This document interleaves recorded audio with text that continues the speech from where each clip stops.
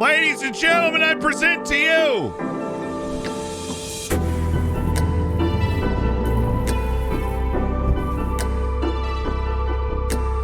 Zed Lasso.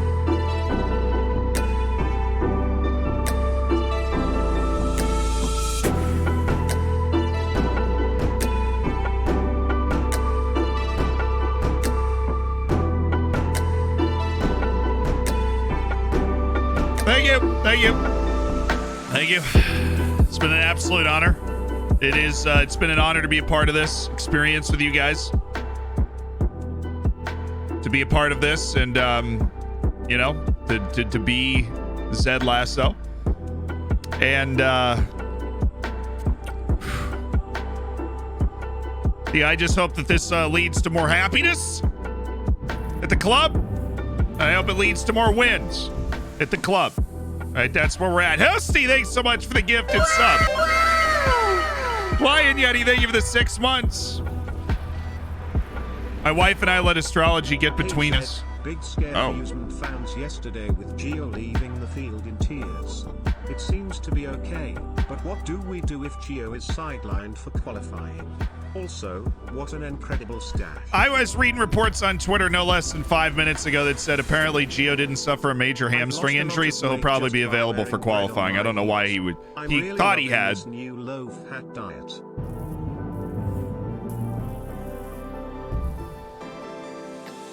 Blue 22. Blue 22. Hut hut hike. Oh, wait, that's the wrong football. I meant to say go go go Losso. Up the Dorfers, up the Wolves. Regional scouting is a lie like build a nation. Zealand for president. I did not say it was a lie. I just tested it, and it didn't work the way I thought it did. My first poor attempt at a dad joke. I got carded at a liquor store, and my Blockbuster card accidentally fell out. The cashier said never mind.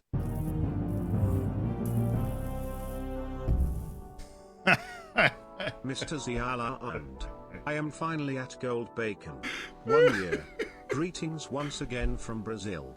I think you would absolutely love to read about the history of the Brazilian league apart from the Wonder Kids. And finally, hi YouTube. I can do that. Hi YouTube. 6 months baby hitting the 3rd trimester, questioning everything about life after the scouting video today. Yeah.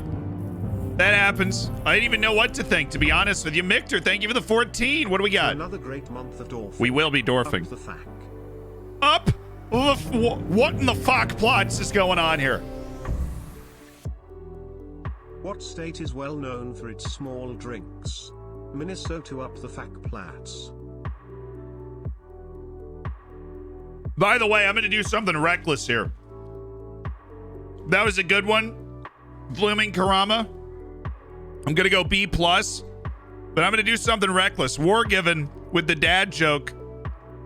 I got carded at a liquor store and my Blockbuster card accidentally fell out. The cashier said, never mind. That's an A. That's a tremendous dad joke.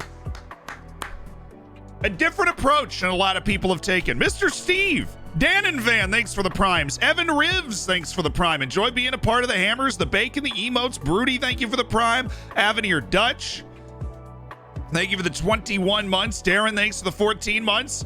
And Sir Lily. Boys. Remix. Okay. Sorry. Look chat, it's Tom Selleck's long lost son. Yes, it is. Lily, thank you for the 10 gifted subs. My favorite streamer. Your streams are a comfort zone for me, and this community is so wholesome. Less than 3. Long may we be able to continue that, Ibichaz. Long may we be able to continue that. Thank you for the 3 months and the love. Disgusting. I said people who sell fruits and vegetables are grosser.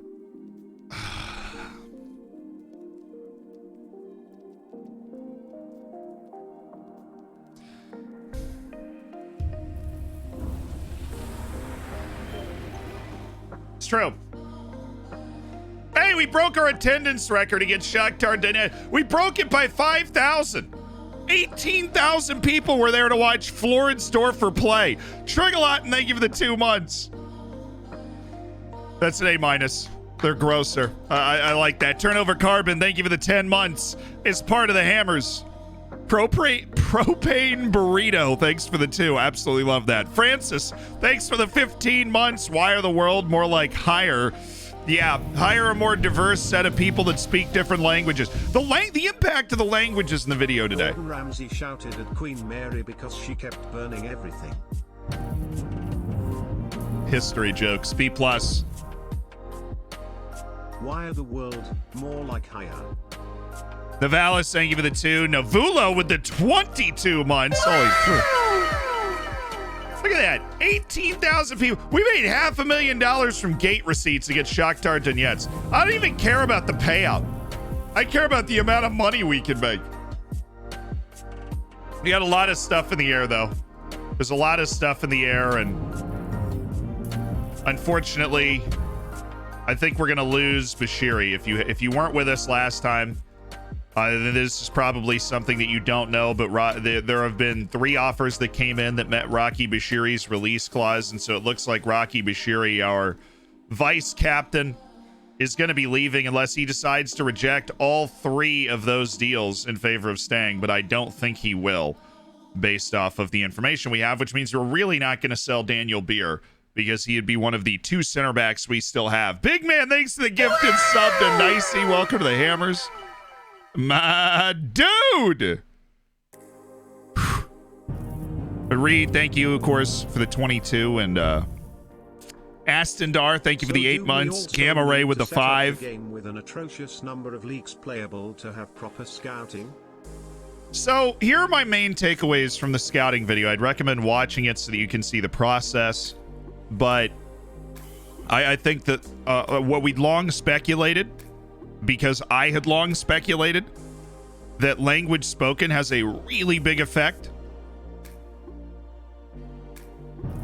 Really, the language spoken has a significant quantifiable effect on how much knowledge is accumulated in an area. Right? So if you're going West Africa, get somebody that speaks French. Okay, that sort of thing. Alberto Solano, thanks for the gifted to Danny. Your first ever gifted, Alberto. And Matt Jordan, thanks for the 4 months. Let's go. So language spoken is important, and region scouting is just not as relevant as it used to be. It's just not as relevant. I think I kind of need to change my approach too. Maybe lock in on specific countries and see what kind of results that returns. But that's not something I've been able to test because it took me a day and a half to run that 2-year simulation on a full database once. You know, I need to essentially get another computer and just use it to run tests like all the time.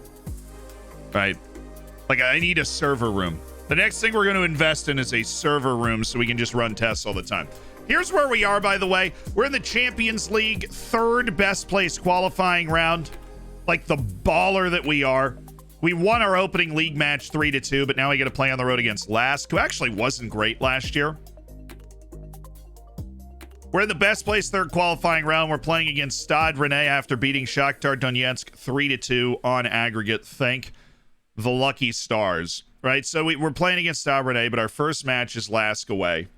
And then we have Sturm Graz at home, and then we have Stade Rennais again. We don't play Salzburg until deadline day. Oh, I love that. Thank you. We also have the transfer business. Rocky Bashiri looking like he's on the move, which is unfortunate. Ian Ortiz also doing a deal for $150,000 Monday. Yeah, we had 10 gifteds earlier. We had gifteds earlier. A batch of 10 from Sir Lily.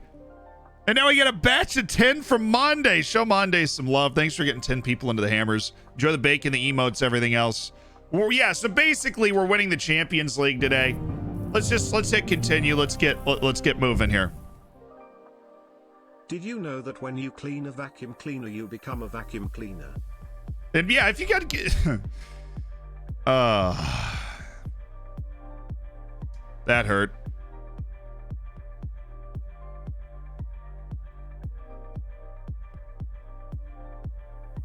Oh, Bowler's actually gone to Huddersfield. Okay, every other trialist that we wanted to keep around, we're able to keep around. A minus. A minus to the vacuum cleaner joke. Cooper, thanks for the 4. You recommend signing players for free via youth intakes. This works by you check the intakes every day for the newest ones. Scout the U18 teams. It takes time for the reports to come back. So how do you know if you're good in time? Because of the time the reports... Your coaching staff can... Your scouting staff can do multiple reports in a day, Connor. I've lost a lot of weight just by wearing bread on my head. It's a new low-fat diet I'm trying.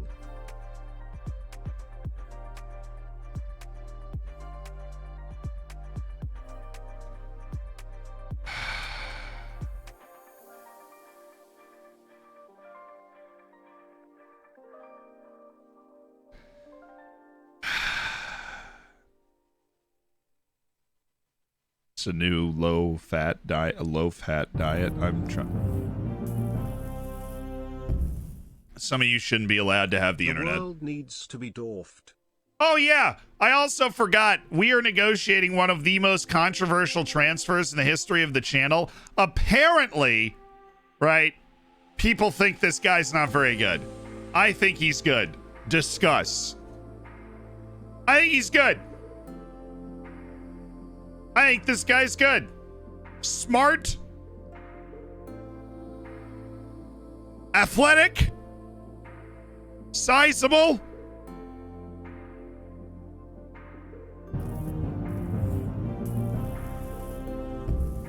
I think he's a very good player. Can we get a shaving the mustache live stream? Otherwise your face is still much appreciated. So he says he's not an upgrade on what you have. Do you realize what we have?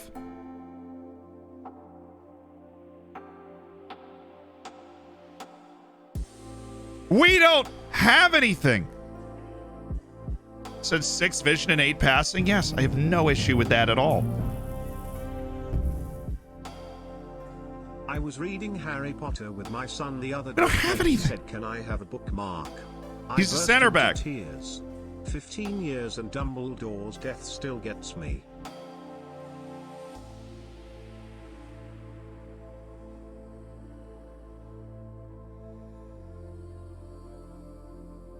Yo, Coolio, I really appreciate the fact that you pivoted away from where I thought that joke was going.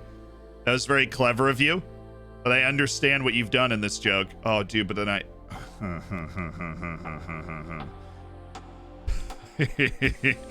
I see what you've done with the place.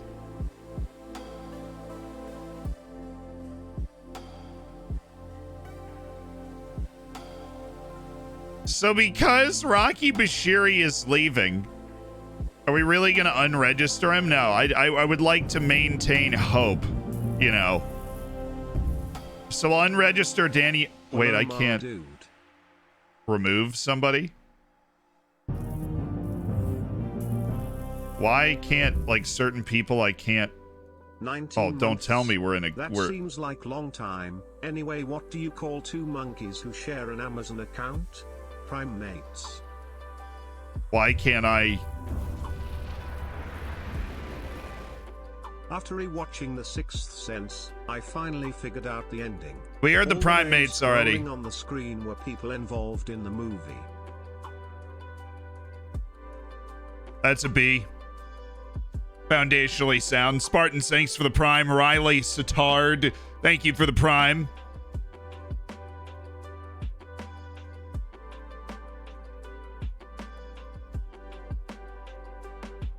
The loaf hat diet was an A minus. That was, I know that's what you're worried about. You put it in there twice. I know I see the max 0 replacements. I just haven't been in Champions League qualifying in so long. I didn't know that was a thing. Signing would be decent for the current squad. Look, if Bashiri goes, I can't register Maroney, which is so stupid.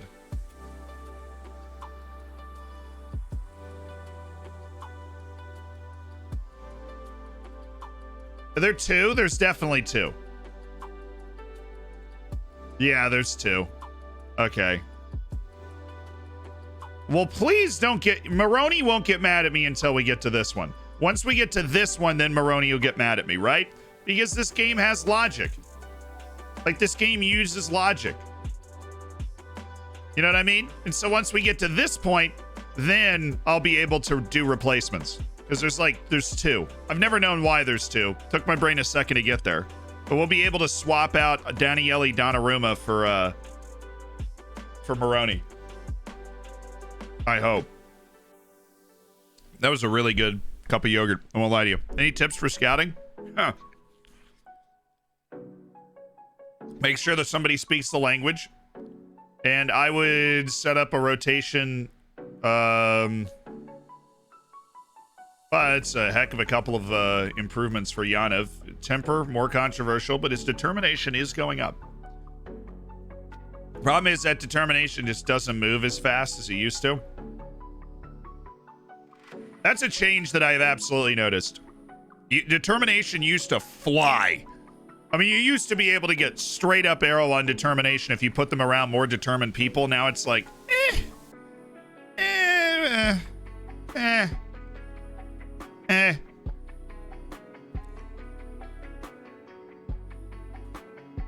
He's a holding midfielder. I don't care if he becomes less sporting. Becomes a little angrier. Wants to go after somebody. Wants to dust it up. Wants to just get, just get a little spicy with it. I'm fine with that. I want him in there so that he can accumulate determination. I don't think Pablo Rodriguez is going to be ready for this next one. I'm sad. My second Zealand stream, just watch your scouting vid, and honestly, I've had so many struggles wiring the world with people who are all English. Yeah. You need a dynamic group of people in your scouting department, and by far the best way to accumulate knowledge of faraway places is to sign people that have knowledge of faraway places. I mean, that's... I feel like always kind of been true, but now it is particularly true.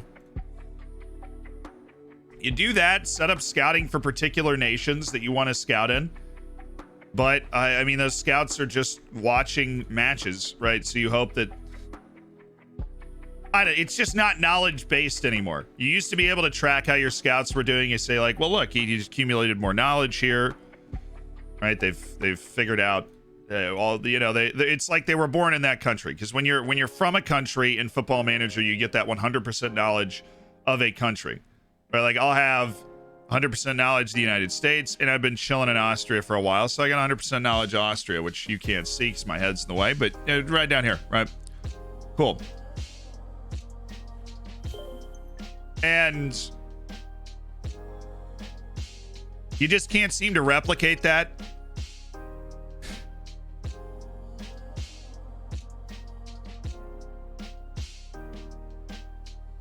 Can't believe Canada might be going to the World Cup. It's not going to feel surreal now. It'll feel surreal when you get drawn against, like, Argentina. Or you get drawn against Germany. Because when we're from a backwater continent, right? Asia, Africa, CONCACAF, Oceania, technically. Those are like the backwater continents. There's good teams there, but you've never had a World Cup winner from those continents. And so when you qualify out of them, you're sitting there and they're like, yeah, we have a good team, dude. Woo! We got a good team. Think I've watched, and then you play like Germany. For save this season via the Vodies, loving the save. Inspired me to do Ibiza save, where I've now come 5th in La Liga 2 years in a row. Hopefully we can both make CL proper this year. Hopefully, Sammy. We're doing our absolute darndest. Yeah, it's always the reality check. When you end up in the World Cup and all of a sudden you're playing, I'm using Germany as an example, but it'd be like France. And you line up in your team that you've been so optimistic about, and you're like, okay. Your optimism goes from here to you're just like, I hope we don't embarrass ourselves. I hope we give a good account of ourselves. And I mean, the United States honestly typically does, which is the fun part. Like, we got the group of death. Nobody had any hope, right? We had Germany, Portugal, Ghana at the 2014 World Cup, and you're just sitting there like, imagine, like, you're Canada. You're going to be in probably pot 4, maybe pot 3 for the draw, which means you're going to get a team from pot 1 which could be Qatar, but probably won't be. Oh, Star Renee just made an offer for Bashiri. That's very strategic of them. This is who I'm playing in the Champions League qualifying round next. And they're like, what if we just steal their best center back?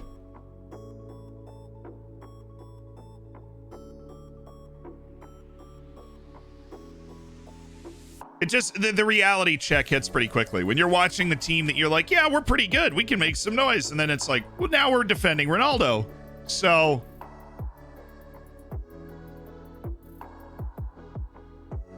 But making it to the World Cup is a great achievement.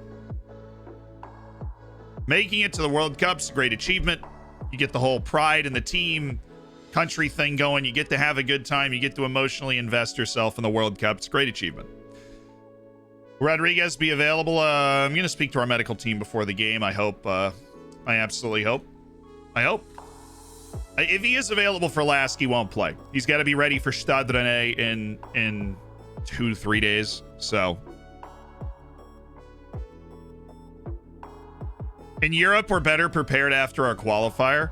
No, you're just better, right? I mean, it's not like, oh, you know, our qualifying prepared. No, I mean, Europeans are better at the sport than you know, any other continent, I would say. South America's very hard to qualify out of, but Europe's the hardest. So because Europe has tentatively like 15 to 20 teams that would probably reasonably expect to qualify from CONCACAF. Not guaranteed, but like reasonably expect to qualify from CONCACAF. They would be able to go, yeah, we probably should qualify. Joke, but 6 my man.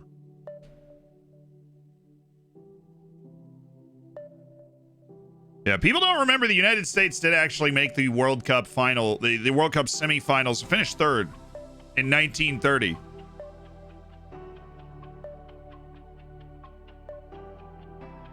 Those were the glory days. You want to talk about the golden generation, 1930. United States in 1930. We were balling. I remember those days like they were yesterday. We were so good. Oh, Benji Firmino, thanks for the 9 months. 6 dash, thanks. Yeah, we had the Bill Russell of soccer, right? We had the Michael Jordan of soccer on that team. Norway don't qualify out of Europe with Holland and Odegaard. Look, 2 players doth not maketh the team. Slovenia proves that convincingly. Slovenia's got Josip Ilicic, who scores like 20 goals a season in Serie A, and they have arguably the best goalkeeper in the world, and they still get nowhere near the World Cup. So you need more than that. And Norway should have it, right? They have Ayer, right? Is that who I'm thinking of?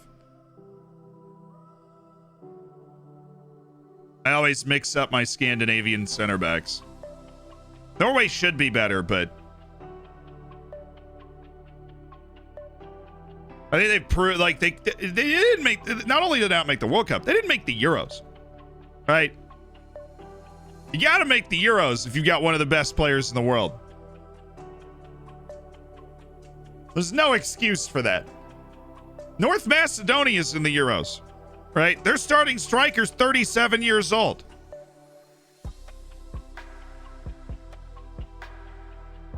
Like, I'd fire the coach. I'd fire everybody involved in that team. Because if you've got Erling Haaland and Odegaard, you should be able to roll out a starting lineup that could match like Honduras at every other position and tactically figure out a way to make it work. I didn't come here for this type of personal attack. I'm just saying. It blew my mind that they didn't make it. World Cup is hard to make, right? Italy might miss back-to-back World Cups out of Europe. There is no country, in my opinion, other than England, who gets a rigged draw every time, that is guaranteed to get to the World Cup out of European qualifying. England doesn't get a rigged draw. England's very good in qualifying, and I kind of wish they weren't, because I know a lot of English people, and the English public doesn't take qualifying seriously. You know what I mean? Like they're just like, oh yeah, we're going to the World Cup. I'm like, that's not how it works. You have to sweat. You have to be in pain. Every other country in the world has to be in pain, right? Just look at Portugal and Italy, right? The Netherlands missed the World Cup last time. You don't know what it's like, right? We have had pain. No! It's always relative, right? So it's like, our pain is, oh, dang it. We lost in a penalty shootout in the Euros final. We had a terrible time celebrating, all of us, like, going to the Euros final, right? It's like, oh, dude, if the United States went to the World Cup final, I'd be it. I'd be like, okay, I've gotten everything I could ever wanted out of this. I'm good. This is where I wanted to get. And I'm like sad at, 60 years of pain. Oh, no, I don't buy it. I'm not buying it. So 1 week New Zealand, how did I'm not buying it. That? They didn't qualify for the Euros in 2008. I'll take that. There we go. I like that. Some reason I knew that, but I didn't put. I'll take it. That was Rooney got blamed for that, if I remember. Missed the World Cup in '94. Cool.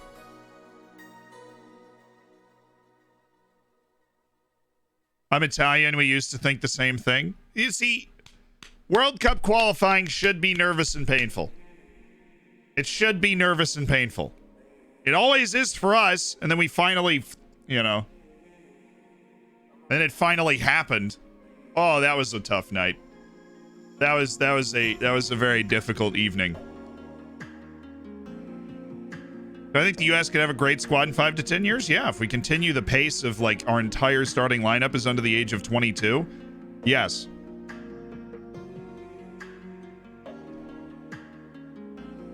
Yeah, then there's, like, it's all relative, right? The United States is used to competing at the absolute highest level in basically every international sport we care about. Like the women's team. What the U.S. women's team does is like the base expectation from the U.S. sporting populace about any sport that we care about.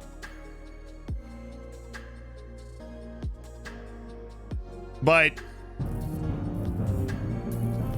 the men's team, obviously, struggle busing.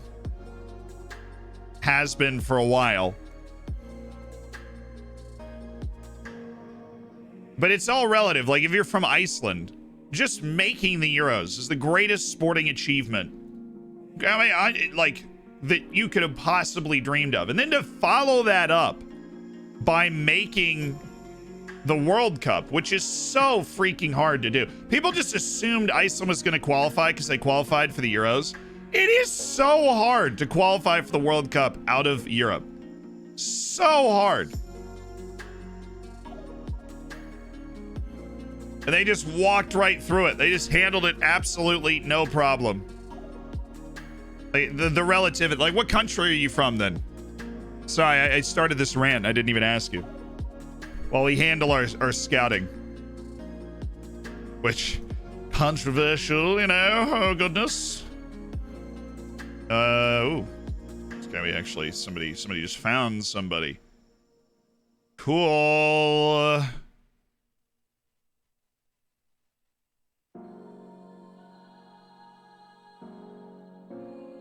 Problem is, other than basketball, most sports the American plays nobody cares about. I'm talking about the Olympics, right?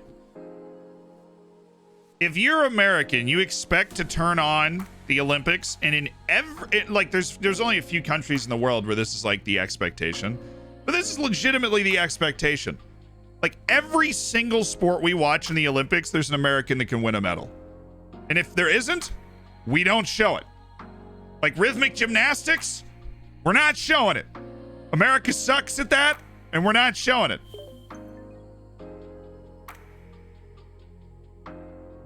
Like everything that comes on TV, there will be, and here's the American, and he's got a chance at a medal. Here we go. Skiing? Yeah, we're good at skiing.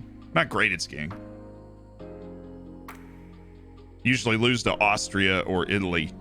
But we're there. I mean, Michaela Schifrin's had a terrible Olympics, but is one of the best skiers in the world. Censorship? No, I mean, it's just really how Olympic coverage works, to be honest with you. Skylar Diggins, amazing cross-country skier. See, I pay attention to this stuff. Thank you for the tip about playing with Akurei in Iceland. I have an interview with the club this year because I manage them. Oh, that's awesome, Beckers. That's super cool. Not Skylar Diggins, Jessica Diggins. Is that her name? Who's Skylar Diggins, the basketball player? Skylar Diggins plays basketball. Jesse Diggins is the cross-country skier.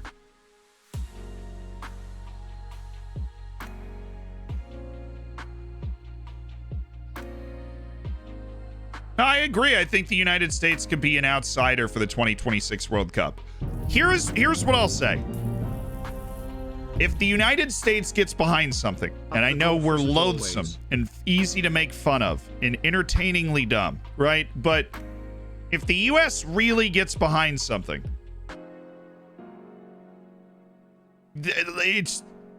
we're very rabid, like disgustingly like rah rah USA. You know, that's like where that's how we're raised. You know, it's very like, well, you know, America, and you're just playing like Fortunate Son over and over again.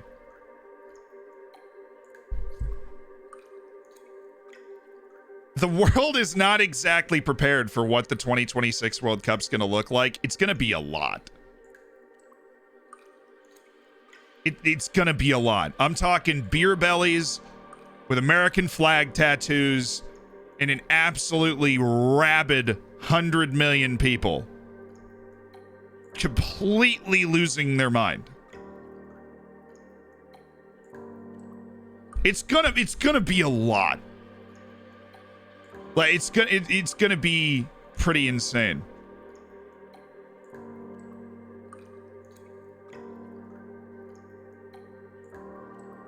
And I think that kind of rabid, I mean, they're going to be playing in American football stadiums, and they will be completely sold out, and it will be almost all Americans. I told a joke without realizing I had COVID. The laugh was infectious. Anders, thank you for the 4 months. Why did the restaurant hire a pig? He was good at bacon. True. It's true.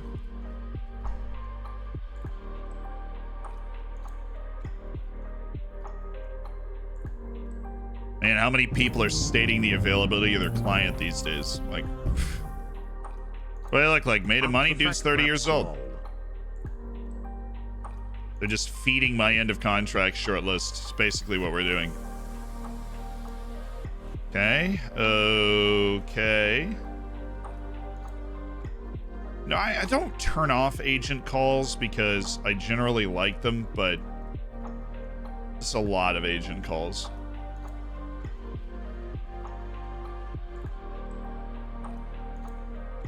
Now, how is the U.S. going to do at the World Cup we're hosting? I mean, if you look at like South Korea, where, you know, we can pressure the refs into making some questionable decisions based off of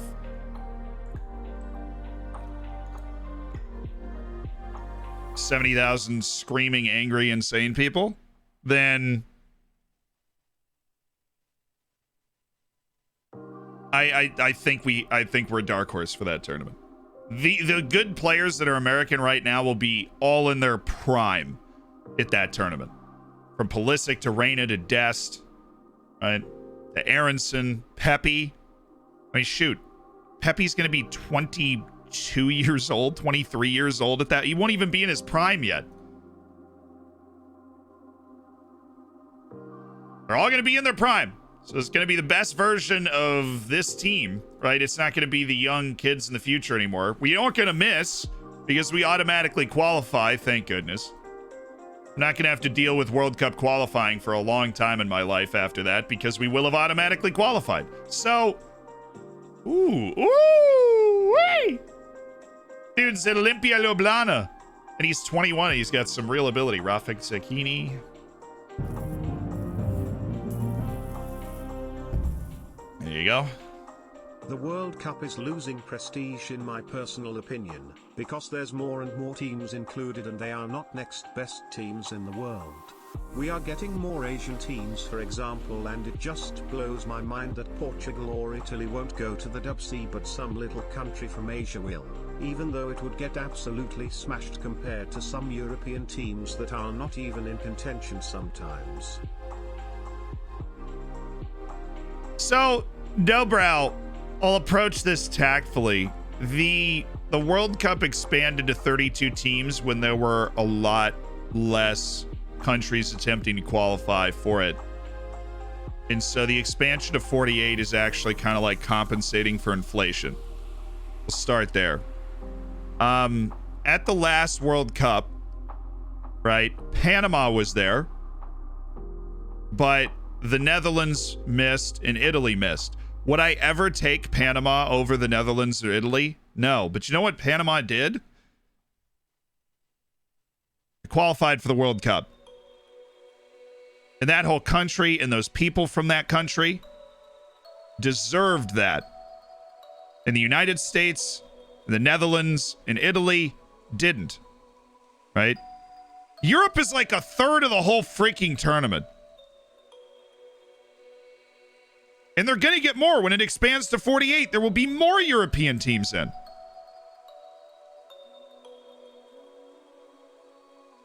But the point of the tournament, right, is that continents from around the world get allocated a certain number of spots.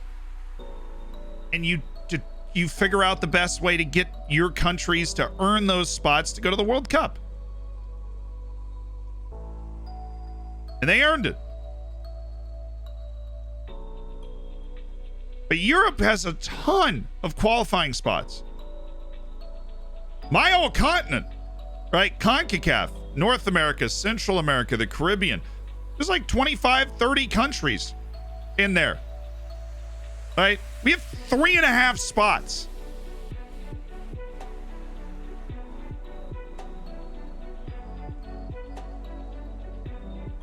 I mean, you look at it, I mean, Africa has 5 spots.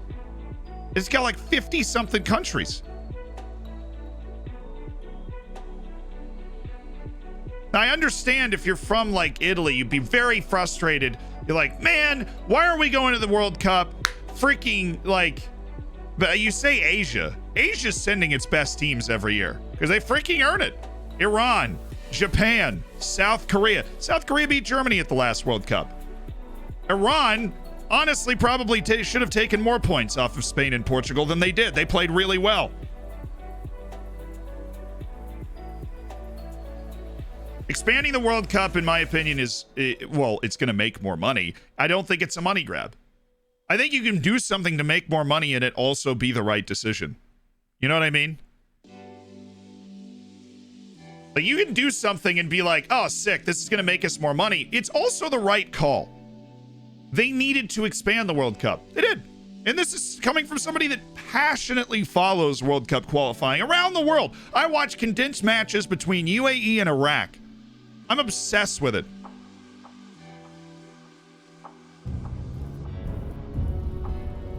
Would it require every team to climb through a set of non-continental groups? Colm, that makes one fatal assumption. The vast majority of national team organizations cannot sufficiently fund global qualification over like a 4-year period. They just can't. Fenton, thank you for the gifted subs, my dude. Oh, the only reason Oceania exists as a qualifying continent is because the away day from like Tahiti to Lebanon is too far for them to be in Asia. I mean, that's like a freaking 13-hour flight. So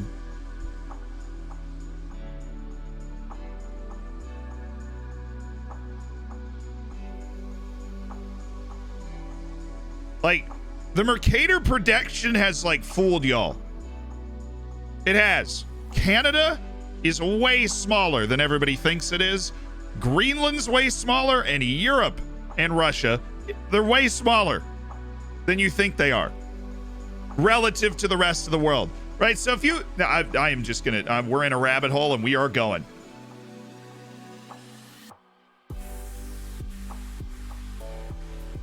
Greenland.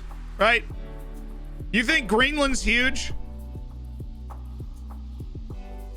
Africa is 11 times the size of Greenland. That's a fact. Look it up. 11 times the size. The away day from South Africa to Libya is like flying across Europe twice.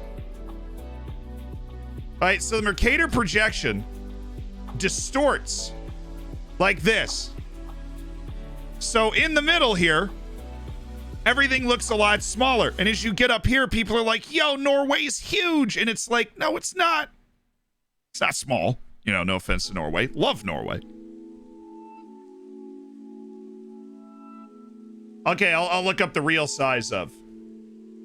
I'll make sure that it's actually what you say it is.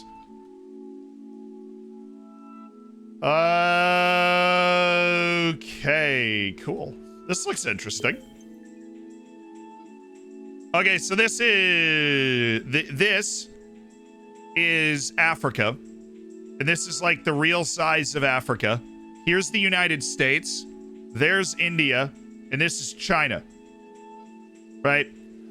And so now think about how ridiculously hard it is if you're Tahiti to play your away days here. That's why Oceania exists.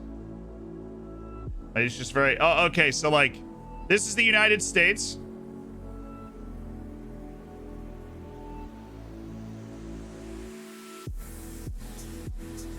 Now, if I wanted to put... Let's... I mean, the United States is... It's the same size as all of Europe.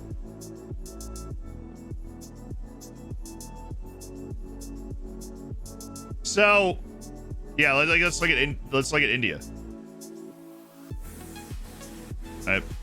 You can put Florida in E. I think that's the actual latitude there.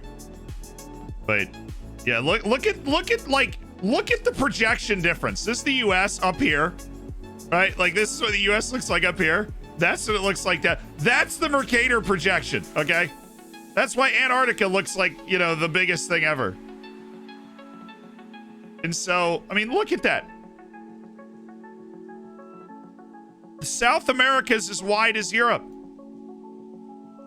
And you never think about that because the way they decided to make the freaking map so that it was like, oh, Europe is cooler, man.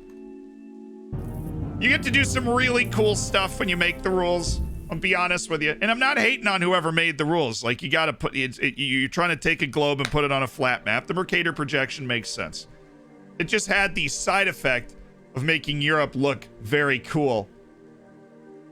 You know what I mean?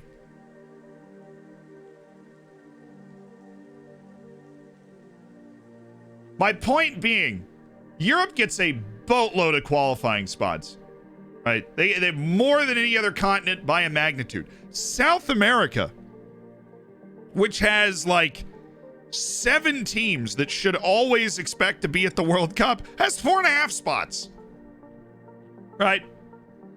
So like Chile and freaking Colombia are going to miss the World Cup this time because there just aren't enough spots for them. You can't reasonably tell me but people have to miss. What's the point? What's the point of qualifying if there isn't a danger of teams that like it actually makes some noise in qualifying can't miss the World Cup? Like, you know, can you honestly tell me if the United States didn't go to, like, if we went to the World Cup in 2018, we could have beaten somebody.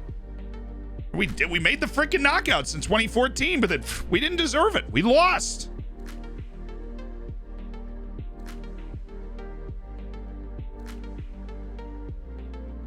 See, I love you, but you're wrong. I don't even know if I know what argument I'm making anymore. So I'd be impressed if you knew what argument I'm making anymore.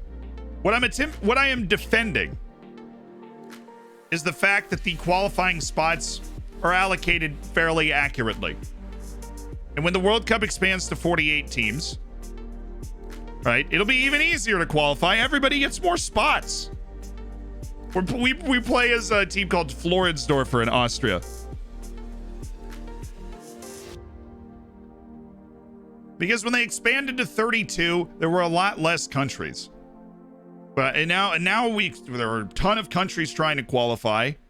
Every continent, except for probably Asia, CONCACAF, right? Every other continent, I'm talking Oceania, not really. Africa, Europe, and South America are bottlenecking. There are too many good teams. They are bottlenecking. And so you expand the World Cup to 48 so that more of those good teams can get in. But those good teams aren't just in Europe. Okay. Qualifying should matter, yeah. The World Cup should be a special thing to go to. And for every country in the world, except for like 4 or 5 countries, maybe 6 or 7, it is a very special thing to go to. I don't think Oceania deserves one full spot. They'll get Oceania gets one full spot with the 48 team World Cup, which is going to be fun. Because if somebody can put together a golden generation and beat New Zealand, they can get into the World Cup. The Theo Canning, thanks for the Prime. And Obscene Outback, thanks for the 5 months. Flauta, thanks for the Prime. Fenton, thank you again for the gifteds. But Dobrow, thank you for starting the conversation. What do you guys think?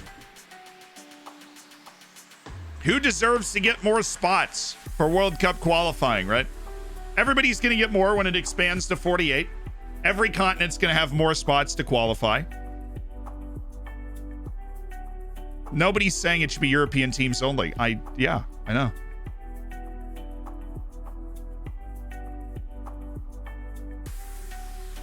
Canada.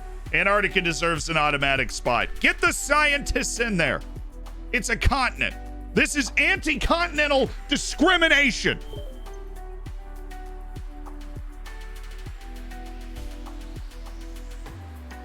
Get the scientists from Antarctica in there or I walk. I'll never mention the World Cup on streams again. They're discriminating against a continent. Zealand, who is your favorite Ottoman Sultan? I like Salimai, who conquered Egypt and the Levant and then promptly died. Mehmet the Conqueror was really cool, but Crazy Ibrahim's my favorite. I'm a big Crazy Ibrahim guy. We gotta delay the transfer, ladies and gentlemen. Delay once, and then delay twice. Yo, honestly, Rocky Bashiri is still here. He, hasn't made up his mind, so. Last time a non-European country won the World Cup was 2002. That's because the vast majority of teams that could win the World Cup come from, they come from Europe. South America's only got 2 shots at it, realistically. Argentina and Brazil. So if you run the numbers, the 5 or 6 potential World Cup winning teams from Europe, one of them's probably going to win it. Right? Is Crazy Ibrahim your favorite because he's called Crazy Ibrahim? No, I just don't know if I've ever known another monarch that had less actual power than Crazy Ibrahim. The only reason they expand these championships so the hosting nation can make more money. That's not true. They lose money. Hosting the World Cup is a bad economic investment. It's just like the same reason Cameroon bribes somebody to host the AFCON. It's a giant jewel to be like, we got this.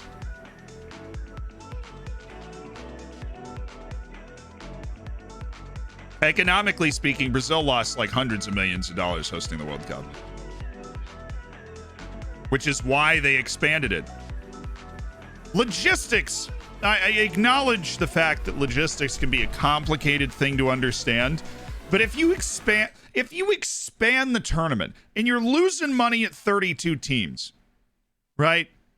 And now you've got to come up with 16 more hotels, 16 more training grounds, facilities, food for 16 more teams, travel, stadiums to accommodate the matches for 16 more teams.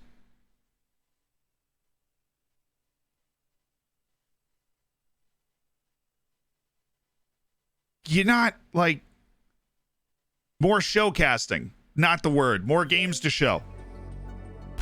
The host nation doesn't get most of the TV revenue. FIFA does. That's why FIFA makes so much freaking money.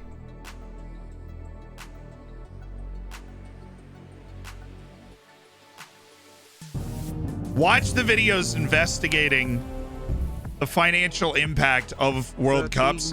They always lose money. Quick question, does the scheduled stream start time need updated? Up the Dorfers. They always lose money. Now, the argument can be that FIFA's expanding the World Cup to make more money. No, having the World Cup every 2 years is their gambit to make more money. Okay. Every 4 years and expanding it to accommodate the fact that a lot more teams should have the opportunity to qualify, you know?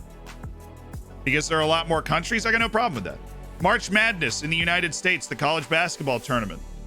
It expanded when there were a lot more teams that were attempting to qualify because you want to have the same sort of relative participation numbers. Because you've deemed those relative participation numbers good. All right. But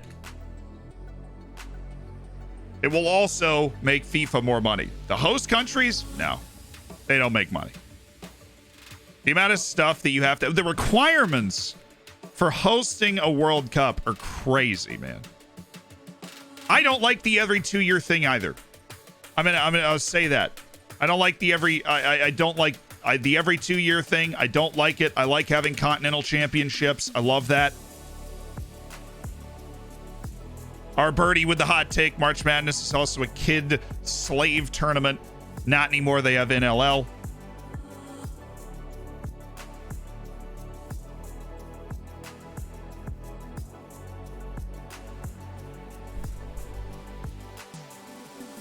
Which is NIL, sorry. Name, image, and likeness is now... You can make money off of your brand in college sports now, which was overdue.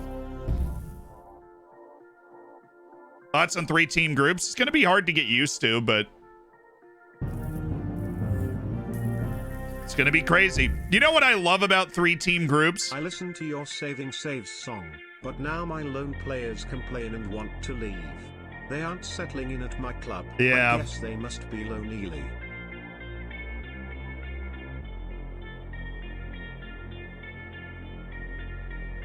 To finish that thought, what I love about 3-team groups is that we're going to start knockouts with a round of 32. I think that's going to be, like, the drama is going to be unbelievable. Starting knockouts with a round of 32. They're lonely. Oh, B+. Don't worry, you made me feel again. You made me feel the pain. Give me Rusek. Bashiri's gonna start. Daniel Beer's gonna start next to him. Javi Vasquez averaging that insane 6.36 so far this season. My left backs are so good. Pavelilko. Good. Anthony Schmitz, the wing. Sunday Madu got hurt, which stinks. So we don't have like our we don't have our like for like switch here. And of course, in the striking department, we are a little short on quality right now. Am I really gonna do that? I mean, we are playing a league match. Am I really gonna do that? Or just like, do we just play Asensio and have Nira off the bench? I think we do. We need players that can accomplish things on the field.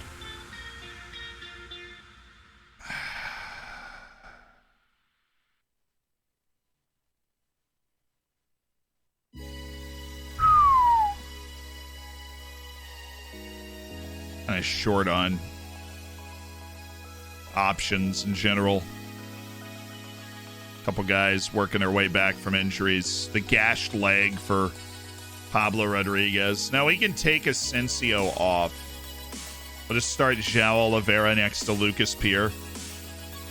But who do I need to be able to get Vanderhorst as a starter. I need to be able to get him off the field, chat.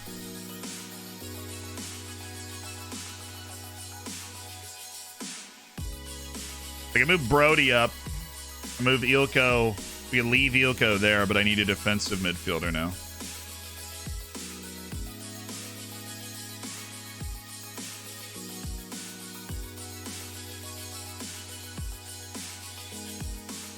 Could throw Igor Vidic there.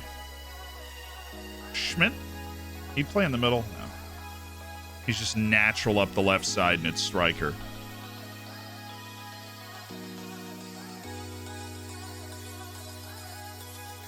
Vanderhorst has injury problems. He's not somebody I want to, like, put on the field more than I have to. All right, we're going to rotate. We're going to start Anderson. And we're going to look to bring Vanderhorst in off the bench. That's the plan.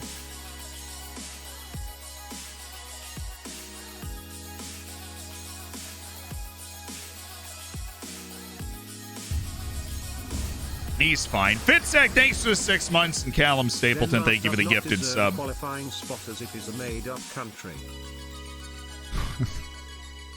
Denmark, I agree. Denmark's not real. So, Denmark is not real, chat. Don't let anybody tell you anything else. Denmark's not real.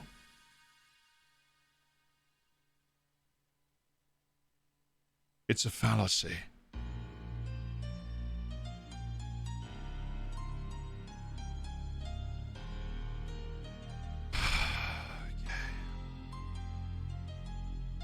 Norris center backs, Bashiri, and oh yeah, this actually works out. We got a nice aerial tandem today with Oliveira and Bashiri. Let's get it. That's not true. I'm Danish. I got no problem with Denmark. Somebody just said, you know, they don't deserve to qualify. Yeah, Denmark was like the first team to clinch outside of Qatar. Go out there and enjoy yourselves today. We're rotating, but it is a league match and we want to win. I don't know their head coach, but I respect him. They had a really bad season last year. Let's see if we can handle this.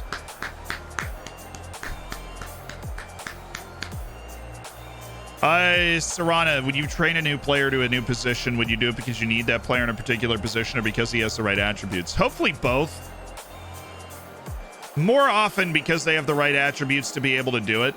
And also, I believe there'll be a need there, at least in the future. But very rarely will I waste a player's training because for that season in particular, we have a hole at one tactic. I mean, just loan somebody in for that and don't waste their training.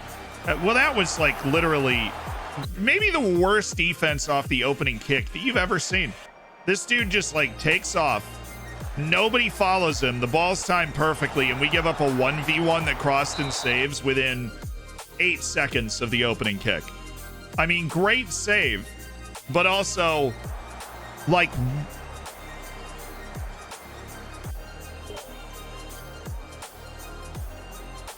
welcome to the game. Nice header, Rilko. All right, nice block. That was not fun. Finally back with the Dolphins after recovering from a very mild COVID infection. Did I miss a lot? Did you miss a lot? Well, we had a great tie on Friday with oh boy. With Shakhtar that we survived. We're going to need to survive the first couple of minutes of this match, apparently, because we have come out playing absolutely awful.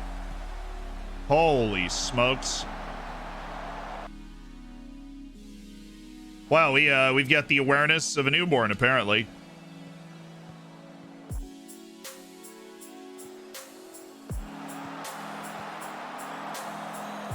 All right, we need to make very quick adjustments or else we're going to blow this.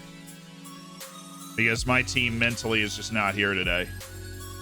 That's the midfield run from this guy. We need a tight mark on him. I think Hulkhauser's dropping in. Kynes is the only wing we have to be threatened by. Definitely got to get narrow to try and get our fullbacks involved in those marking situations, but absolutely atrocious first 6 minutes here. Beer got dragged over by trying to check Kronberger, and that guy was just wide open. Attaboy Schmidt. Here we go. Here we go. Oh. That was a nice try. That's us. That's us. All.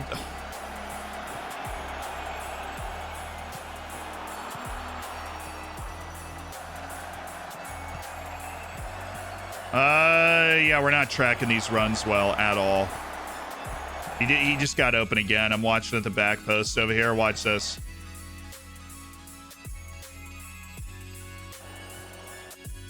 Like, because Schmidt's the guy checking it because my whole midfield's over here. Let's get weird, huh? Let's just get weird. Let's move Brody onto that side. I don't want him to cross the halfway line, okay? I don't want him to cross the halfway line. I can make more changes to this. Brody, you've got to stay over there.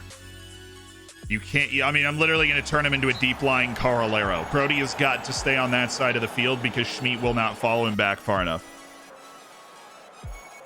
And if they sustain possession on this side, they make the run on the opposite side. I see what they're trying to do. Not to mention, we can't get a hold of the ball or really do anything meaningful. We've just been run around for 10 minutes. Thank you, Beer.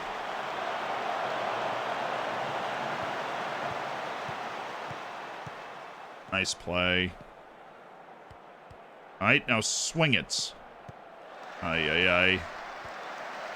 That's just going to end up in clearing it. I know how this goes. If Brody checks it back to the goalkeeper, he's the guy that... Oh, my goodness. Good save. Fortunately, the guy's first touch let him down, so he didn't have a great angle.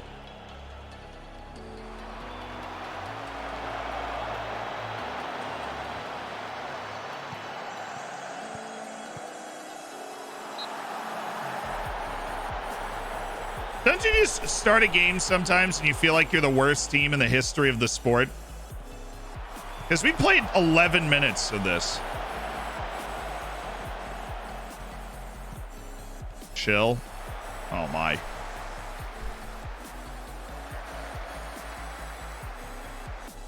We just need to nullify the long ball to that Korean dude. If he scores this, not much we can do. Okay. Need to nullify the long ball to the Korean dude. We need to stop that delivery over the top. And we need to highlight where we have the ball. Once. This holy sheet cake. This is getting annoying. We're too talented to be... Oh my God. Thank you. We'll take a mistake. All right. Good. Draw them forward. They don't really want to come forward, do they? That pass is wide open. We've played it. Oh my goodness. Attaboy Brody. Brody being over there, that has helped. Now we're just playing bad in a traditional sense. We're not being out-tacticked anymore. Well, this is all disappointing. We're turning it over every 5 seconds. So, team is playing sheepish. Yeah. Alaska's a big club. They had a bad year last year, but they... He hurt himself with a slide tackle, so that's good. Love that. Just a perfect 20 minutes here. I'm going to go with a demand more.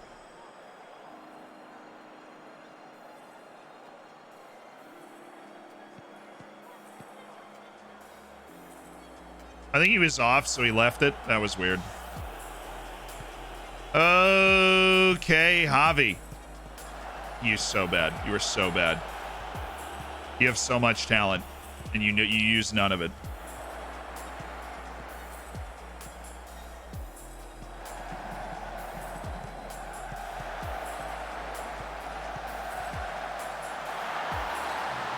I mean, they deserved a goal. They scored. They should have scored one of the easier ones.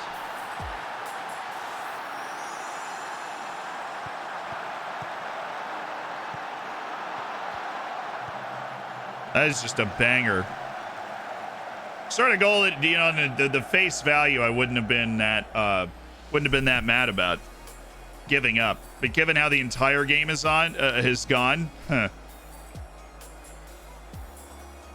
frustrated proper. Yeah, I'm gonna thrash my arms. You've been terrible. That might be one of the worst halves I've ever seen this team play. Javi Vasquez. How do you have a 6.3 already?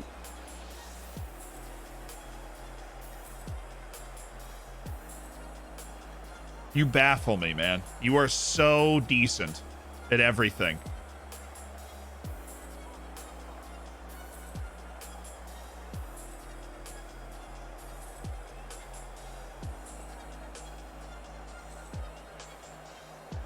But then he's not, right? But then in a much more real sense, he's not decent at everything.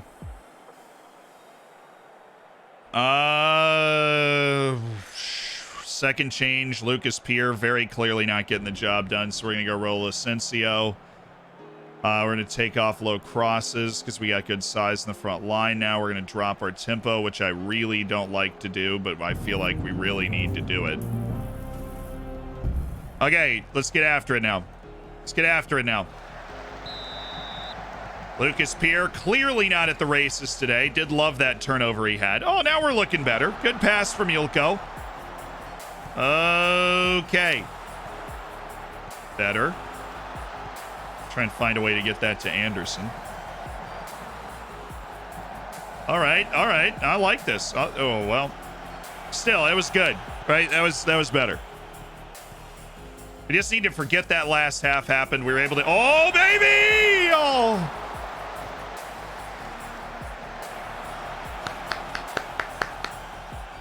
We were able to get the buffs at a halftime with a great team talk, and now just go make it happen. Oh, Anthony Schmid! Asensio! It's good though, right? First trimester of the Twitch pregnancy. Congratulations, Kashi Pops. Now, short. Thank you. Thank you. No, it's got to go back to Brody. Don't go to Bashiri. It's got to go back to Brody. Brody, don't check it to guys that aren't supposed. Thank you. That's what you're supposed to do. You find the progressive pass. Oh my goodness, Oliveira's in, and we're tied.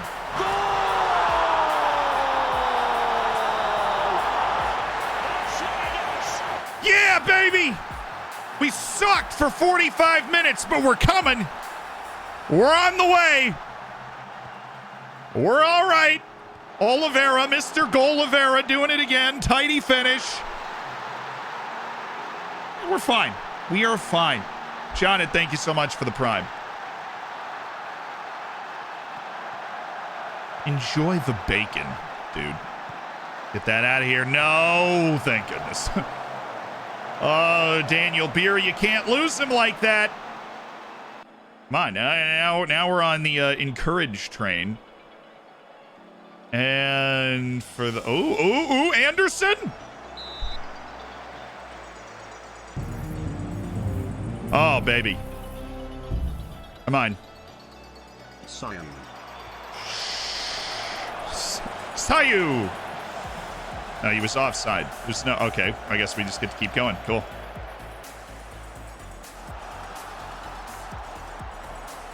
They actually have played well in the second half. Vanderhorst! Need to rest Anderson and you because both of you are starting in the next game. Give me Owen for the... a little switch. A little switch guy. All right. A little switch-a-rooney. Little 4-4-2 action. They got nervous because of our adjustments. Really, we just needed to adjust the team mentally. It was nothing tactically after we moved Brody to the side.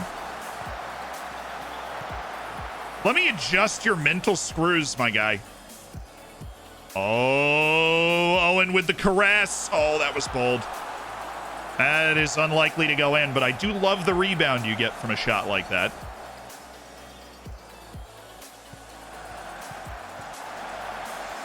Thank you, Daniel. Oh, no, Brody. Dang it. Oh my. Oh, no. I hate it. I hate all of it. Oh, my. I'm cutting him tomorrow. I'm so done.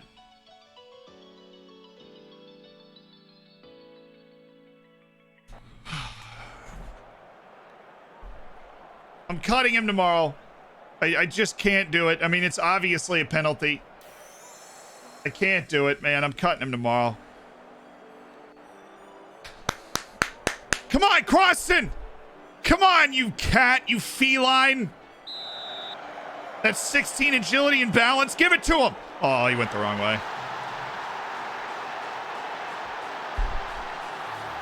What an unbelievably awful player Javi Vasquez has been for years.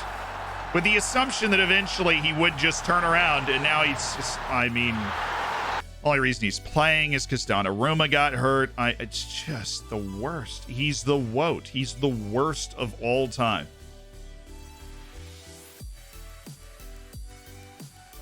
The woat. the actual worst player in the history of the sport. Come on, get it. Dude, the way we set the back line after these throw-ins just gives me a disease. Thank you. Good, good. Nah, probably stupid, but we'll see what happens.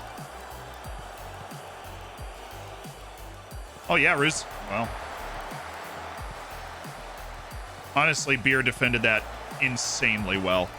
Daniel Beer just did so well. Oh, my goodness, Ilko. It's got a Sensio! What a finish!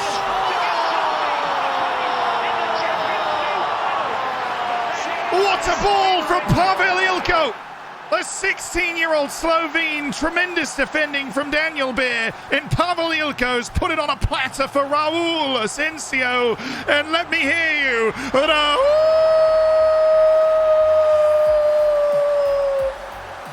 And it's 2-2. Come on, baby, this is it, right here, win this ball. Oy, that's actually really good distribution by that keeper. Okay, airtime, shift. Where? Whoa, midfield, need you midfield. I need you, or Daniel Beer, holy smokes, he's stepping up. Play it! No way, he didn't just...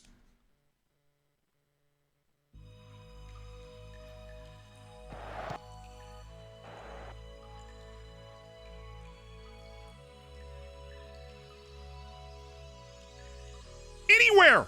Literally anywhere up here.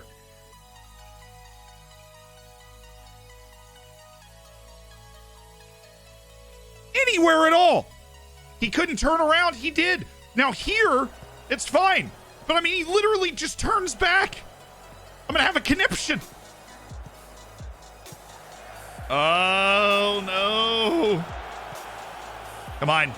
Oh, yep. Defense is recovered. Good. Way to slow him down long enough for the defense to recover. And yeah, that looks like the only guy on the other team that we have a tight mark on. Way to find him, guys. Way to pay attention. Way to find him. That's just us being bad. I'm glad they didn't score. Our entire tactic is set up to keep that guy away from the goal. Oh, it's us. It's Javi. And he got the header wrong. That was probably Schmidt's fault, for being honest. Thank you, Javi. If he got a handball for that, I was going to lose it. I would have absolutely lost it. Away. Holy smokes, Anthony. Are you kidding me? I'm going to... All right. Oh, nice. Back from whence it came. Dude, you just know. You just know we're going to steal this right at the end. Oh, what a ball by Ruzek. Oh, no. Oliveira didn't get on the right side of him to use his physicality. I'm crushed. I thought he was about to get sent off there. Oh, Ilko. Oh, my goodness. Whose highlight is this? Had a play by a great play by Brody.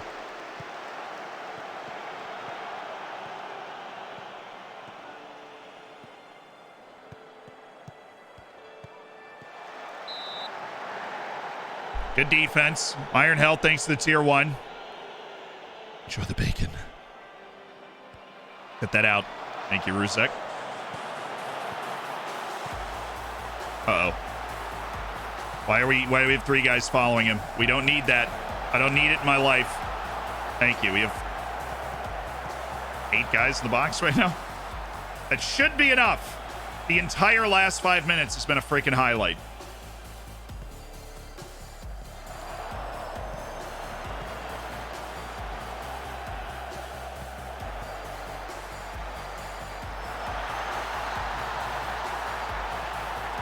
See it coming.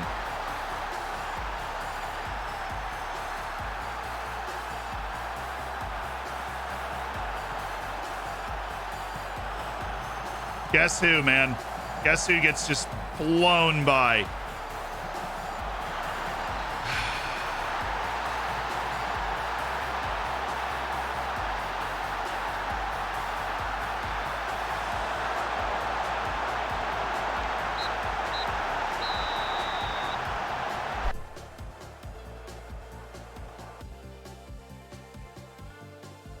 Yeah, I mean, we played terribly, so did we deserve to even be in that game? Probably not.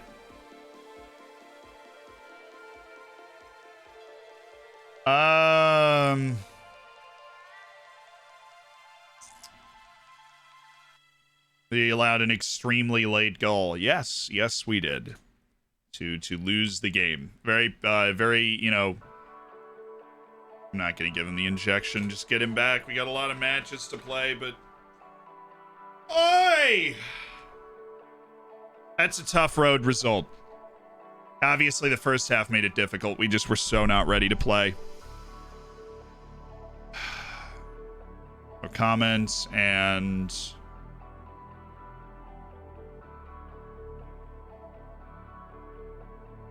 Cool, just no comment my way out of that short little press conference and we're good.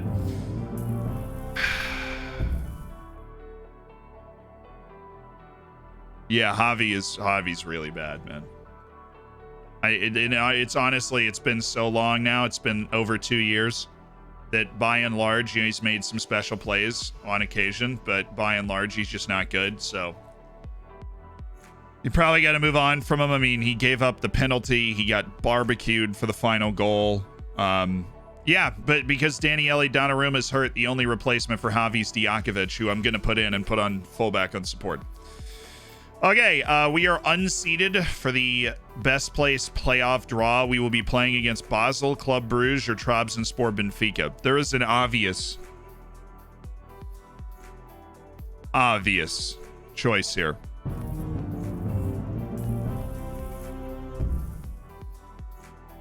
Obvious choice. I saw. I dorfed. We want Basel and Bruges, please. No, so this is a draw for the next round, right? It's for the next round, which means we get either Trabzonspor Benfica or Basel or Bruges, right? Because they're playing each other. So we want Basel or Bruges. Very clear. Okay, here we go. I'm manifesting. Okay. Because I know we can beat these teams to get into the Champions League group stage. Like, I know we can.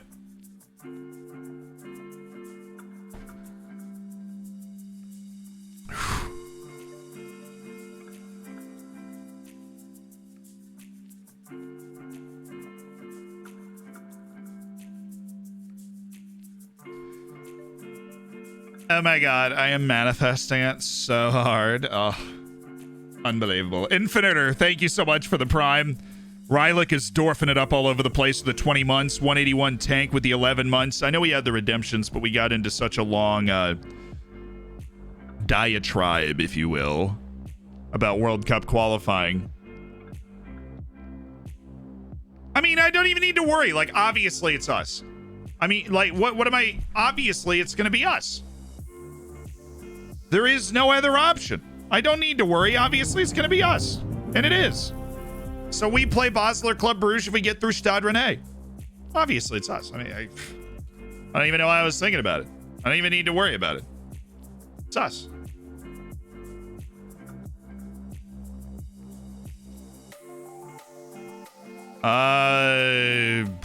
Yeah. He's already on rest. Well, all these guys are on rest, so be fine. I think Anderson, I'm going to put on another day of rest just to make sure he's ready to rock. And I'll put him... No, he's... See, I have it set to automatically rest players from training until they get back to some sort of modicum of fitness, which is nice. Which has been nice. So now we should be able to register that center back. Oh, Bashiri. I mean, technically, I don't know if Bashiri's going to accept his transfer in the next 3 days. Maybe he could transfer to Stade Rennais in the next, 3 days. Okay.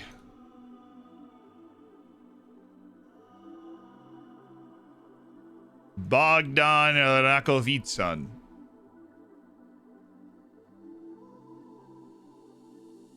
It's a 25-year-old center back for 1.4 million. Oh, this guy's good. I like this guy. Somebody's actually paying money for him, plus the wage demand on him is monstrous. Monstrous, I say. Oh, thank goodness. Lucas Pierre's first touch has actually improved pretty significantly since he got here, which is nice. He's just not an athlete. Certainly just not an athlete. Can we start Maroney?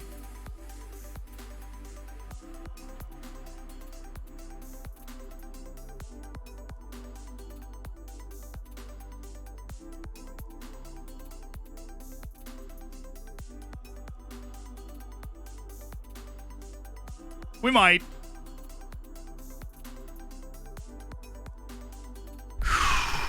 Yeah, our team turns up for Europe. I honestly think focus might be one of our biggest enemies based off the way that this has gone. Who do I remove? I mean, for this round, I think I actually just removed Donnarumma because the poor guy got hurt. He won't get mad. We can just remove him for this round of qualifying and put Andrea Maroney in. And so Andrea Maroney is in. Mutaraji. I guess we could also remove Mutaraji, but there's not much point. So, okay. Maroney's in. I might start him. Some people have labeled you as giant killers. They're a good team. We've got a good chance. What are your thoughts on playing at Rozan Park? Opportunities like this don't come along very often, so you've done better than some people expected to reach. Dude, we won one tie. Taking it one game at a time. Absolutely. I'm not prepared to discuss team selection. Now's the time to bounce back with a better performance after our loss at Lask. I agree with that. Is Bashiri leaving? It is... Well, yeah, I mean, he has a release clause of 3.6 million that 4 teams have hit. So he is considering his options. I would love if he stuck around for the Stade Rennais match, though. One of the teams that offered him was Stade Rennais, which I can't help but think is like that's loaded. Like, they're doing that because they're trying to unsettle our best center back before the game. It feels like you're trying to do this to me. Manuel Nira. I want to play him as attacking midfielder on the right, but he would get regular playing time at Umstetten in the second league. I'd take it. Yes, he's 18 years old. I don't think he's going to get a lot of playing time here. He isn't interested in speaking to them, so I don't care. And Ian Ortiz is gone. I'm just going to be gracious, even though he was very annoying. Ladies and gentlemen, our starting right back for a season, Ian Ortiz. Signed for free. Little seated applause because he gave a good account of himself, and he didn't even know how to play fullback when he got here. We asked him to do a lot of things. He did them. He helped the team win. We signed him on a free. We sold him for $150,000 because his contract's going to run out at the end of the year. He showed that he didn't really have a lot of that potential that we'd hoped for. He was part of the American wave of players that joined, but him and Spear are gone now. And it's Owen Vanderhorst and Paul Nolan. Oh! Oh!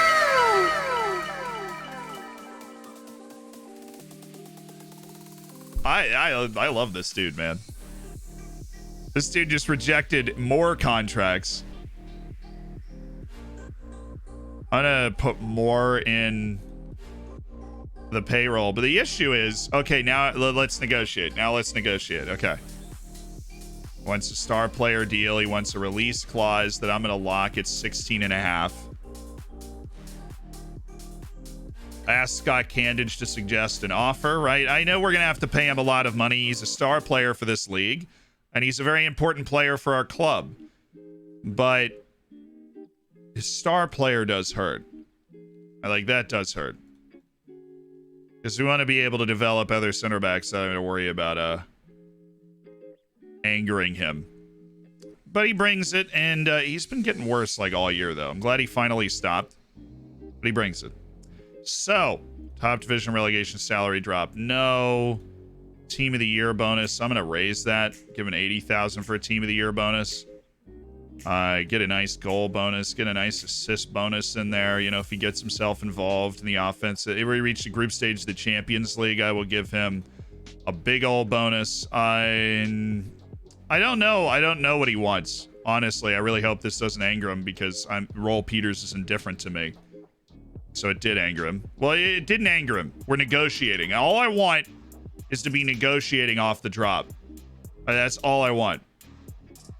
So we went 919. Well, Roll, I'm going to give you max agent money. If we win the Samsung Cup, I'll pay out 110.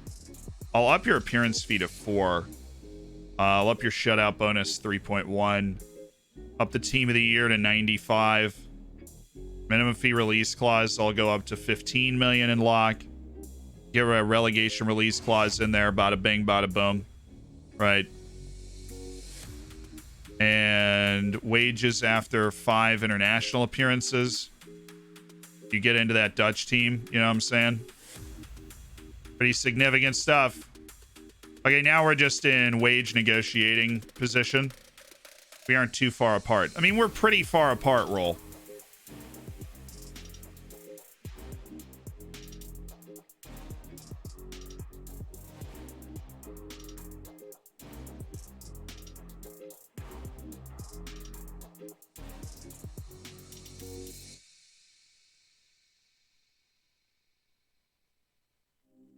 Up the agent fee. That's as high as we can go if we go 723.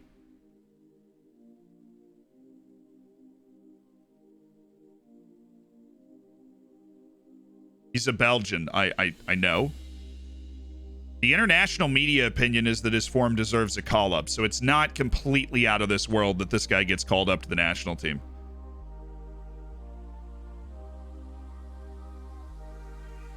So drop the release clause. What do we drop it to, like 13 million? Drop it to 13 million. We'll pay him 5,000 for every goal he scores. Give him 100,000 here. Unused substitute fee, we'll jack that up to 1.7. Okay, he's good. Ladies and gentlemen, we got a contract on the table to Rocky Bashiri. He does not want to leave, and his agent drives a hard bargain, but we got there. We got a deal that we can be happy with.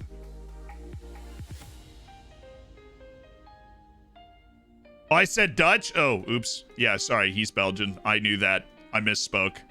My sincerest, my sincerest apologies to all those that this may have affected.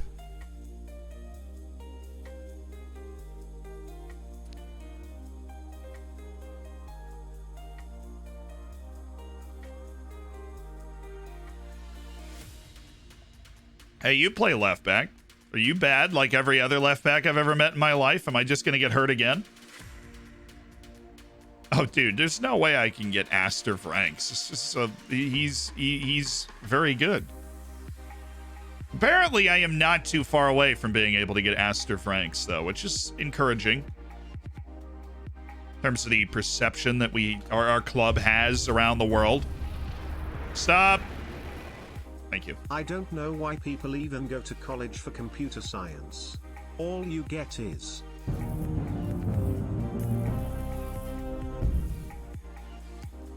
Happy 6 months, Zed. I won't question that, Tash, although I know don't want you near my kids.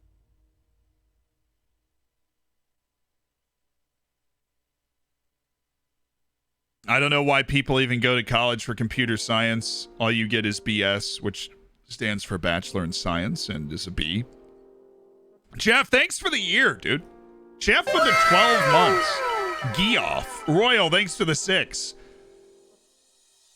Who'd you beat in the first qualifying? It was second qualifying round. It's the first one that we're in for best place. We beat Shakhtar Donetsk. What do we think of this guy? Fullback, center back, Gilles Doualet. I am also probably anti-Gilles Doualet, but this guy is, he's actually very pacey. Yeah, 1 year rental, maybe. Rent this guy for a year at right back, and then we can move Lima over to left back, and that's what I'm going to do, honestly, for this Champions League match. I'm not starting Javi, so Nick Lima's starting over here. He actually has a decent weak foot, and then we'll just have Ruzek start on the right. Which... everything is going to be fine. We just need to progress another day, and everybody will be completely fit. That's how it works. We live in a dreamland. Oh, Rodriguez is back. Bless the base god. Okay, Oliveira is not even registered for this competition. Beer freaks me out, and so we're going to go with Maroney. Yeah, you know the guy that's been in training for a week? Yes, he's totally... we're going to start Brodniak, but I'm going to have Maroney on the bench. Brodniak actually gave a really good account of himself in the last match, and so I'm not going to punish him for that. But like, also I might. Ilko played a freaking stormer last time, so I think Capani's in for Schmid. And then we have Asensio. Nira is about to get loaned out. We probably need... Maybe we have Asensio. I'm not going to play Pierre. Like, I'm not... After what we just saw from Pierre, I'm not going to play him. And so we've got Ilko, Yanev, Brody. We've got full options in the midfield, which is great.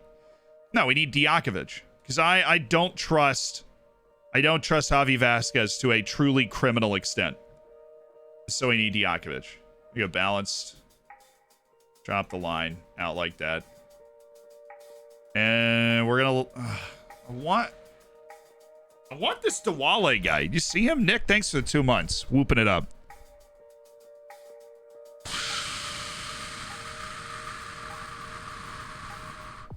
Yeah, Beer played decently well, but he gave up a lot of... The first half was a lot of Daniel Beer getting barbecued.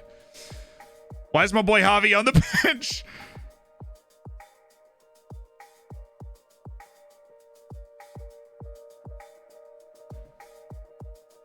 Yes, he's got 10 players starting. This man's a genius. Look at him go. We got there. Okay. We got there. Croston should be getting a shot in the arm. Yeah, look at that work rate. This dude's like, oh, shoot, I start now? Let me work on this. Give me that one extra day of rest that I have no idea if it's going to make an impact or not.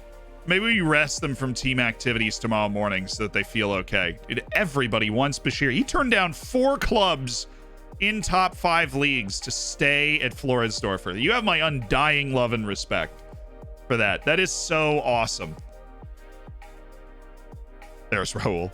Okay. And now I have to put Pierre on the bench. That feels more realistic. I would have noticed eventually. Oh, Dewale. Dewale.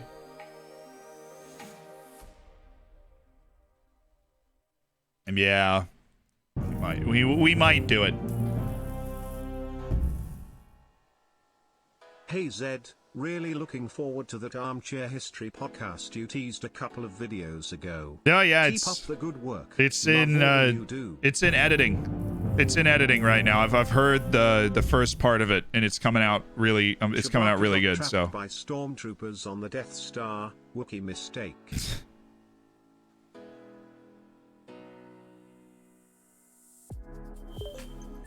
B-.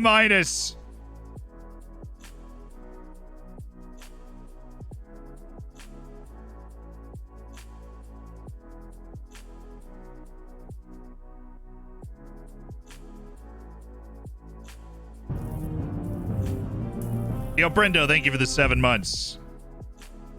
What do you call a cow with no legs? Ground beef.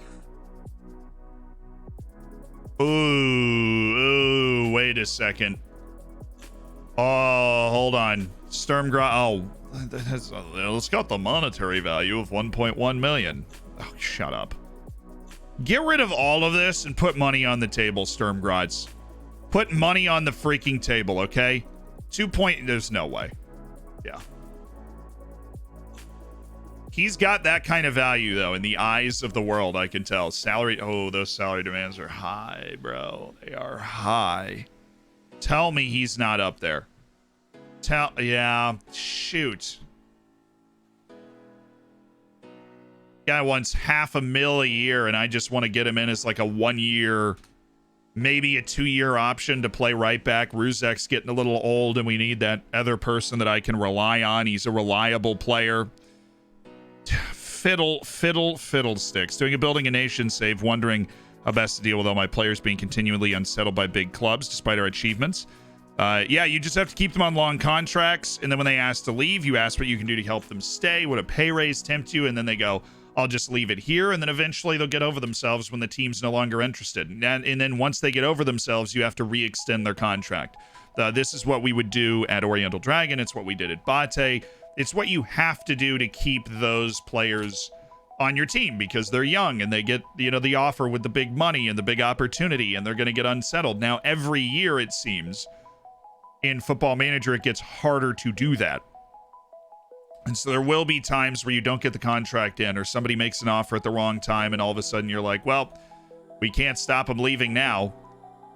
And you're just going to have to bite the bullet and try and sell for the best value that you can. But it's not always a bad thing to sell people either. This is something it took me years to be comfortable with because I have an unhealthy attachment to the players that are on my team, like in these saves. I have an unhealthy attachment to them. And so I am always worried to sell, but sometimes, I love Caleb Spear, but 5 million is a very good deal for that player and really helps our club. You know what I mean? Really helps our club.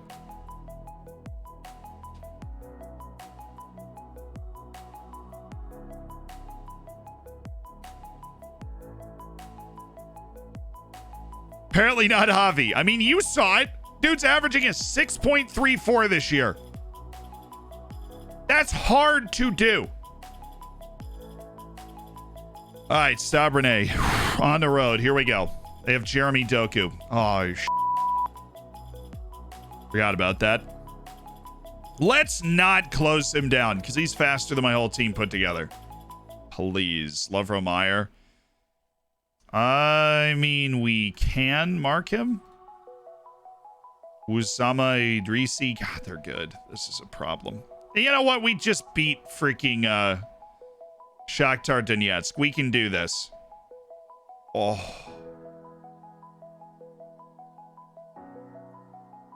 This dude's salary is more than half my wage budget, in case you were wondering. We can do this. We have togetherness. And we have a tactic that shuts down a 4-2-3-1 pretty well. So, we can do it. We're just going to really need to pay attention to Lovro Meyer.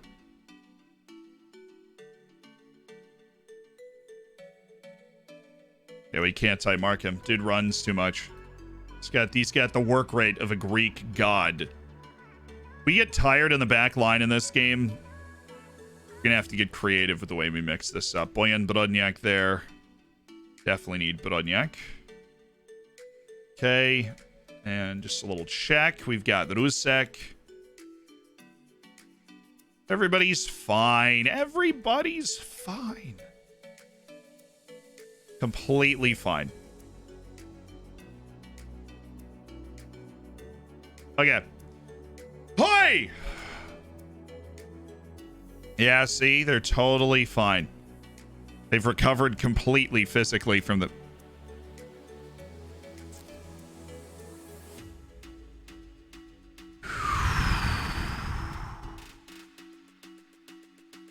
Hey, chat! Are you ready for some Champions League action? A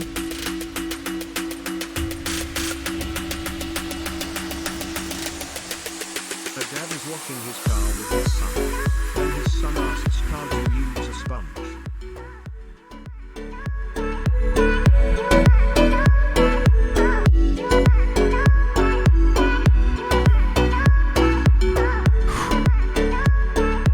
Let's go.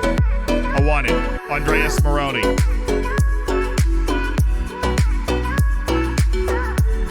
Let's go! It's our time! It is our time!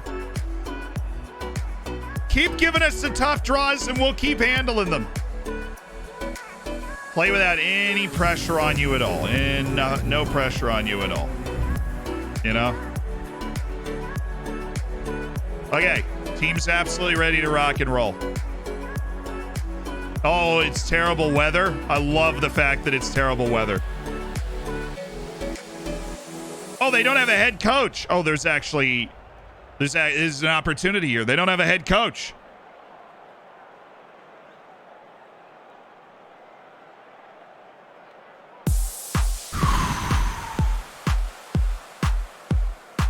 Beautiful. Well, we've got a great togetherness amongst the squad, so. On the road, Champions League best place, third qualifying round. Floridsdorfer AC and Stade Rennais. Oh, get worked. That's right, Doku. It's going to be a long day going up against Marcus freaking Ruzek. Outstanding. Oh, Kapani. Oh, we've played our way right out, have we? Definitely keep it with Bashiri. Good. Okay, Vanderhorst. My goodness, we played Asensio in. Well, not quite, but we've stretched the defense. Oh, Owen. Owen! Owen!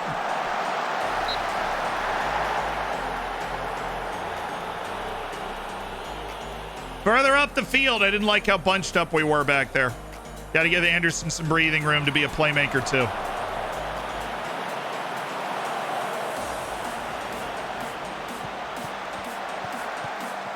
Oh, yeah, Kapani.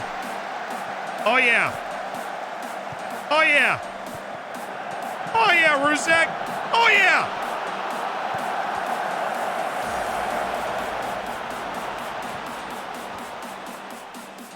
Come on. Obviously, we're very at the races. We got the team talk right. The team is completely ready to go. They're out of it mentally. We need to capitalize early. We need to get a goal. We need to get a goal. Against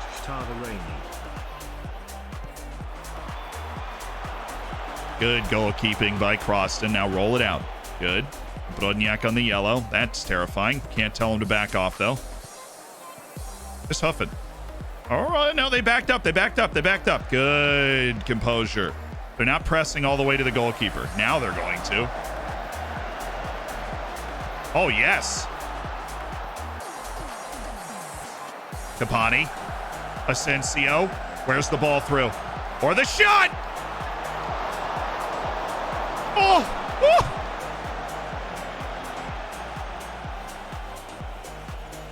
Where's Brodniak? There's Bashiri! God bless America! Oh.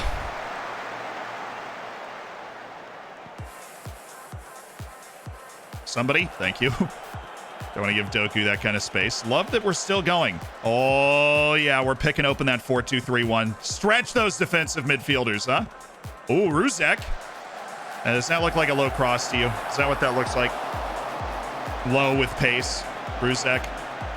You just lay it back. You're not like a gifted crosser. That's not really what you're there to do. You're there to provide the width and then bring the ball back to the middle of the field. She could have that conversation with him right now.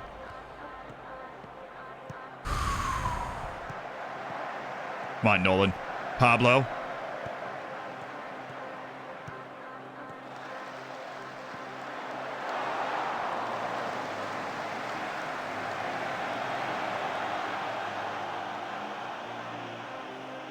This is the first leg.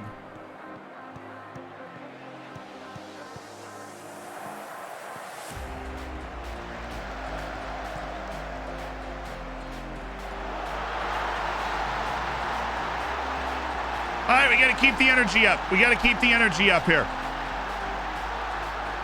We got to keep the energy up. We were never going to clean sheet him for 180 minutes. Oh, he's so close to offside. Dude, we've outshot them 7-1. That was their first shot.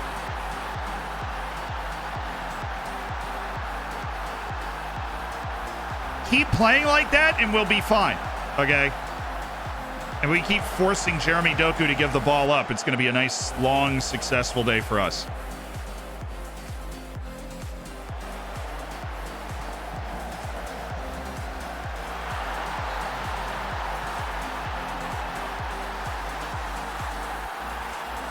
Bashiri's just having a bad day. It's a really bad day to have a bad day for Bashiri. Because this guy's got 17-20 heading. I mean, we can't give him that chance. And Bashiri's just missed the ball twice.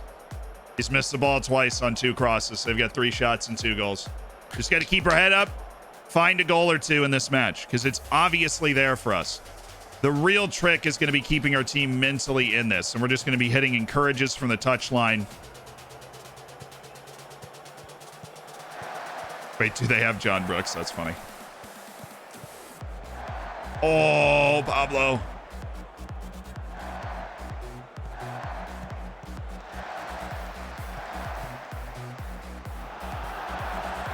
Croston's got this, and he was offside. Okay, good save. It's not Doku's strong suit. All right, we need to get onto this ball, please.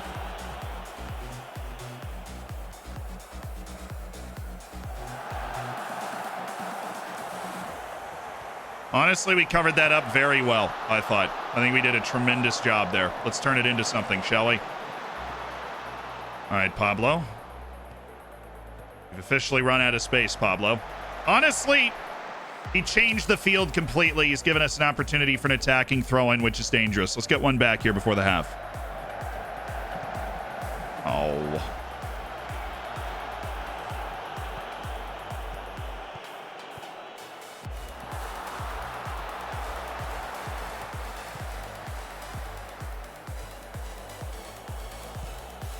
Play it short, play it short. Actually, didn't know you had that in you. That was nice. Oh, Capani. That's just so good there from Gabriele Capani. Oh, Sensio, what? He was in the perfect spot.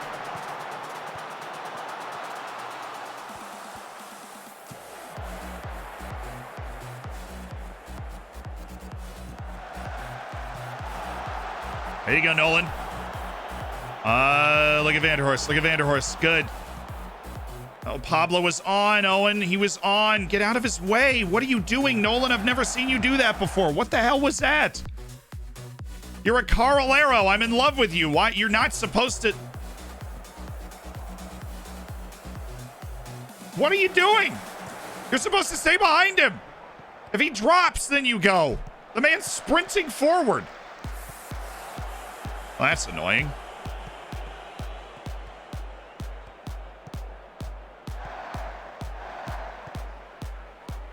Oh, come on, Brodniak. Way to force him wide at least, but you got to be able to throw that touch off. Croston, now just bring it down. Oh, no! What is this, FM20? He's got nobody within a mile of him. What's he doing? Goal. Dang it, man.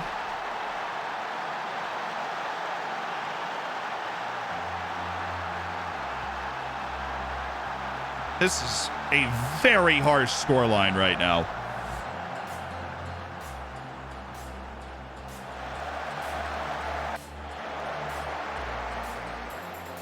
All right, we need one. Probably need 2 goals to be able to bring this home 3-2, and I know we can do that. One more. Good, he's got that faced-up position. Ruzek. I don't know if you can beat this guy.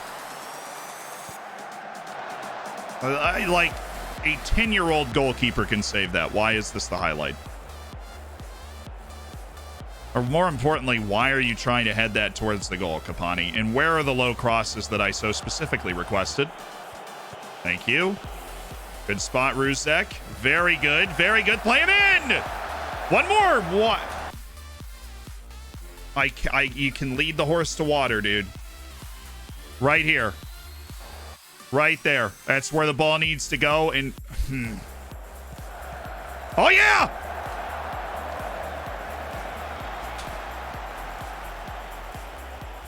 Come on. Give me that one before the half. Give me that goal before the half.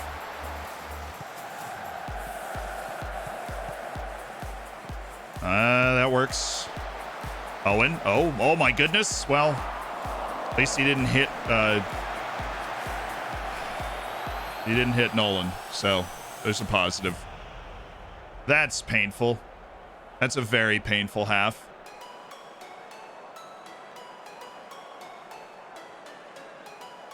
Show me something else the second half. Here we go. Well, there are goals in this game. We can absolutely turn this around. Their complacency at the start of the game would have been elevated by the fact that they've been incredibly fortunate to go up 3-0. Like, there are goals in this game for us. We need to find them, though. Because we had a good roll. Like, our team was ready to play this game. And we came out of the gates with the first 7 shots of the game. Right? And it's been a really even match after that. We just, we've given nice work by Lima. Oh yeah.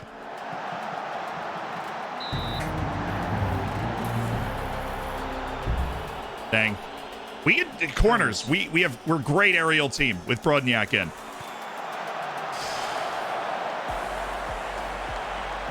Oxfordville, thank you for the Twitch Prime. Jigsy, thanks for the 3 months. The Hammers! Yeah, we need to go for it. Subs, thinking. Crossan's on a 6.3? I mean, Brodniak on a 6.3 makes sense. I'm going to go Andrea. No. I'm leaving Brodniak in. Nick Lemus on a 6.4. Still better than Javi Vasquez. Asensio is a little out of it on a 6.4 right now. I mean, we got the whole freaking team fired up, right? Like, the whole team is just jacked right now. I love the way Prody is played at certain times, and so we're going to bring him in for Elias Anderson. I wish I had Gabriele Donnarumma. And Capani's played well, but we're going to drop Asensio for Anthony Schmidt because he has actually been tremendous recently as a forward for us. So Brody and Schmidt. And we just, what are we doing here? Just waiting for Brody to run in. Okay. Karuzek. And here we go. It's going to be tough for him to make something of this. Not as tough if Nolan, pass it! Pass the freaking ball! Pass it!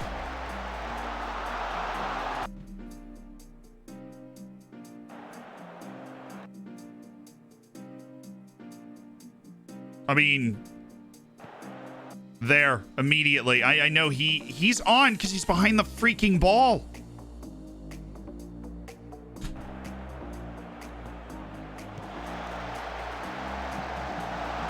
He managed to pass it in a way that diffused the whole attack, and that was just, there's something deflating about that. Oh, Capani.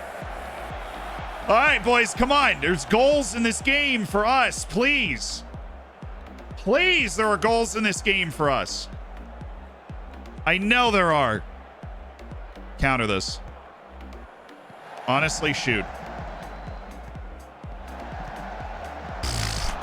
Thank you, Croston. And roll it. Cool.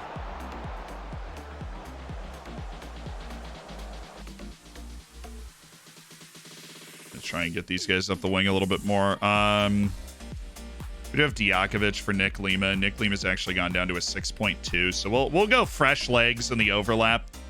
Capani is a little tired. We already brought Anthony Schmidt in for somebody else, so that's our final change. Just Diakovic, who's done surprisingly decent things on rare occasions. We'll give him an opportunity to do it again. I mean, that's fine. They're not going to be able to pass their way through us like that. Honestly, I thought Croston had just dropped that right on Vander. I think Vanderhorst was about to applaud him so much. Nice header by Bashiri. Could have used that in the first half when he missed those 2 headers that led to 2 goals. Is he on? No. Okay. It's Kamaldeen Sulemana. He's a good young player. Dude, come on. Okay, come on. Really?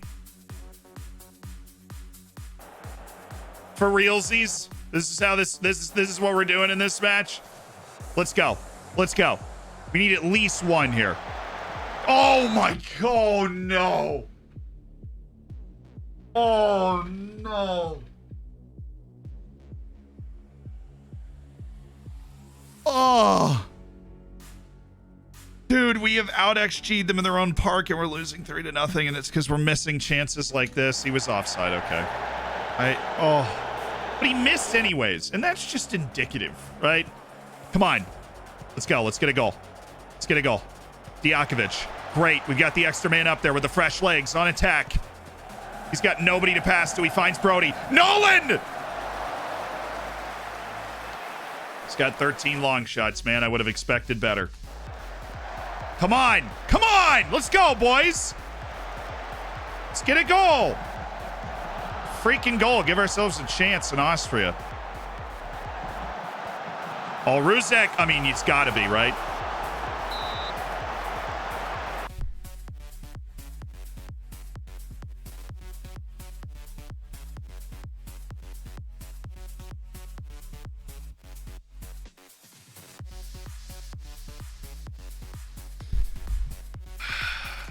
All right, let's get on this. Let's get on this. Force the long ball. They're going to play it out to the... I mean, then they'll go into the middle, and then they're going to progress the ball up to their wing. That wasn't the wing I was expecting, but we'll take it. And then they'll try and play a long ball to their center forward who can't outrun my defenders, and then we win the ball back. Ruzek played a great ball to open up Rodriguez in that last play. Come on, we need that goal. Give us that belief. Yes! Anthony Schmid! I am so done. I am so done. My team couldn't make the bitch at the team we are playing against. I mean, it's like apples and oranges. It's Uzbekistan playing against, like, freaking Switzerland. And I have done everything to give us a chance. And we do that? I'm gonna lose my mind.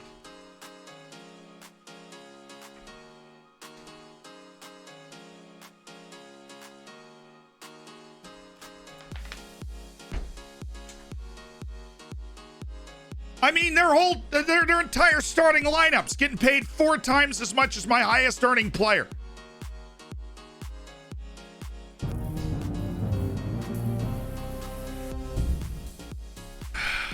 Favorite college sports team?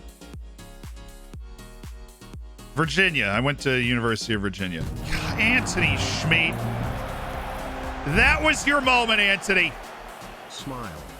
I can't believe he missed that. I just can't believe it. I mean, we made all the right moves here. We made the right changes, and we're getting olayed by Stade Rennais.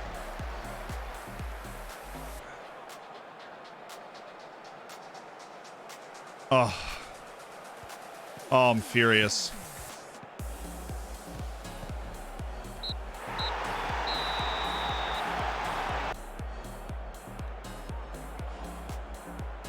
He scored no goals with 2.1 XG.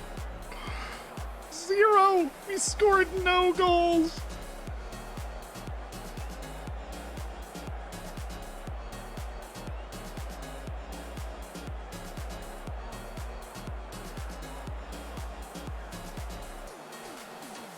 Oh, man.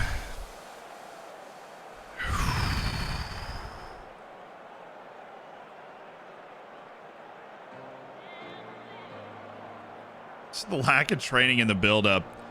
I mean, it was about 5 starters missed a match review and a recovery. So I think 2 people, neither of whom were strikers, missed the only day of actual training in the lead up to the match. But it's not like it was this endemic. My entire starting lineup missed important training stuff. Oh, that is painful.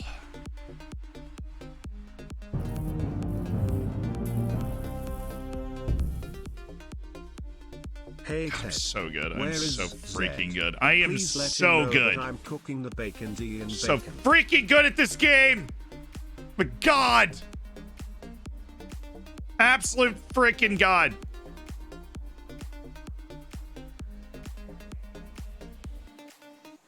You guys want to be relegated from the Austrian top league. Your expectation was to avoid relegation after finishing second 2 years in a row. And you tell me that on the road against Stade Rennais, a top 3 team in France, and we out XG them, and I tell you, hey, sucks we lost, thought we played well. And you're like, no.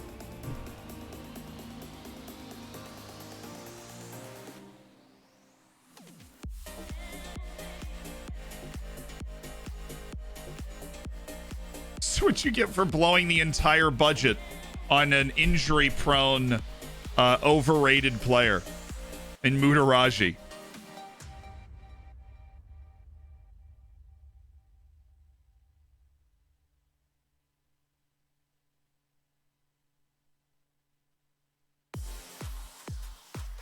Thanks, man. I never thought of that. Oh. I'm so glad that you pointed that out. See how many members of my starting lineup have light orange injury proneness? 4. 4.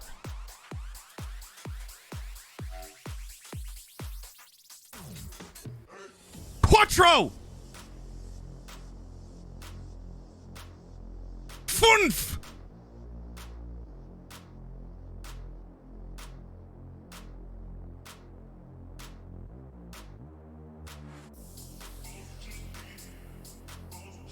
Tell me he's overrated. You see what my other wingers did in this game? Capani actually dropped to 7. That dude overplays his attributes like nobody's business. Anthony Schmidt shanked a sitter.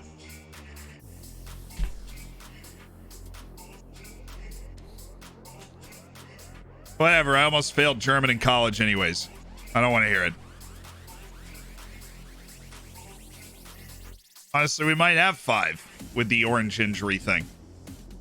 Vibe switch. So, nah, Clark. I think the main contributing factor in the fact that we failed to win that game was we just lost. So,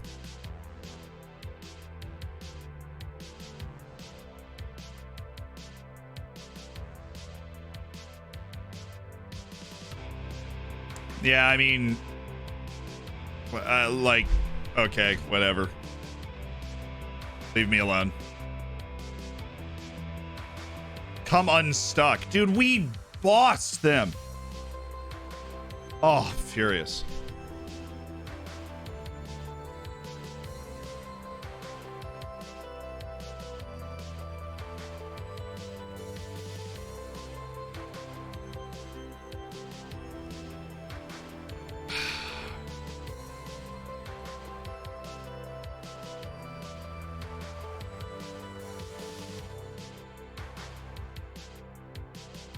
Yeah, it reminds me of if you don't know basketball, that's fine, but there's March Madness, right, which you may have heard of, you might not have.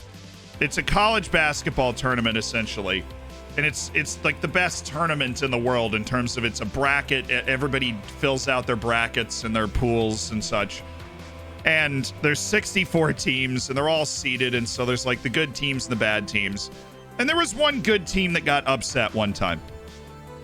And that team was called Baylor. They won the national championship last year, actually, but this was probably 10 years ago. And Baylor got upset by, like, Yale, some school that had no business. 68 teams, sure. The bracket is 64 teams.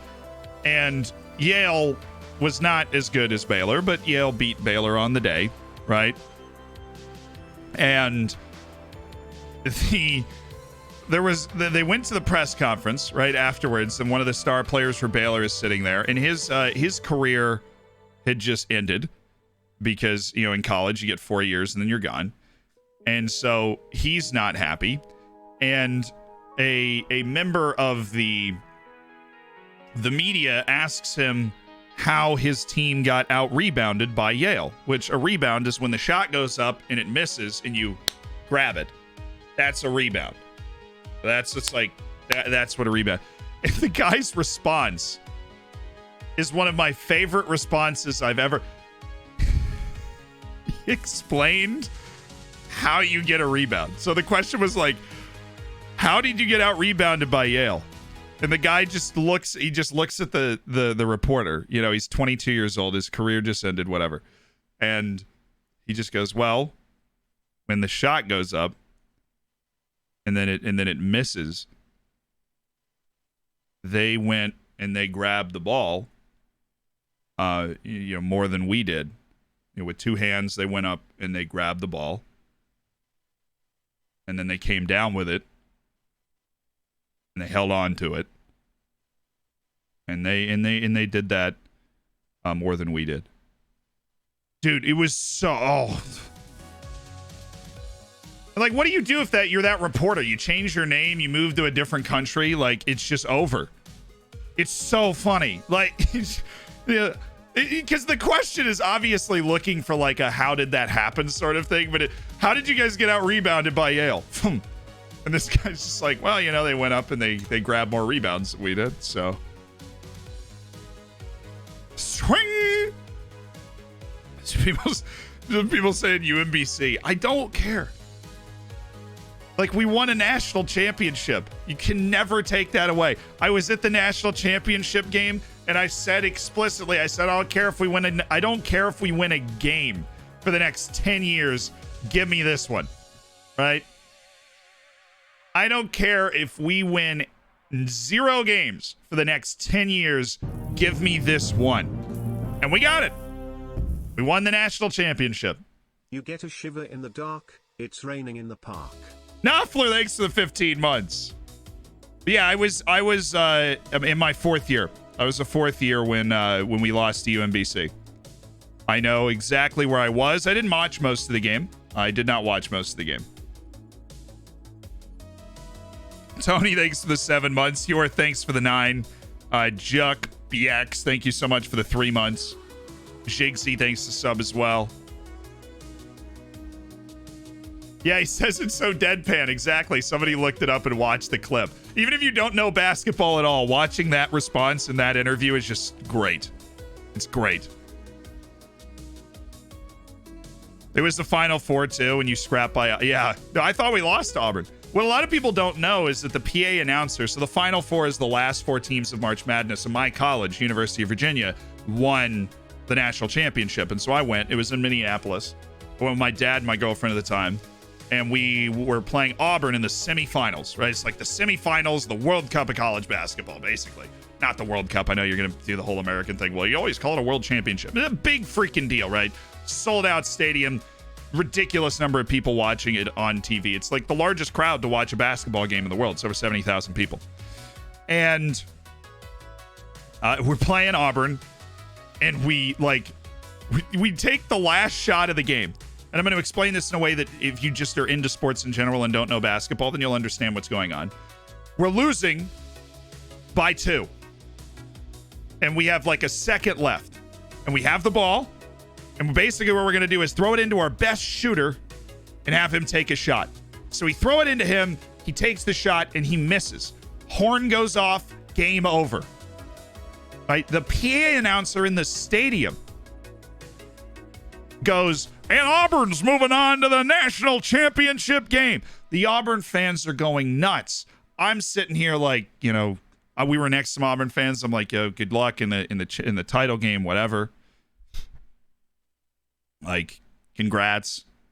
And then I look down on the court and I see the coach for Auburn losing his mind, like furious, glowing red. And I mean, it's an American football stadium, so I am not close to this guy, and I can see that he's furious. And kind of over the next minute, the whole attitude inside the stadium changes to like, what's going on? They called a foul on the shot. So if you hit the guy while they're shooting, it's a foul. And then you get like free throws at that little weird line. And he got 3 free throws, and we were down by 2 with 0.3 seconds left. But nobody heard the whistle. And the dude on the freaking PA system, the Auburn players are celebrating. The Auburn fans are crying tears of joy, right? The whole UVA bench is like, oh, dude, you know, like we just lost in the semifinals. I thought we lost. I thought it was over.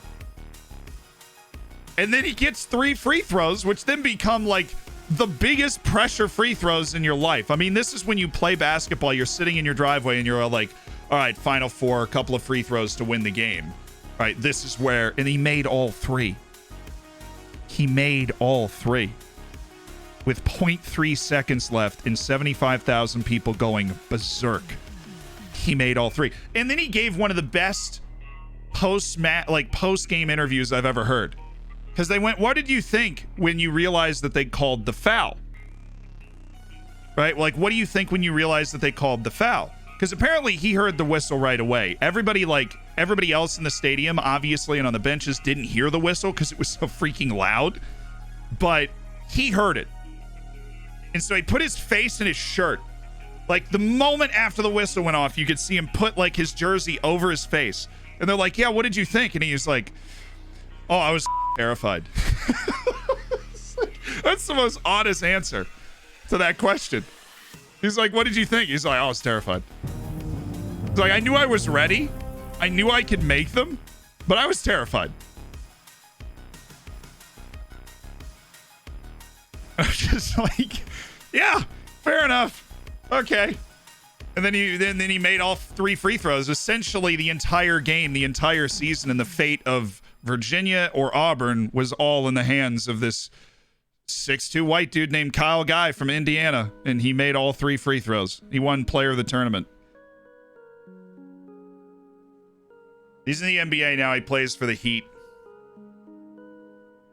Good guy. He's just had his first kid. I follow him on Instagram because I'm a fanboy for obvious reasons. That's going to be your second leg? Yeah, absolutely. We need those 3 free throws in the second leg against Stade Rennais. But it was a crazy experience. And then the championship game, of course, went to overtime. But at that point, I'm so numb to the insanity that I'm just like, of course we're going to win. And we did. Eventually, in overtime, one more absolute stress bender.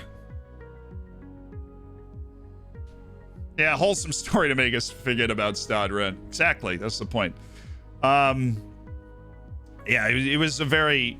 I mean, there was a lot of debate, and I'll be honest. When we were in the when we were in the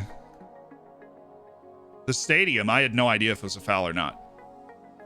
Right, because all I was thinking is, I'm like, man, I hope it wasn't a terrible call. Right? Like, I hope it wasn't a terrible call because I'm going to have to be an apologist for the rest of my life. Right? Because the call single-handedly changes the game.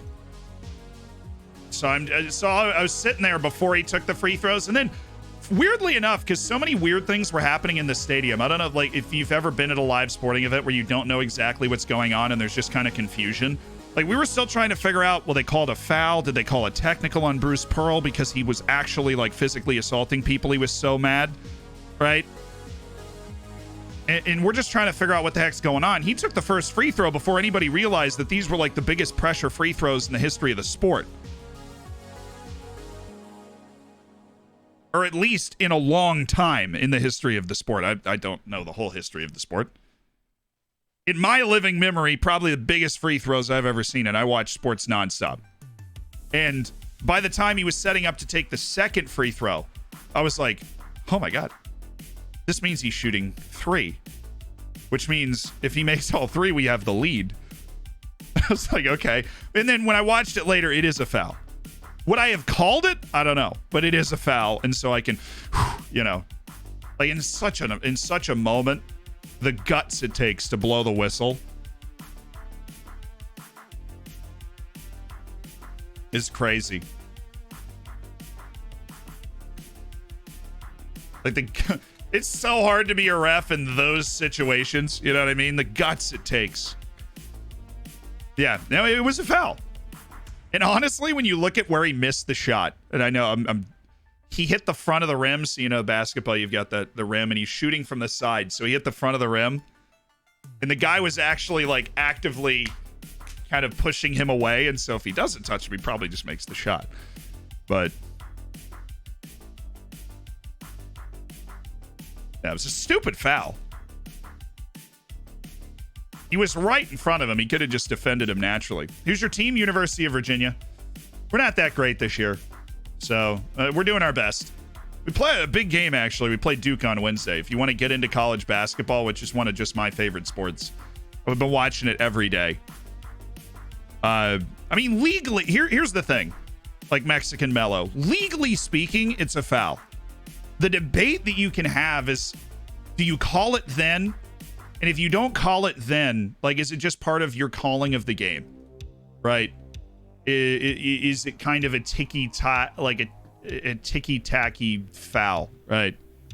I really like this guy, Salifu Diarasuba, but he hates big matches. This is why we finish our scouting. That's why we finish our scouting, because I really liked him, but he's got the deep red big match hatred, and I don't like people that can't handle pressure, so.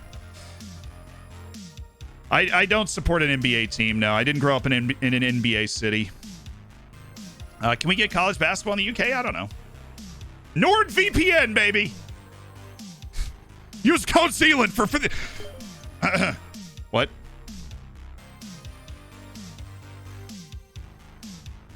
I remember you said you're a Celtics fan. Here, how about this? In the chat, put a 1 if you at least understand basketball and put a 2 if you don't. I feel like it'd be interesting. Right? 1 if you understand basketball, at least kind of what I'm talking about, and 2 if you don't. Right? Don't be shy. This is an investigative experience.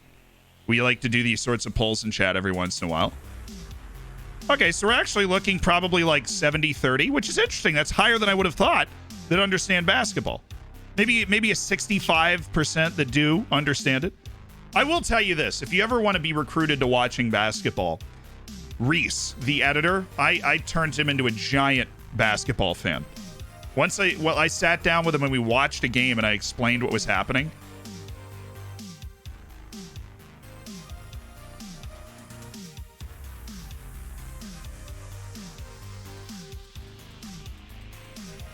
And Reese, like overnight, became a huge NBA fan. It was kind of fun to be a part of. I was just glad I got to help him, find his passion for basketball. He bought a basketball and started dribbling it around his house.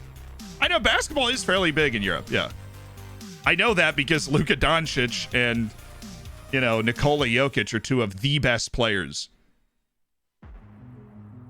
in basketball.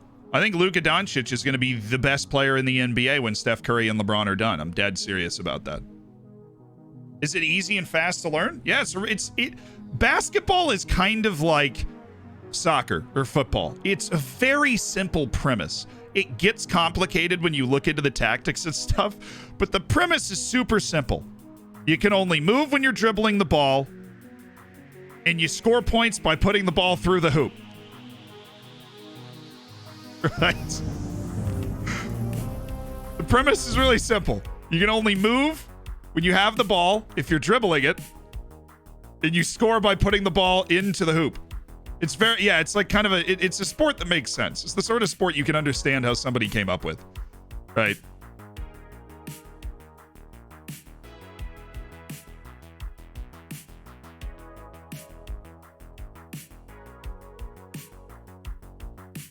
Thank you, Bruce. Lithuania is weirdly good at basketball, yes. The Euro step confuses me. So it's kind of like the idea where the rules state that you can't move without dribbling the ball. The same way that in soccer, football, the rule states that you have to throw the ball in from where the ball went out. So if you're carrying your momentum, you get about 2 steps. You go more than that, it is a travel. That's what the foul is called in basketball. When you take too many steps, it is a travel. But in the same way that on a throw-in, you get some leeway. You get some leeway with this step. You get about 1 and 2 steps where you have the opportunity to stop or do something without dribbling. But I always love basketball. I mean, basketball and soccer are my joint 2 favorite sports. And I played a lot more basketball in my life. I had a hoop in the driveway. I mean, it's a very American thing to do. Everybody's got a hoop in their driveway. I had a hoop in my driveway. And so I just shoot hoops. Throw the earphones in. It's a really easy sport to practice by yourself. Throw the earphones in and just pretend I played for Virginia, basically.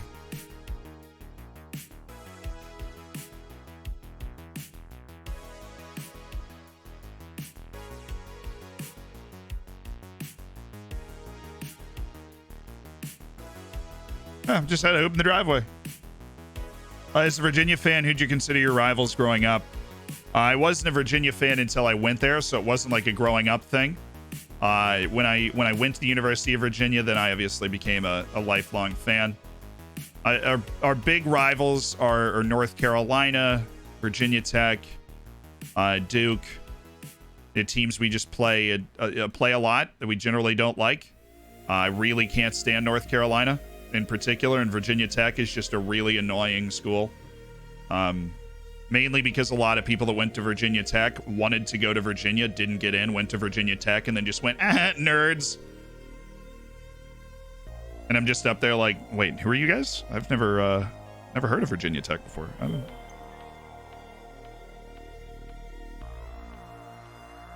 I really don't like North Carolina. That actually comes from meeting the fans of North Carolina. The school itself and the people that go there, really, I have no issue with them.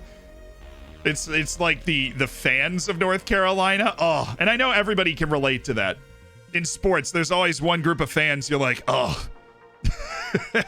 Oh man, I can't stand those people. That's where I'm at. I did a lot of broadcasting for ACC Network, and North Carolina's in the ACC, which is the a conference, a league. Think of it that way. And I would always do North Carolina games, and they're just so insufferable. Because whatever I say here, I am completely professionally impartial. If a North Carolina guy makes a great play, I take broadcasting very seriously. I'm a play-by-play broadcaster. Is a hobby, used to be my job until this became my job. And if just in case you didn't know, there's always somebody here for the first time. And I would I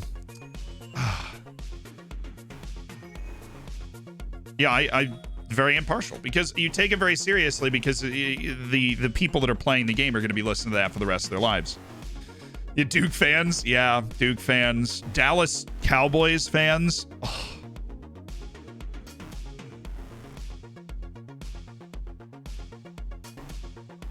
Like, I'm very impartial, but they're on more than one occasion. And I know this might, and you just kind of have to take my word that I'm very impartial, and I've worked in a lot of professional broadcasting settings. And when it comes to the players, I never have a dislike for any of the players, and that's who you're calling it for, and their parents and stuff.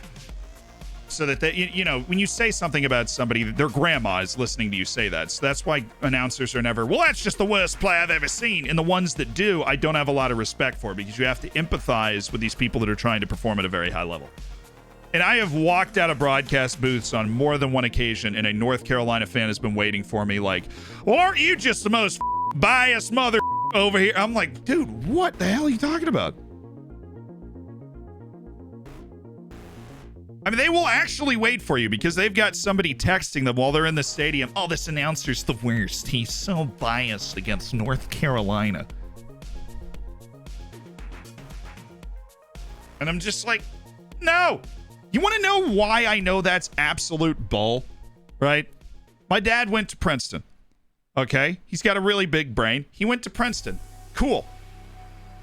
I called an NCAA tournament game in field hockey. So like the national championship tournament of field hockey. Princeton was playing North Carolina. And I called that, I broadcasted that game. Stop flexing. I'm flexing on behalf of my dad, which there's honestly no way to say, like, my dad went to Princeton without 45 assumptions hitting you. But for the purpose of the story, I'm just going to need you to give that a rest for a second. I'm calling a game between Princeton and North Carolina. We have covered the fact that I don't like North Carolina. The state is fine. The school stinks, right? Pretty vitriolically, I don't like it. And they're playing Princeton, my dad's school, who I am rooting for implicitly, passionately, right? And I do the broadcast, and North Carolina wins in overtime, and I'm up in the booth in the back of my mind like, dang it, I was really hoping they were going to win. I got my dad texting me like, oh, the girls played really well. It's a shame they couldn't win. And I leave the broadcast booth, and a Princeton fan comes up to me and goes, I just want to let you know I thought it was disgraceful how biased you were for North Carolina, and I just feel like you should feel ashamed of yourself for disrespecting Princeton that way. And I'm like, I told him, and this was, I broke professional protocol. I'm like, I was rooting for Princeton. What do you mean?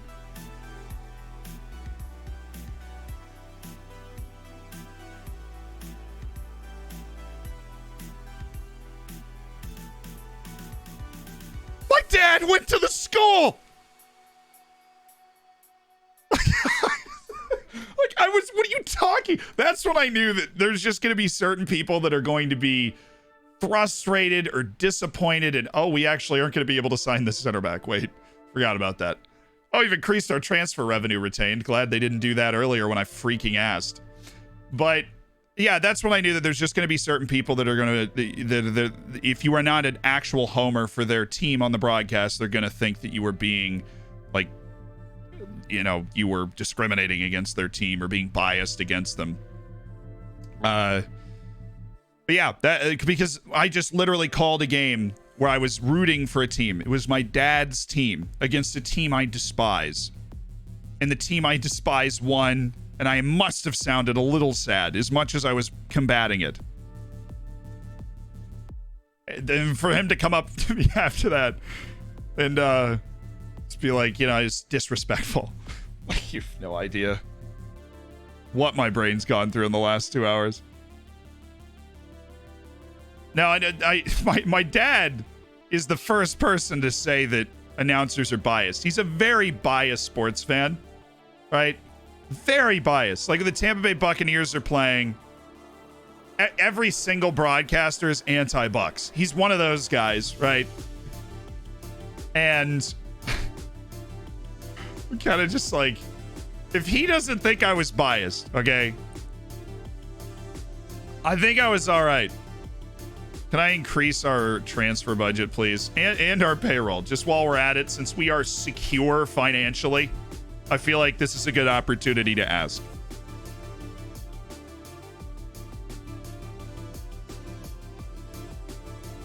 Yeah, every time. Like, the Lightning will be playing, and he's like, man, they just won't shut up about the other team. Like that. I thought it was okay.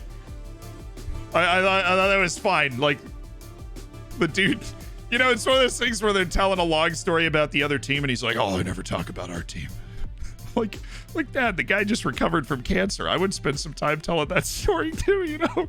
Like, you should probably, like, this is an important story. It's interesting. Fans are the same everywhere, dude. I'm telling you, they're the same everywhere, and I'll probably turn into that at some point.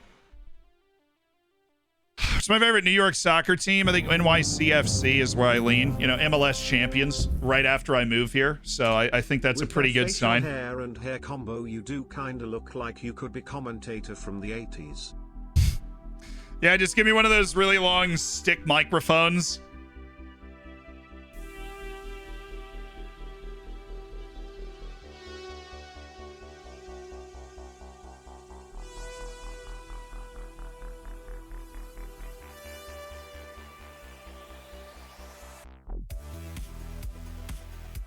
That's funny.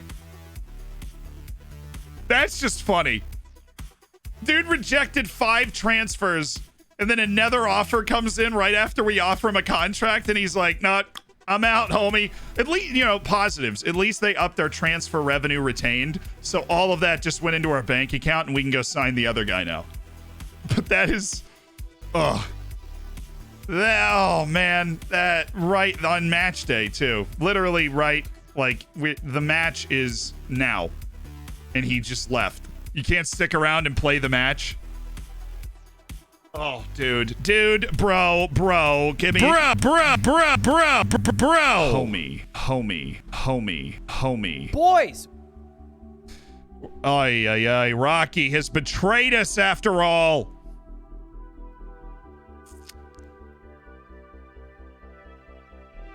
You just wanted to wait until the board increased your transfer revenue. Yeah. What did you just come back to? The departure of Rocky Bashiri after all this time, man. All this time, Rocky Bashiri has shown himself the door. And he's out of there. Dang. Fiddlesticks.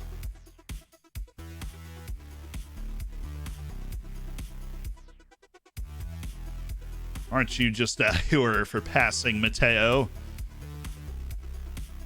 I have the money. Money ain't right. I'm gonna tell you something. The money ain't right. All right. I want to do something. Why? Why do you not like him? Don't say 10 marking, and I don't care about passing. My other 3 center backs can't pass either and have very comparable distribution attributes to get, like, to this guy. Why don't you like him? Don't just say he's garbage. Tell me why you don't like him. The teamwork is a solid argument.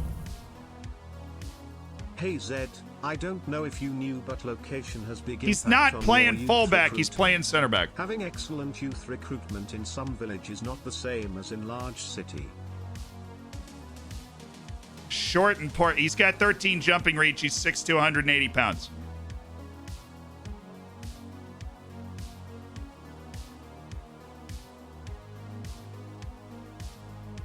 Oh, the ball sucks.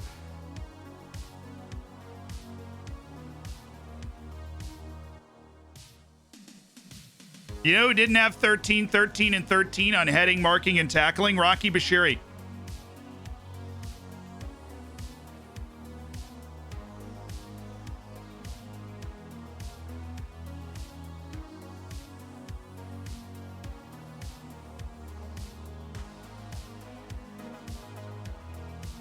No flair.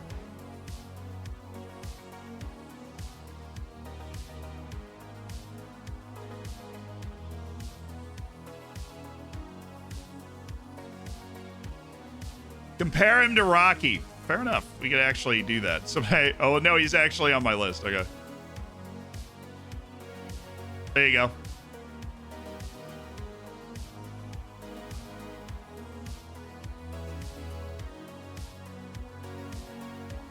Finishing's kind of low. That's true. His Holy Trinity is really, really terrible. The free kick taking, disgusting. You know, the 11, 13, and 10 of Rocky Bashiri. Just, oh, you can't throw the ball. Just long shots are worse. It's just disgusting. He doesn't have any flair.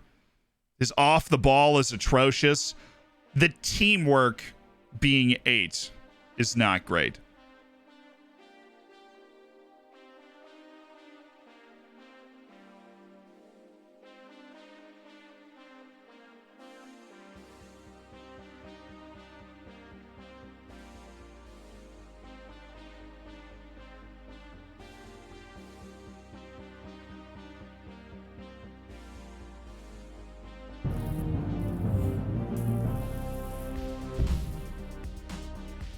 That must Decisions is a both attribute also for the person that guy, asked. He looks pretty good.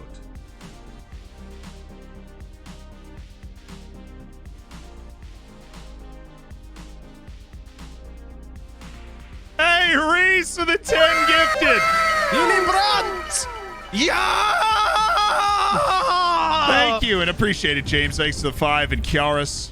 I appreciate it. AAA, thank you for the year. The year is part of the Hammers. How sweet of you. Thanks for the Prime Cakes and a Train with the 8 months. Adam RG with the 3. What up? Propane Burrito gifted Spartan Green. Didn't even see that. All the love to you, my dude. Reese, thanks for the 10 gifteds. Hitting attributes are good. It's consistent. Like, very consistent. No pressure indication either way.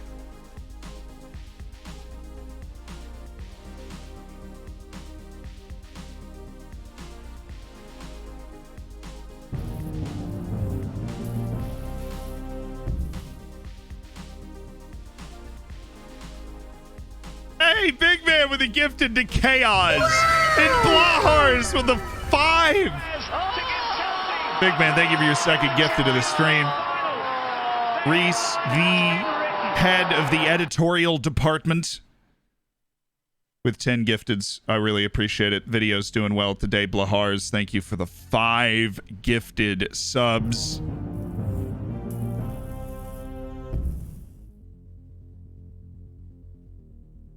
Big man with another one. Bradley Hahn catching a gifted. Holy smokes. Holy crackers.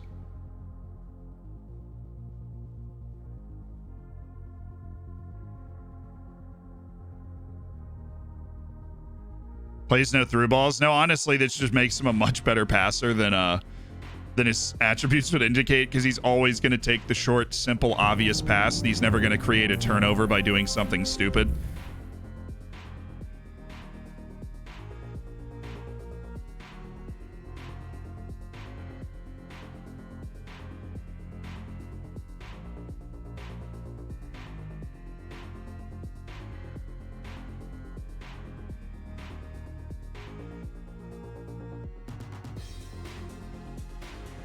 Not enough vowels in his last name. That's the most compelling argument I've received so far. This guy really does not have enough vowels in his last name. He doesn't. There's only one, and there's no way that could be right. Why do you like him? I think he's a tremendous athlete. I think finding somebody that has good size at 6'2", 180, that has 15 pace and 16 agility, I mean, that covers up a lot. We're losing Rocky Bashiri and Caleb Spear, who are our pacey center backs. We've got Brodniak, we've got Marino, and we've got Daniel Beer, who are all more front-footed center backs. So we need somebody that's dropped off more. I think the 10 markings offset by his intelligence and his positioning. My main concern would be the teamwork.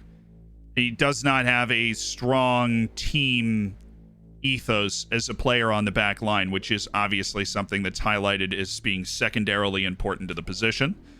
But I do think that he has stuff that covers up a lot of the issues that people bring up.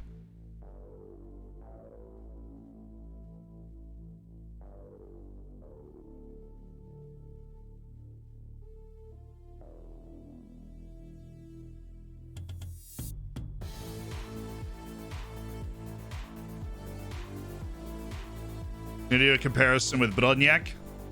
Bojan Brodniak. See, Bojan's a front foot guy. Bojan's a tackling machine.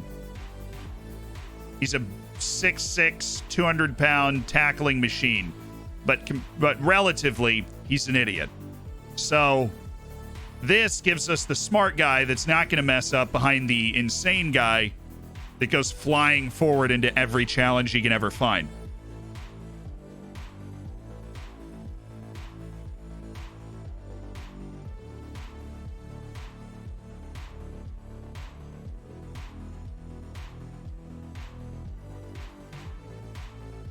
I also think there's value in the transfer because the transfer, I honestly can't remember what the actual offer is, but I don't think we're paying the 1.2 million up front.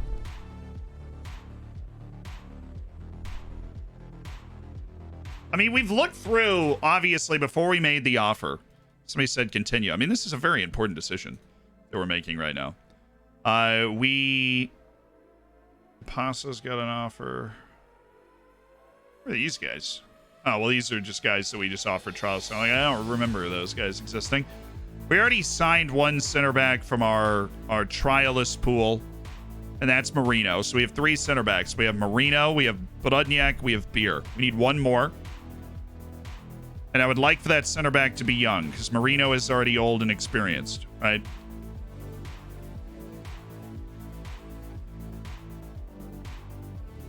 Ball is too short.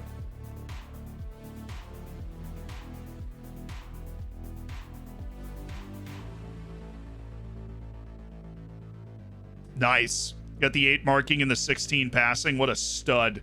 That dude's a ball player. This gets too expensive. I've already looked at him. It's like $7 million. Oh, what about Shaquille Pinas? We've always liked Shaquille. It's transfer listed for $5 million.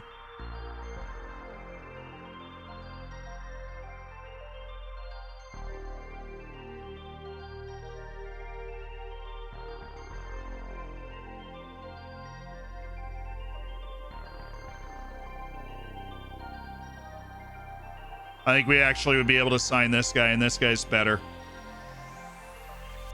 Mojaid Sadiq. This is why you look. This guy is all around the sweeper type of guy that we'd want to pick up. It's not, obviously, decisions aren't quite as high, but much more balanced intelligence-wise. He's got the teamwork, has marks opponents tightly, able to track people. This guy's better. He's got a release clause at 2.2 million, but essentially we'd be trading Bashiri at 3.6 million for Mojaid Sadiq at 2.2. And I honestly think if you compare the two, we're getting an upgrade off of Bashiri. Bashiri is the big aerial threat, but given who we're going to be starting in the other spots, I feel like we got this. Leadership, off the ball, concentration being higher helps, but... And Bashiri was also good in big matches. What's our scouting percentage on this guy? 85. So we actually don't have any awareness of his hidden attributes. But if I'm about to invest 2.2 million, I'm going to scout until full knowledge here. If I'm about to invest 2.2 million, I will scout until full knowledge. Hey, Sturmgratz. I'll give you Pier for 2 million. I feel like he's a hot topic right now. What asking price would... Oh my god. What asking price would this guy not be happy with? I'll put it at 3 because he is literally okay. The agent says he's okay with 4.7. So I'm literally going to put it at 3 and he's still going to get mad at me. I can feel it. You know, wouldn't that just be hilarious if he was mad at me after that? So it was not Christos Zealous, who's not quite the same thing, but Mujid Sadiq. Just talk to the agent. Very keen on signing Sadiq. Wage demands are reasonable.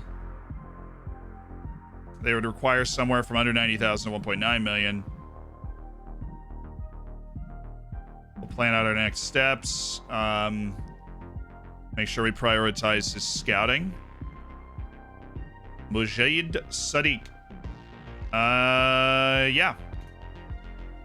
We've got a lot of important things to get done, but now we do not have Rocky Bashiri.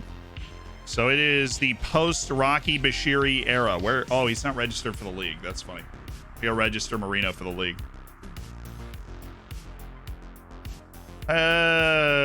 Maroney. Should probably learn his name. Andrea Maroney. You're in, Andrea. Go get him. You're next to Brodniak. How much rotating are we gonna do, chat? That's a real... My terrible team talk has had a really disastrous effect on the morale of the team. Lamp with a genie that offered him 3 wishes. So I think the man said, I'm gonna... For my first wish, I'd like to be rich. Okay, rich, said the genie. What would you like for your second wish? Oh, I know this. I recognize that. Okay. You're doing what I do, kind of.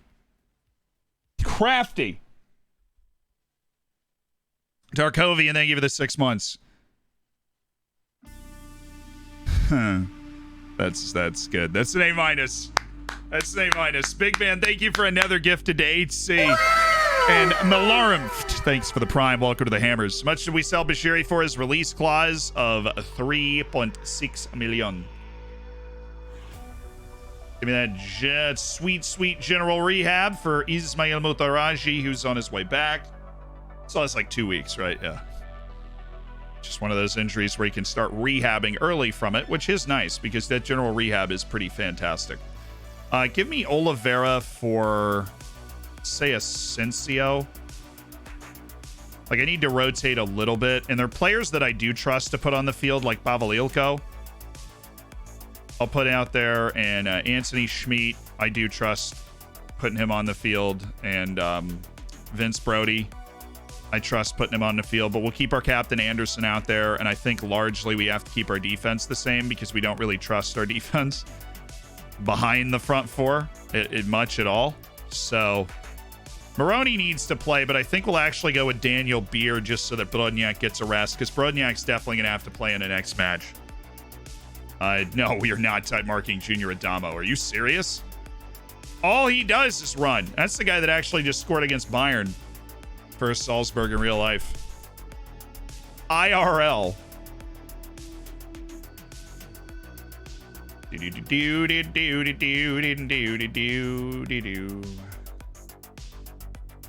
Right, so Brody, there. Just memorize the changes. It makes life so much easier. Yeah, we're good. Okay. Let's go get it. Let's win a league match today against Sturm Graz. That's all we're caring about. Win a league match today against Sturm Graz. Expect to see a much better performance today. I'm going to set our expectations higher.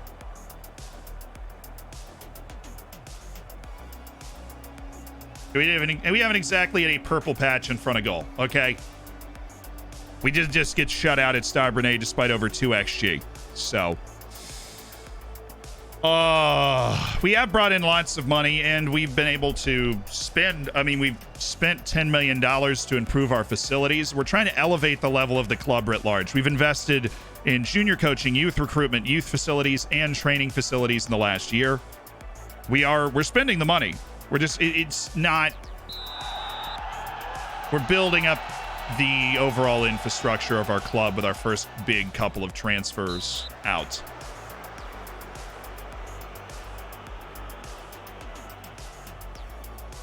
Love to win this game, get us back in a winning mood.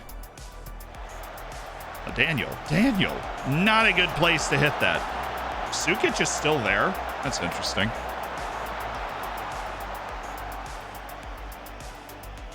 Is the Saturday double already over? No. We're gonna have a fun time in the second leg, though. I don't like that we didn't try to close him down more there. Nice block, though. Really shambolic trying to defend these, like the secondary part of these set pieces. We're just all over the place. Please tell me we can put together a good first half instead of just living in the second half. Nice pass, Oliveira. Nick! Schmidt. Oh, that is a really wonderful delivery. And Oliveira probably should have done better with that.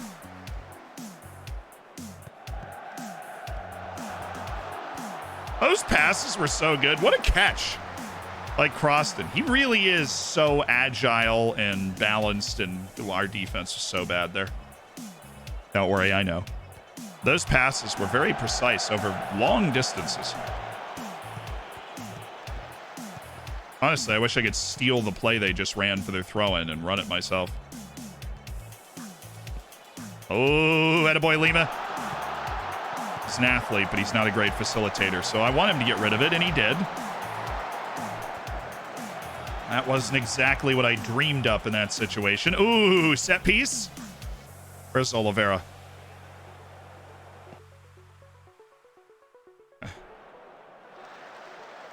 Oh, Brody. Maroney! The new center back has already got a taste for it.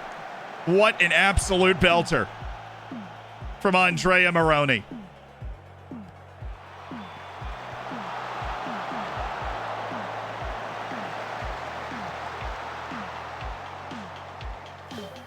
All good. We're fine. We are totally okay, chat. We are fine. Just got to keep competing our butt off.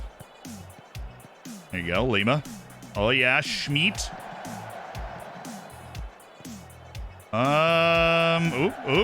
Lima. Oh, good ball. Oh, it was still a good pass. Even though it didn't come off, it's a good pass. Yeah, just tackle him. Actually, like with your arms. Just, oh, Ruzek. Oh, what a step. Oh, what the fudge.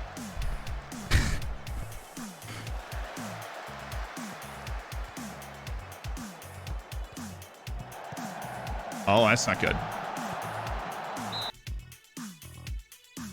It's just our back line being inexperienced here, but they follow Junior Adamo in. The right center back makes a run, and this is where our tactic is vulnerable, right? Because Anderson's all the way over there, and Schmidt doesn't follow that run. Schmidt just doesn't follow that run, and so we gotta move Anderson over, try and anticipate and deny that opportunity, because that's the best chance they've gotten. Not from one of these weird set pieces. That's like an actual chance, tactically speaking. All right, play it to him. Play it to him. Play him. Oh my! Why are we trying to do that? I mean, you just pass it to him on the ground and give him a chance. Oliveira's got like 11 passing. I don't know why that was the choice. Just take the simple pass. Make them continue to defend. An athletic guy like Pablo in space. Shot. Or our ball. Nice. That was a bit loose, but this is going to end up working out. Play Schmidt. Oh, my goodness me. You guys have been on the team together for 5 years. You don't know where each other's going? Oh, this is good. This is good. Keep it going. Keep it going. Good work from Brody. I don't hate that ball. That's a pretty good ball.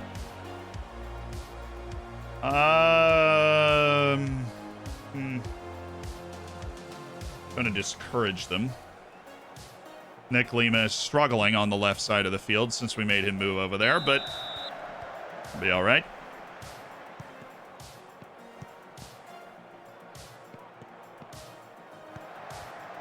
Love that. Love that. Except he missed that pass by so much. He missed that pass by so much.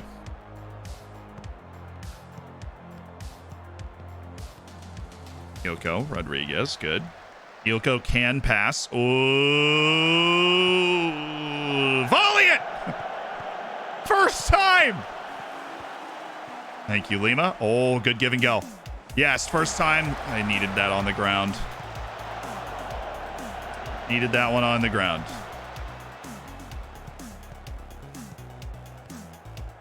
All right, Lima.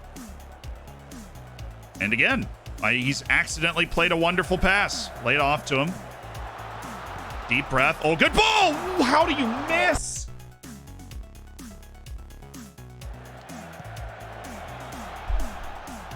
How do you miss that?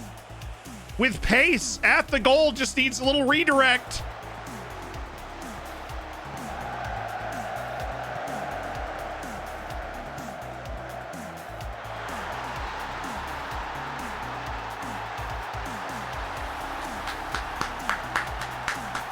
Just a good hit.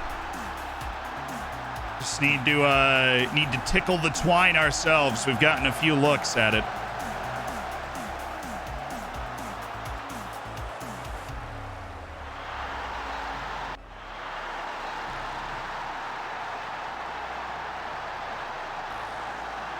Come on, this is us.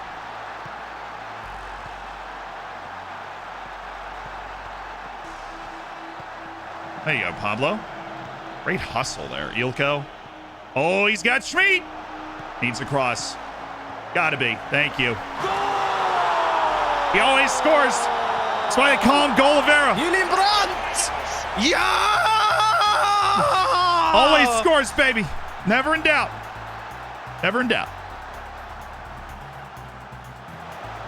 Anthony Schmid to João Oliveira. We've been doing that for a long time. Let me turn the heat off in here. It's getting hot in here.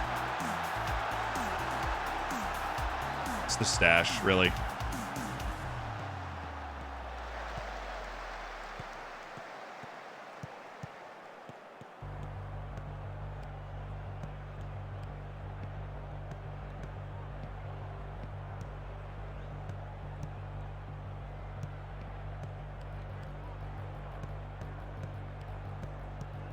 Okay.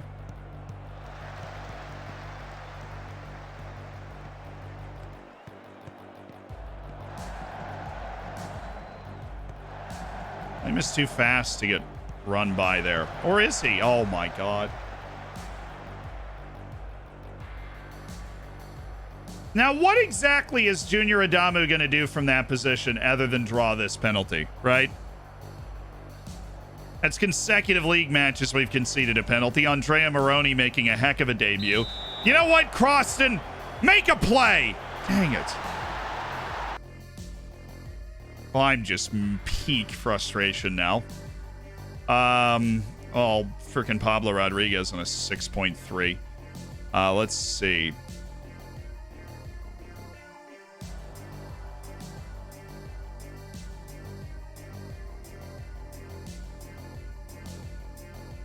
No, I'm gonna take Owen Vanderhorst and bring him in. Somehow now I don't have a single competent fullback on my team. The mystery abides. I'll take Diakovic and go double fullbacks in attack. And get Ruzek off, who seems to be playing poorly, and we'll hold Asensio or Capani for a later game sub.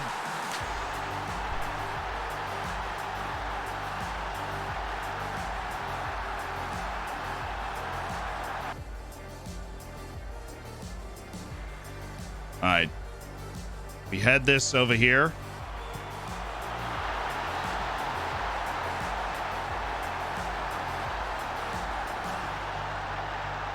Man, we're just giving up a boatload of goals today. We got 3 guys there, and they just lost the header to a midfielder. Sukic. Tell me he just got like a red card or something.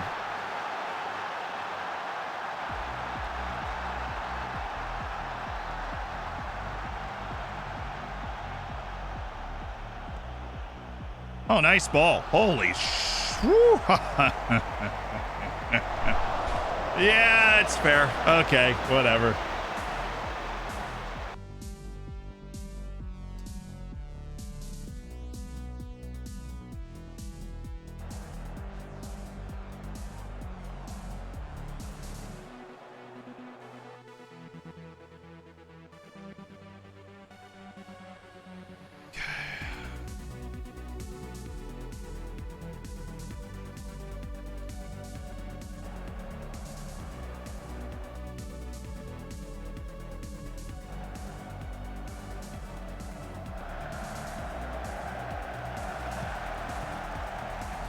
There we go. We need a goal off this. We're going to get something. It's a 3-on-2 with acres of space. I mean, there's nobody guarding him. How do you... I mean, I get, like, your vision is low. Watch Asensio. I mean, chip it. Literally anything. There's nobody on him. The other center back just left.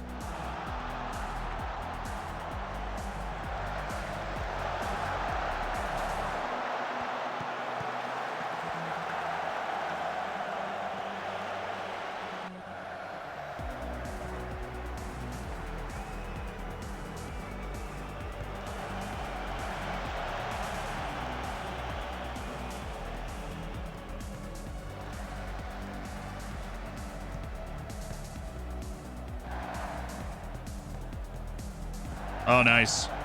What? What? I mean, I know it doesn't matter, and we're probably screwed this game, but we're doing our absolute best. What is this?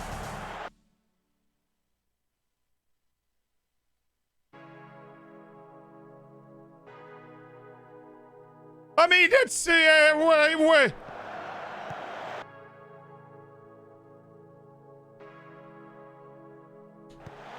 Oh, my God. He did not just pass it there. I just feel like we're blind, man. I feel like we're blind. I mean, Vanderhoort. Oh.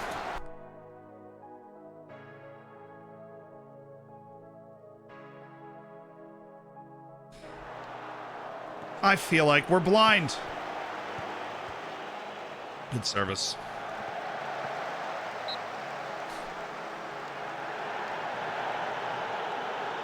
Come on, lads. We obviously know we're better than this. We have left so much sitting on the table today.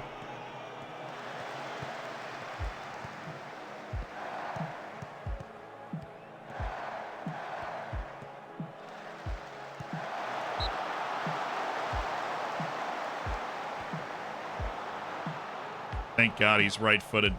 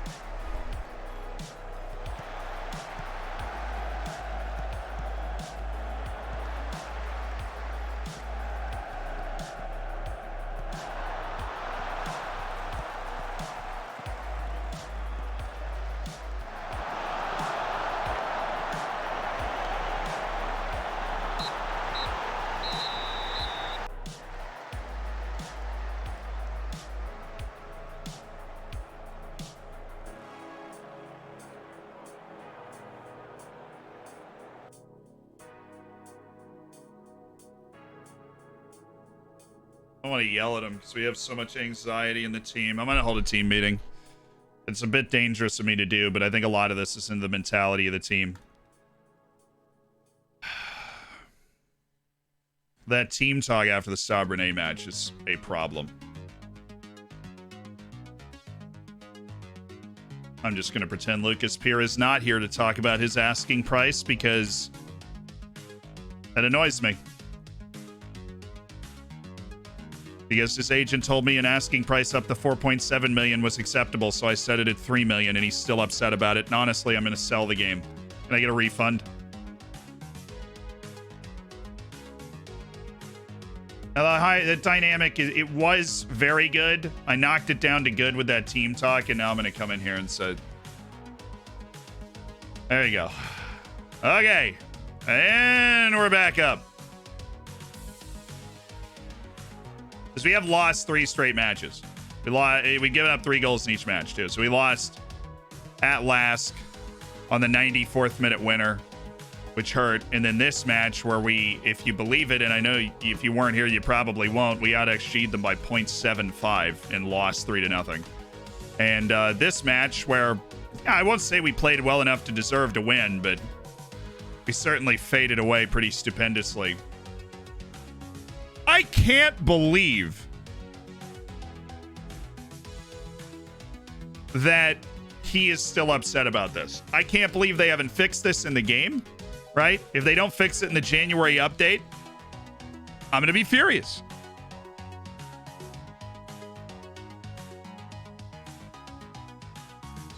Because it defies logic that the agent would tell me that a $4.7 million asking price is acceptable. I set the asking price at, the price at $3 million, and Lucas Peer is sitting here right next to his agent who told me it was fine. And they're just furious.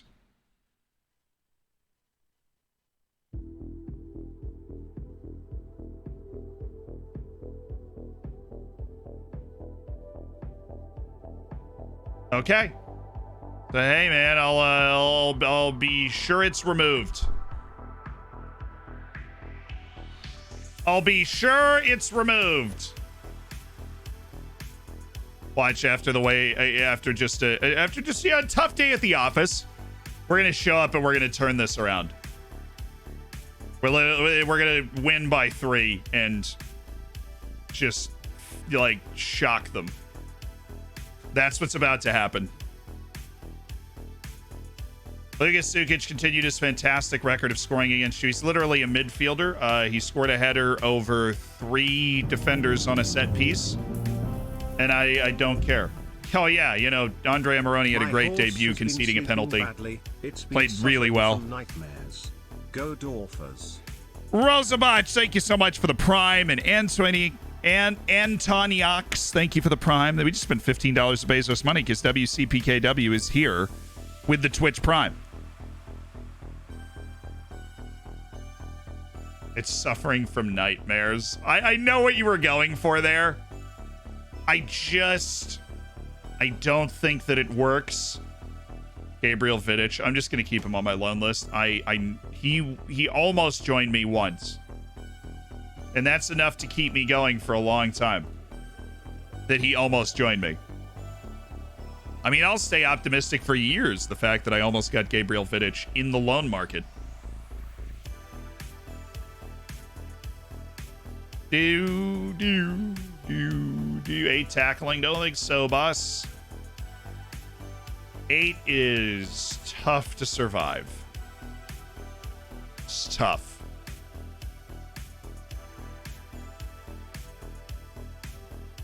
All right. Onward and upward, Stade Renee at home. We're looking for a miracle. Might we just find it?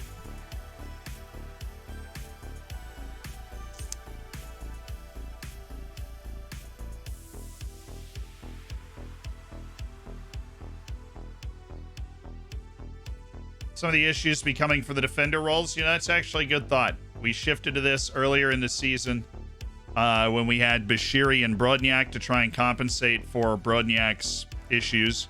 And that's obviously not what we're playing with anymore. So, good thought. And we can take those guys off that. But honestly, we're giving up a lot of scramble goals, a lot of set piece goals. Obviously, a penalty in 3 of the last 4 games. So, yeah, it's really, it's mentality. It's those sort of mental errors that aren't coming as much from the tactics. I mean, obviously, because we were shredding with this tactic last year, or a very mildly altered version of this tactic last year. And so we can be winners playing in this style.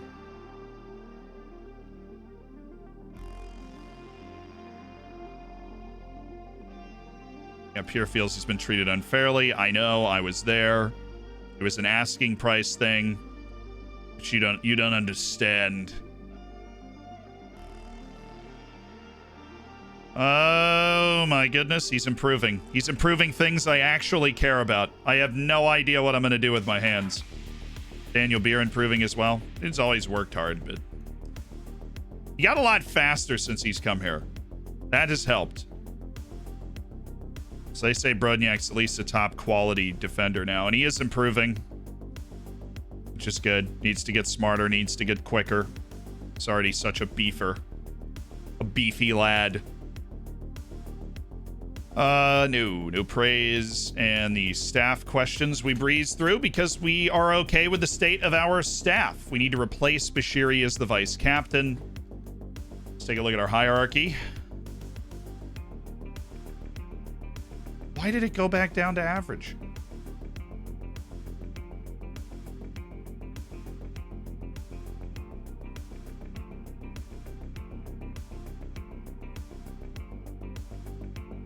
Yeah, it's Pablo. Not only is he good at it, but he's in the right spot in the hierarchy. Pablo Rodriguez becomes the vice captain of Florensdorfer AC after the departure of Rocky Bashiri. Oh, end of contract. Guzman.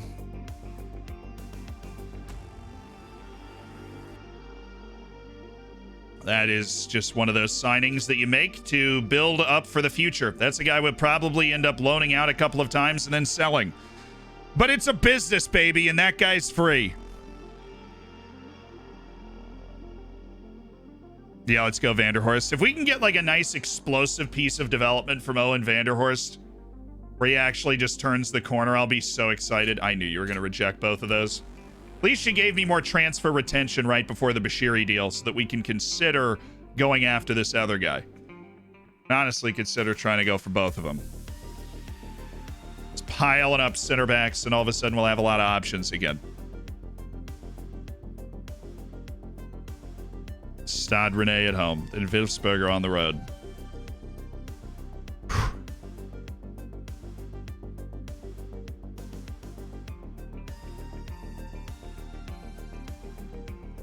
One goal in the first half. You know what I would take? Let's just play the game we played last time again.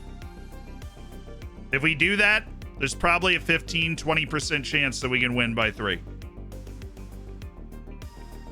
Moroccan Prince picked up an injury, unfortunately, and has not been a part of this after the first league match. Or no, yeah, no, he was in the... He got hurt in the cup match, actually. Training's been excellent in the build-up, and... do you have an update on Donnarumma's injury? I think I just accidentally guaranteed that Motaraji's going to play, but he's definitely not going to play. No comments on Ian Ortiz, because there's no good answer to that question. Yeah, I don't know why they're like, yeah, I don't think Asensio is a good fit for the team. I'm like, he was outstanding last year. It's like you haven't even covered the team, which is true. They haven't. This is like the European media for the Champions League qualifying stuff. That's why the media room's bigger and the press conferences is longer and No, thank you. It's a really competent left-sided defender. I appreciate Dirasuba. His hatred of big matches terrifying to me. Should be really simple to finish the rest of that scouting, and Tireless Dries Siddiqui. Pana, got to keep going. Oh, what a fun transfer window. No.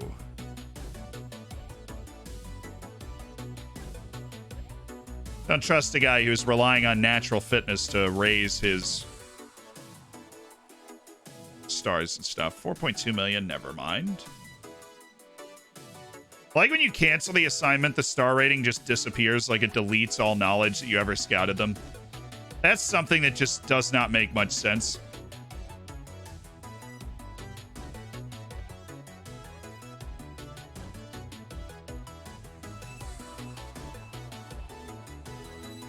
Leander Oi. Oi! Oi! Get on my end of contract list. Mustache is oddly disturbing. Thank you. Means a lot.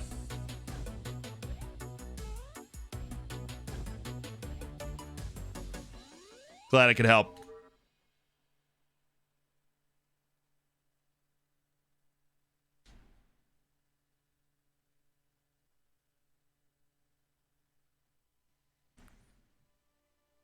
Fanord making a move for Dan Juma. I will take anybody poaching players from the Austrian league right now.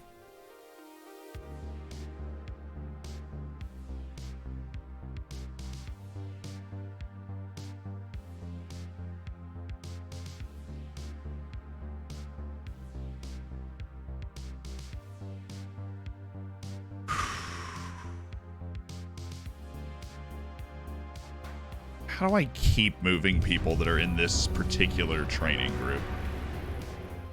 A tip to increase the club atmosphere.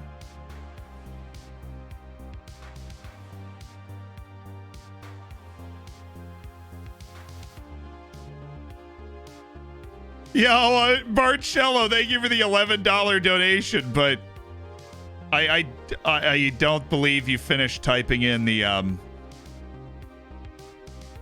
I don't believe you finished typing it in.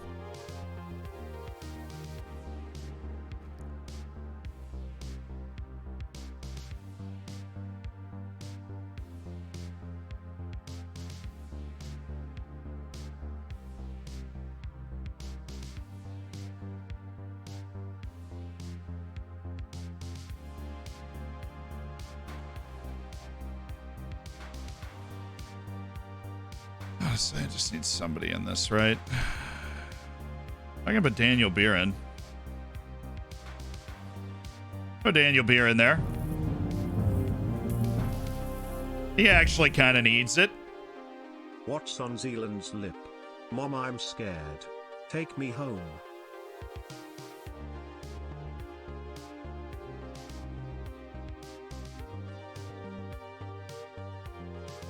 Oh, it was a tip. Yeah.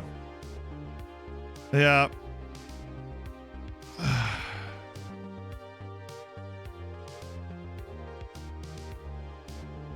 It was a tip. The tip was the tip to help the dwarfs.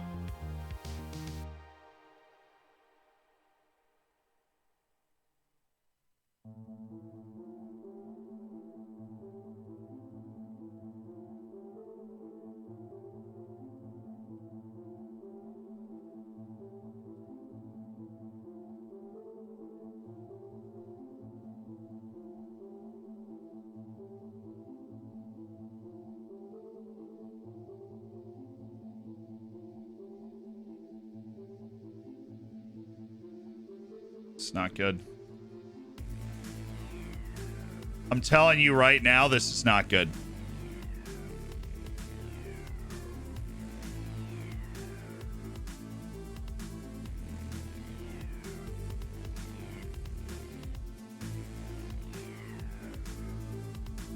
They have a that one bad team talk, literally one bad team talk, is setting us back really tremendously. I don't know what nerfed the, like something nerfed the team meeting that I held, unfortunately. Where that team meeting impact isn't there anymore, but I mean, this is bad. That is bad. This is not something we've let happen to the Dorfers up to this point. It was one team talk. Literally one team talk.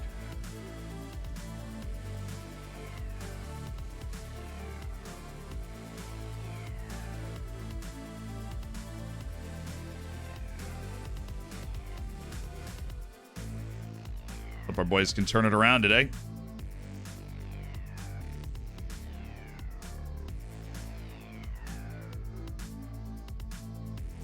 But I think the issue is that it's more in hope than expectation, if you know what I mean. Kapani for Schmeets. Lucas Pier, miraculously.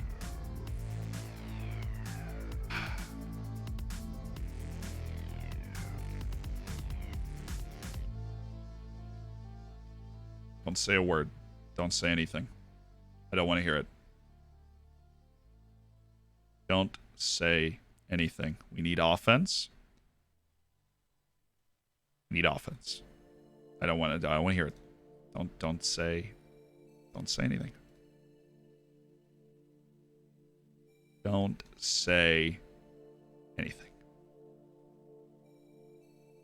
That actually does change the set pieces. I thought the set pieces were going to be the same, but they're not. So we're aiming at him. We're aiming at Bojan Brodniak. Okay. Brodniak, Maroney, Nick Lima, left back, Croston, Anderson, Nolan, Kapani, Vanderhorst, Rodriguez, Asensio.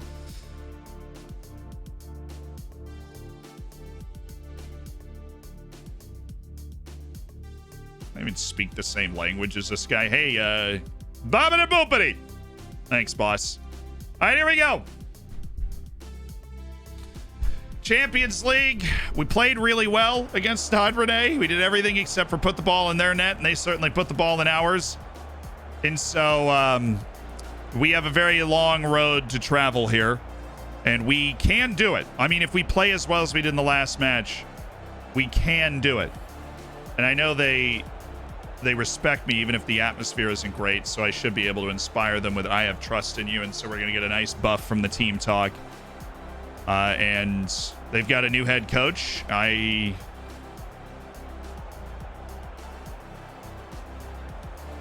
we go.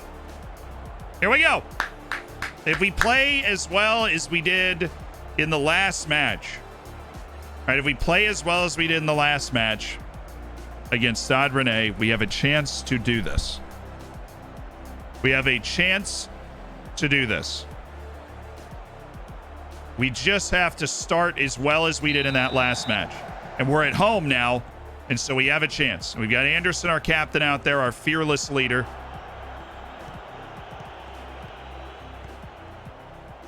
And they are starting a very tired individual.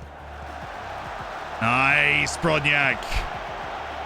All right, Anderson, need you to be really on point today, man. That was a good opening salve. Ooh, there, Sailor.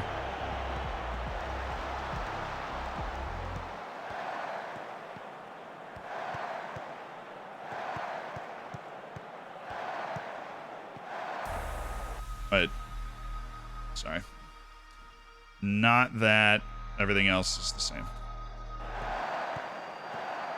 Thank you, Maroney.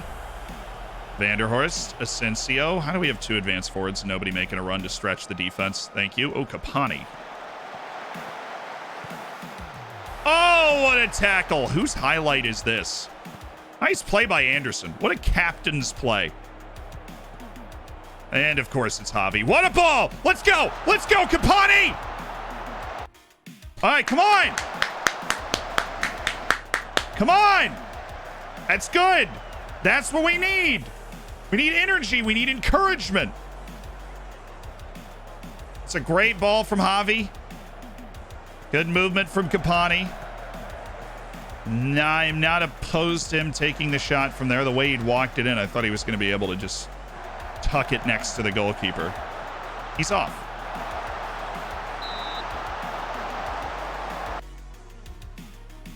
Can we not have that happen again?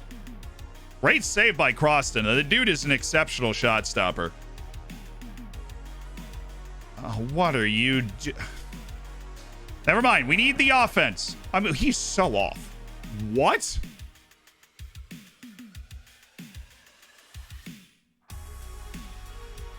I mean, it's got to be the dots, or it's just, you know, because the 3D representation isn't exact.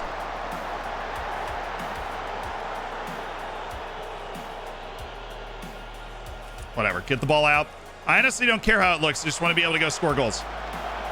And we've taken a couple of shots. We possessed the ball well. There's no way John Brooks is scoring that against me. I'm sorry. We need to play hard in these scramble plays. Oh, that scared me. Wow. That's the dude with like 17 heading, too. That was very fortunate that he just missed that. But again, it's the scramble plays off these set pieces. I mean, we were shambolic there.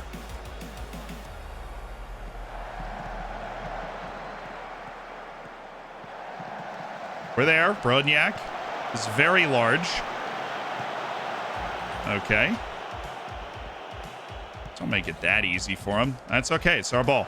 Very acrobatically Ramsdale style taken. Maroney's actually very good with the ball. Good pickup for us to add that experience. And now we've got Javi, who can do really nice things going forward. Okay, Kapani, good. That's not a low cross, boss. Oh, baby, Ruski. Whoa, at the 25 gifteds. Come on, for Ruski here. Get a goal. Lima. Nolan, what's going on? Okay. Still us, right? Yeah. Darn it. And again, we are just playing our butts off here. Showing up at home against Stade Rennais, out shooting, out possessing. I mean, obviously they had a couple of darn good looks in that one flurry, but that's it. They had one shot outside that flurry that we saw. Let's keep playing our game. We get a goal now. Create that belief. Look wide. Look wide. Oh, good ball. Pablo! Luski, thank you so much for the 25 gifted subs, dude. That is insane.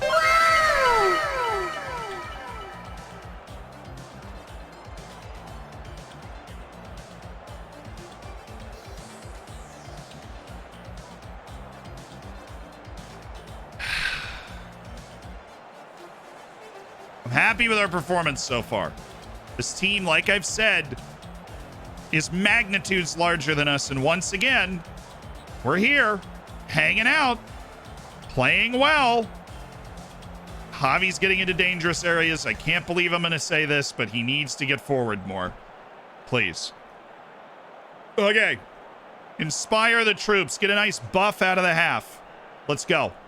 3 goals in the second half for one of the craziest things we've ever done with a team. It feels like it's there. We've had a lot of highlights, a lot of half chances. We just need one of them to go in and get us started. Oh, yes! Yes! Good look. Good look, Owen. That's a very, very good look, you dangerous American 10. Oh, come on, we need this. We need this. We need this.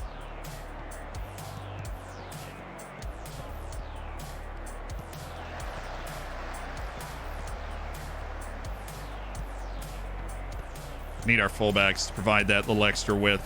Lima's doing it right now. Come on, Javi. Come on, Javi. No, you got to run, dude. Bring it back. Yep. He's got the cross. It's all right. That's Lima. Just look into the middle. You got midfielders showing for the ball here. And, ooh. Surprised we won that header, to be honest. Oh, can you hear the stands? They've erupted in the chant. The stands have erupted in one of the best chants in the world's game, to be perfectly honest with you. Oh, back to Javi. Was he on? Yes, get in! Woo! The chant's inspiring them. Come on! Come on! Come on, boys. We're on it. Let's get a goal. Let's keep the belief. Whoa, Brodniak can't be losing that one. How did he lose that one? He's like much taller than that guy. Got to slow him down. Key is always to slow him down. So they can't. That's perfectly fine. That's perfectly fine. This is us. Roll it, roll it. So help me. Honestly, didn't know you had that in you, Croston. I appreciate it. And that's what you're working on at the youth training ground. Let's go get our goal. Let's go get our goal. Brodniak, nice carry. Extra man. Extra man is Lima.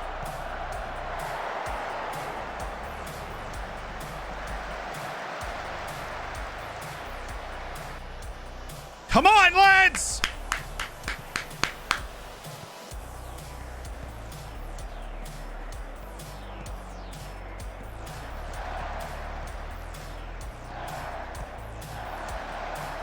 Can you Olay if you have less than 50% of possession? Asking for a friend.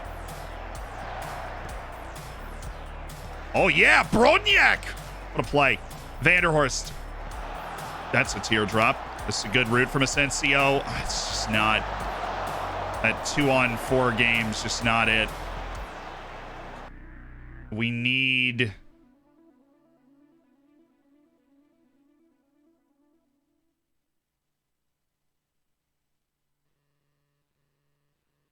We need 3.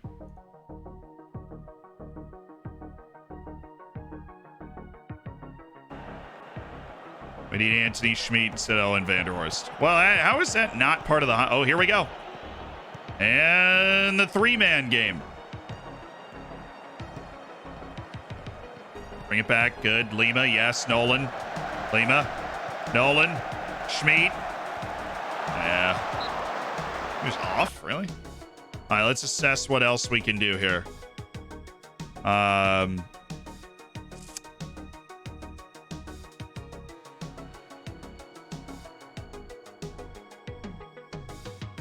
Maroney's on a 6.3. I mean, to be fair, he barely knows the names of his teammates. This is a tough spot to put him in.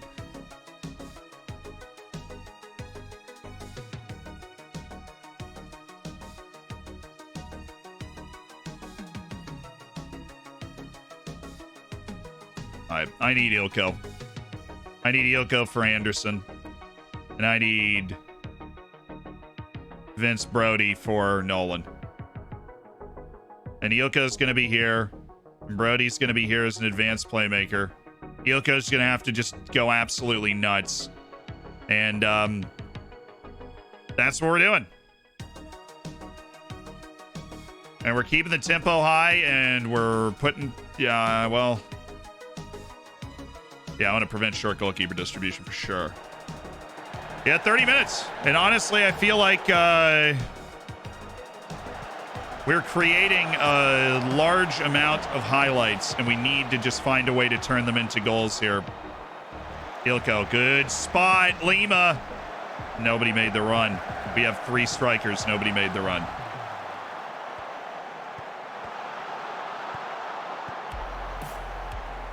We even got a cat jam going on. Okay, we got to get a goal here. Thank you, Lima. Good composure. Very good, very good, very good. Okay, Pablo. Yes. Capani. Yes. And nothing. Okay. Come on. Give me a goal. Give me a goal. Yeah, Brody. Okay, Brody. Yes. Oh, my...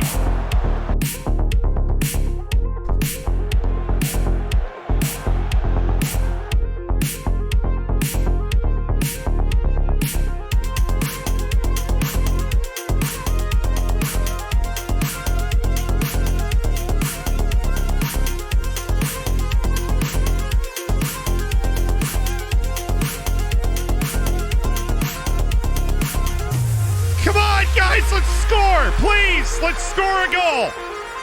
We deserve it. I don't even know how, but we're a better team than these guys, and we have been for 2 legs. I want us to act like it a little bit, please.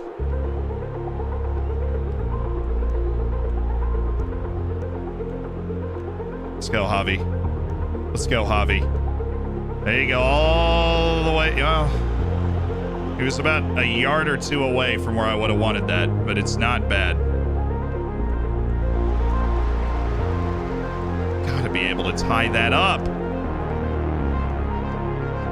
I mean, it's Doku. That's tough.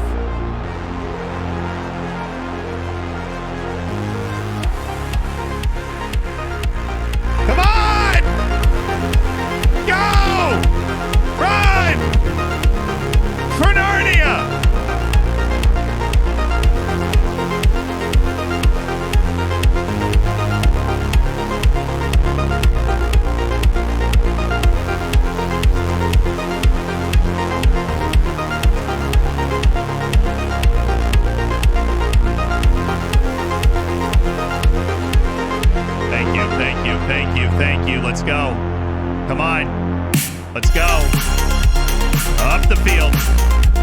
Up the field. I'll take that.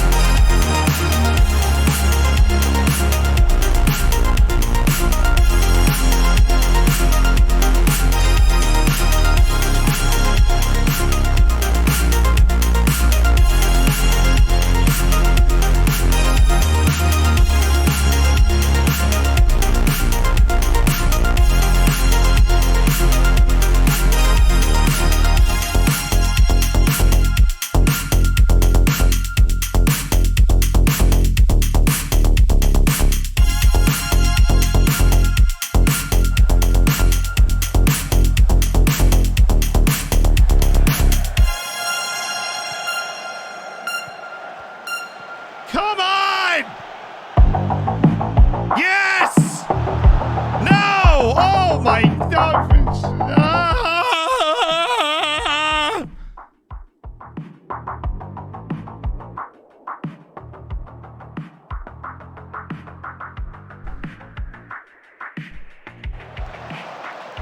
If you had told me that between both legs we would have out XG'd Stade Rennais by over a whole XG, over a whole expected goal, I would have shaken your hand so hard I would have pulled it off your body.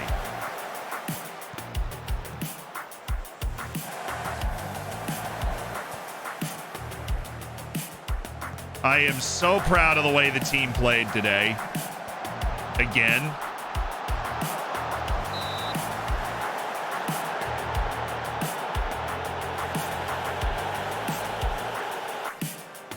But it just it doesn't seem it was to be. All that'll ever be on the sheet is 3-0. And we just didn't score, which is painful, pretty remarkable.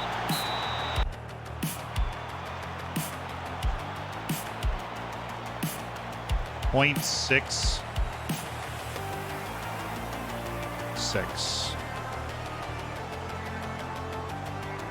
plus 0.8 is 1.4 XG more than them over two legs. And I believe about 45 shots, and we didn't score a goal. Great effort for the defense. We clean-sheeted Stade Rennais. I would say mostly deservingly so. They had that one scramble in the first half that probably should have been a goal. But just pretty awful. Pretty brutal. I don't know what talk I'm supposed to give. And I'll come out and I'll praise Brodniak. Because he had an insane 7.5. I mean, a real coming out party for Bojan Brodniak.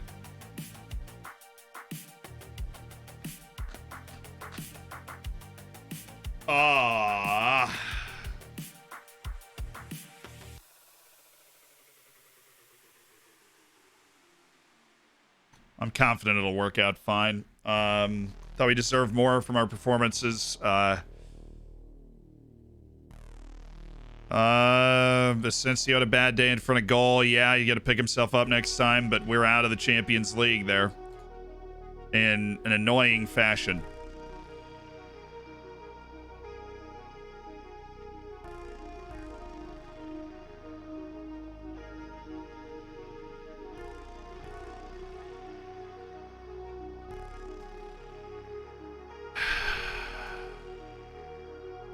Hello.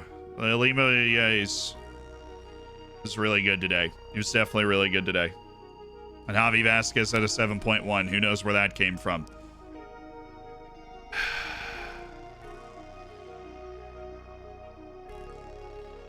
Wait, now they're asking about how low the morale is? I mean, how nasty has it gotten? We just got knocked out of the Champions League. We'd get Europa League next week, so...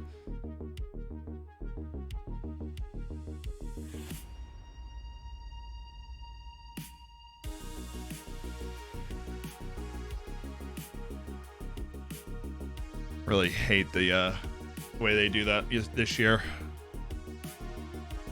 Here's the thing: give me an option to counter that. Right? There's no conversation you can have with players in the game to be like, "Hey, I know we got knocked out of this continental competition, but like, You can't apologize for bad team talk either. Like, you give a team talk and the team talk at the end of the first leg, and then you're able to go to the guys and be like, look, you know, I come back and say, I watched the match again. Didn't think we played very well. Right? Lasso's going to sign with somebody else, with Doumbia, Silva, Russo. Yeah, I'm extending all of them.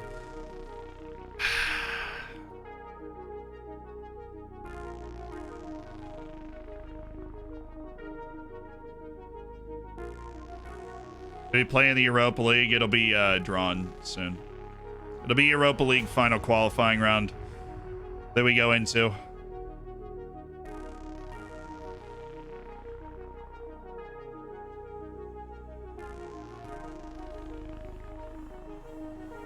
Good for him.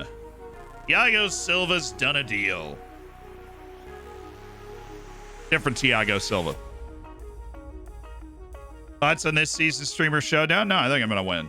I'll be honest with you. I think I'm going to win. It is... I figured out how to play on FM22 last time.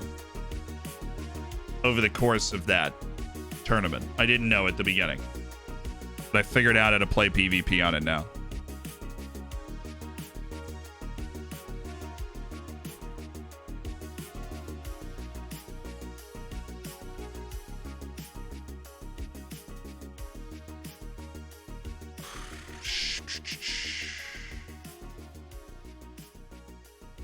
Lima appears to not be a great... Why do you think nobody... Lisa. Do you know ball, Lisa? Really? It's always you. You think every starting player on my team isn't a great fit. And I like... The dude, he just dropped an 8.0 and he's 19 years old playing against Stade Rennais. He's doing okay.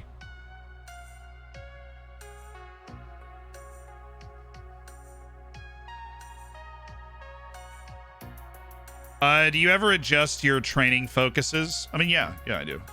We adjusted it before that last match to chance creation and chance conversion. It obviously didn't pay off, but we did our best.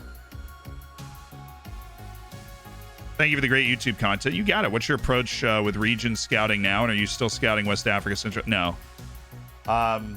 We are in the game because honestly, they've produced some good reports for me, but I'm really disconcerted about the lack of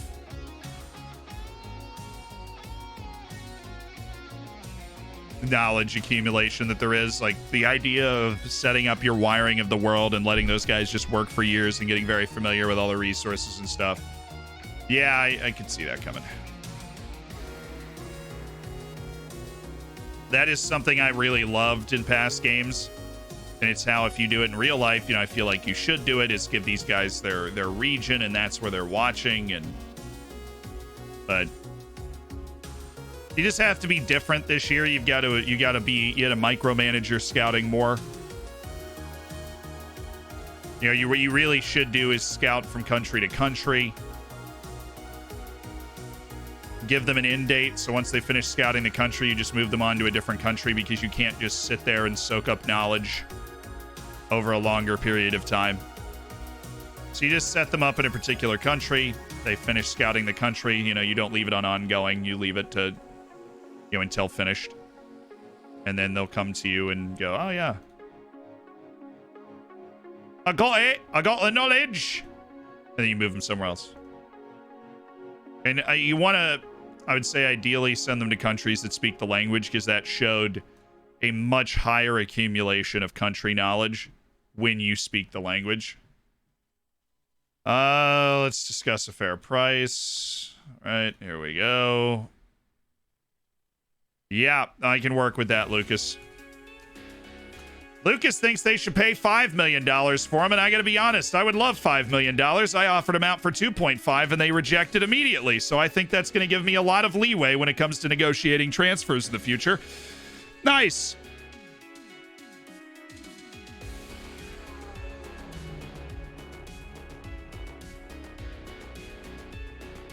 So creation conversion have no effect in the next match. I've actually been having a conversation with somebody testing training about how you do your training throughout the course of the season. And you do a lot of those trainings that buff your next match stuff that I generally tend to avoid because I'm like always playing the long game. Right? I always hated the idea of doing training that only affected the next match. We need to win. Pretty badly. Because that result, it was probably the worst possible time for a bad team talk. Because we were probably going to lose that tie, right? We played it astoundingly well and deserve more than the 3-0 scoreline. But you lose the tie and give an all-time bad team talk. We need to go on the road and win. But the issue is that now when you're managing this game, we're going to be more prone to mistakes, less inspired. We're not going to play as hard. Why do you find out which languages a staff member speaks? Go to overview in the top left down to information and you'll find it. It be right there. Let's just win. I just want to get that winning feeling again. Oh yeah, we've played 4 matches this stream. We lost all of them. We lost our 2 league matches. The 94th minute losing goal in the first one, and then we, lost the last one 3-1. Not all losses. We didn't draw our last match technically, but we lost the tie. Right.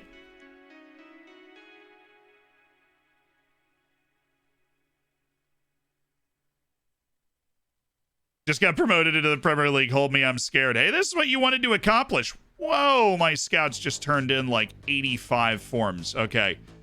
Good job, guys. This is impressive. Habib Gay is good. 3.2 million is a little rich for my blood, but end of contract is never too rich for my blood. Facundo Medina. Yeah, he's good, but he's way too expensive. Reich Imbeso. I think that center back has got to be in. He's got to be in here. We get this many reports back in one day. That center back that we're interested in has to be here. He is a wide lad. Same with Favilli. He's got strength. And dominant strength and oh, mama.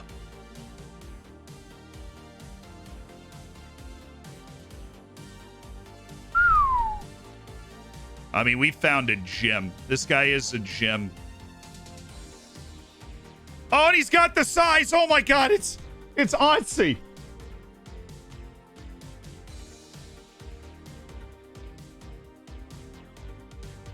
Oh, this guy is so good.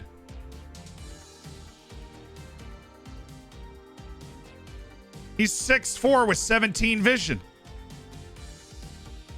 He's not Otzi. I want to turn him into a freaking center back.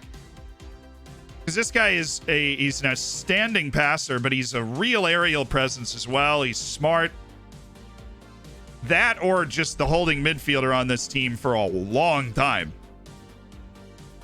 He's gorgeous. I would be very hesitant to make an offer for that other center back because it means that we aren't able to go after this guy. Nemanja Gavric. And he's unhappy. He wants to move to a bigger club. We're in Europe. I'm assuming at a higher level than Olimpia Ljubljana. And so we just need to make sure that he doesn't have any bad parts of his game. And it will be all right. You just need to make sure he doesn't have any bad parts to his game. And then it's okay. It's no interest. Okay. Hadamabaida. No. Oh, he's a left back. Oh, yeah. Dubious interest and would cost 3 million, but he's one of the best left backs that we've seen have any interest in us at all. No. Don't accidentally continue. I'm busy. A good passer. Okay. Casper Denore.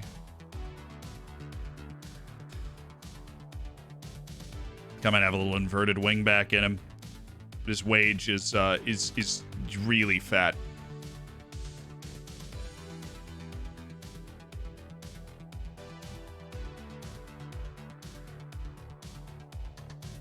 No.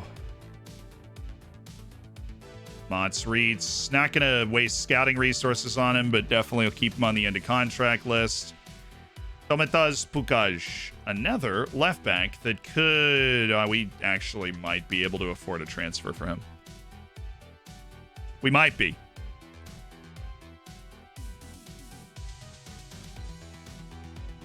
And Andrei Fonerbalderson.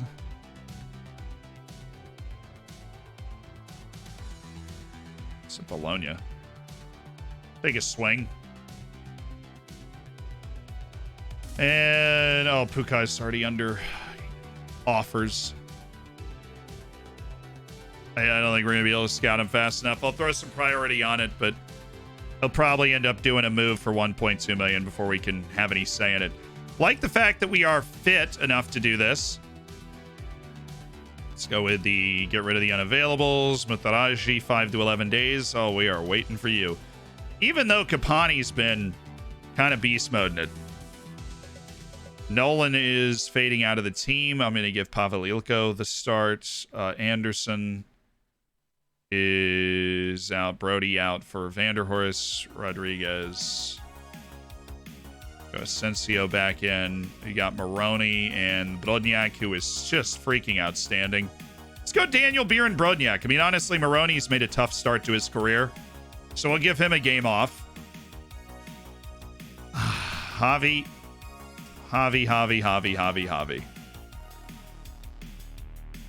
Lima was exhausted at the end of the last match, so I'm going to bring him off the bench. We're going to go Javi, Ruzek, Beer, Brodniak. Anderson, Ilko, Kapani, Vanderhorst, Rodriguez, who we need to wake up again. Crossing in goal, and Asensio up top. Okay. Just make sure, yeah, you get the defense out of that and get the line up there. Because they are going to be playing it wide. So you are cutting in, and you are not cutting in. So we are not going to close down on you, because you're not a threat to cross. And you are fast. And so we are just not going to close down. We're not going to tight mark. We're just going to let you do your thing.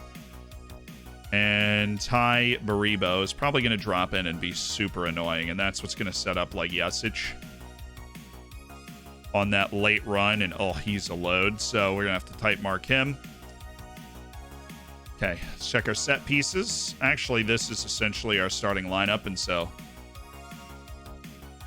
set pieces can be orchestrated for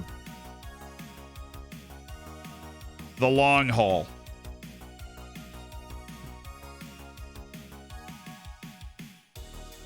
Which includes popping Ruzek out.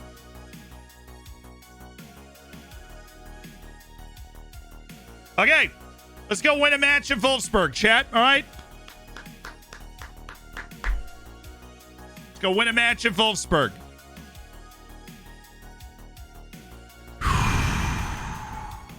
Yeah, I moved the guy to the top of the scouting prize. No, Igor Vidic is here. He's just fallen out of the team completely. Should probably find a loan for him, honestly. Leai, we're looking to sell. Oh.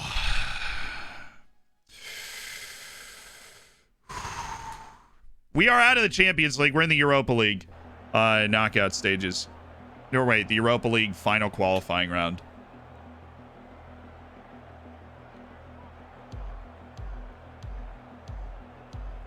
That was bad. That was a bad idea. Twas a bad idea. I guess we'll be able to get our boost from everybody except for Pavel Ilko, who doesn't know me well yet. We need to be more ruthless in front of goal. Absolutely. 100%. Let's do it. Come on. Fuck plots. Goals are plenty here. Fuck plots. Where it's raining beer. Fuck plots. Competition dwarf. Fuck plots. Where we always dwarf. Fuck plots. Goals are plenty here. Fuck plots. Where it's raining beer, fuck plots. Competition dwarf, fuck plots. Where we always dwarf. Yes! The away end at Wolfsburg, it's quite noisy. They're dancing all over the place because that little early season slump, it's just a couple of losses. Finding ourselves, oh, Rusek. It's the second time we've lost the ball, just standing on it. Nice, Rusek.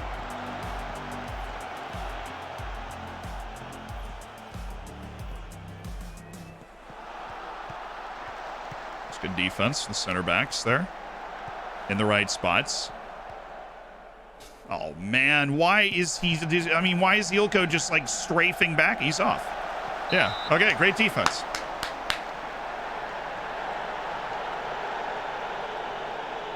Come on, boys!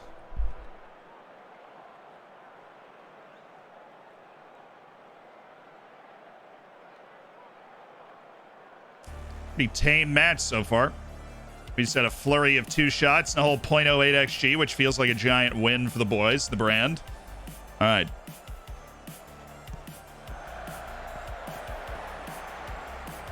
Good. Just stay with him. I mean, at least he was behind him, right? Like, the whole goal when you get that ball in the first time cross is you want your center back to stay in front of the forward. He did stay in front of him.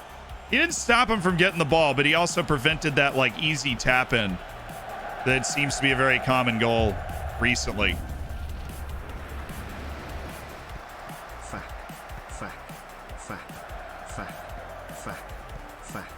Fact blacks the football pitch.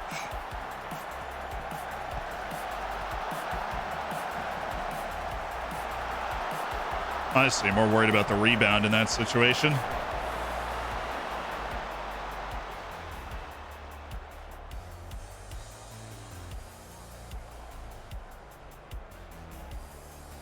Okay, nothing in that first half. Yeah,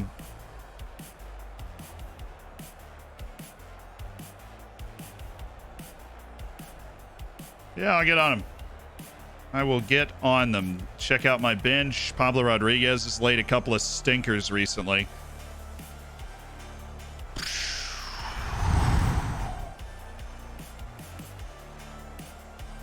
Oh, Vince Brody's apprehensive? Well, that's not good. That's not what I want to hear. I'm going to bring an apprehensive guy in for a motivated guy. I'm going to leave the motivated guy on the field then. All right, let's go. Second half. Eye on Oliveira. Maybe 10, 15 minutes into this second half, we don't get anything from Pablo. Then Oliveira's off. We're not particularly vulnerable on the counter in this match, and so I'm just going to throw us on to attack, see if we can commit ourselves a bit more, particularly in the midfield. The answer is no, apparently. I'm going to bring in Anthony Schmidt. I mean, I've managed to fire the whole team up. The mentality of the guys in the field is outstanding. But the actual execution of these guys has just not been great. I'm going to bring Oliveira and Schmidt in, two of the original Dorfers.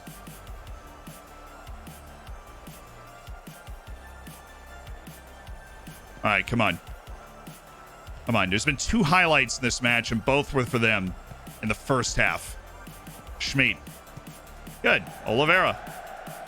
At least we're trying.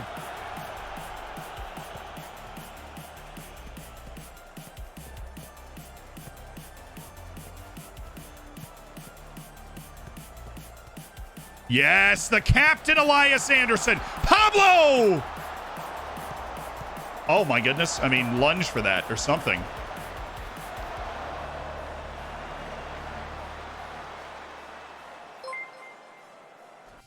I need to change something.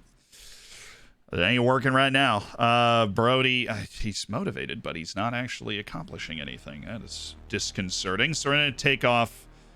Oh, and Vanderhorst for Vince Brody. Mr. Apprehensive. See if we can overcome my apprehension about playing somebody on apprehensive. Yo, RDF! Thanks for raiding in.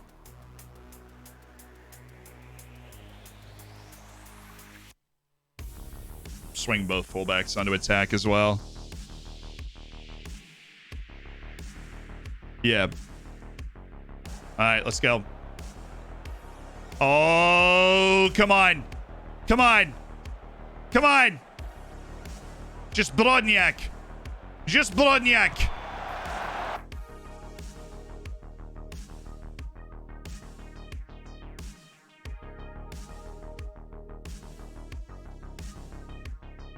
Switch the footedness to the corner taker.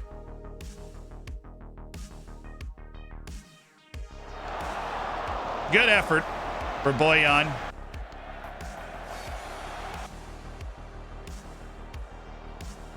Come on, guys. We need a goal.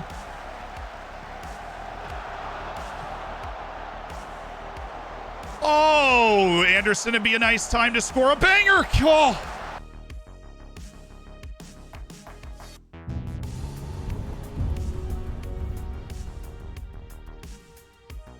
Big Z Mustacho Macho Pistachio.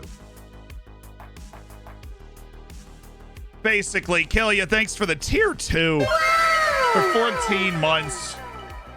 The tier 2 DZMPA, thanks for the prime.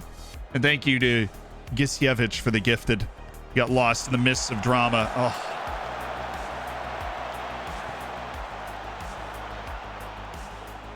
We need a big old goal here. We need a big goal for the team. We need a big goal for the lads. Hell yeah, brother Blackjack.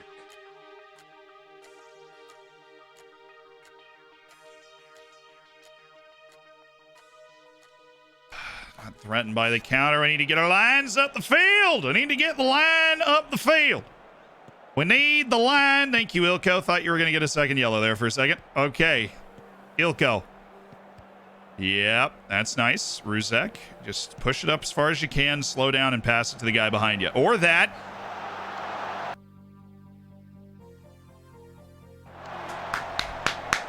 Come on! We're on him! Let's go! Celinio, thanks for 21 months, and JS Wave with a fat tier 3.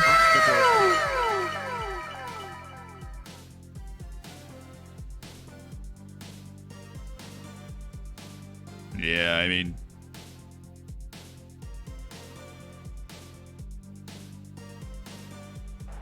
We get the ball up the field now.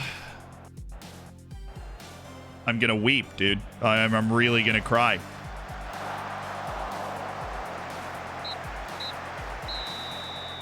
We just need a win. Like, we just need a win.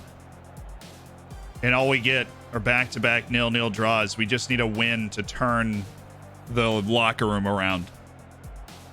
Because we're getting disastrous performances from key players consistently right now.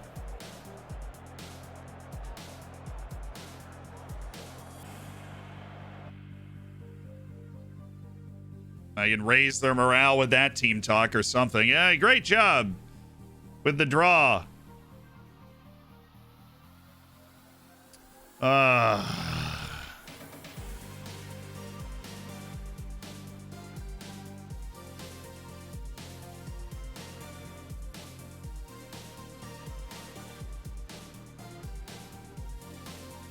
We need a goal. I know.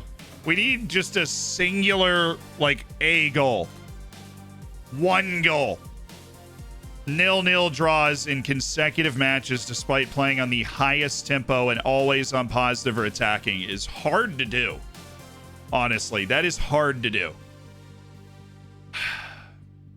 Not discussing transfer rumors today. Are you pursuing Joshua Macias?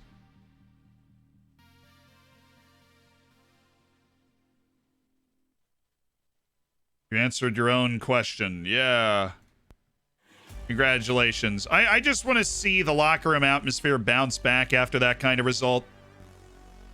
I mean, seriously. So we drop into... Like, where do we drop into?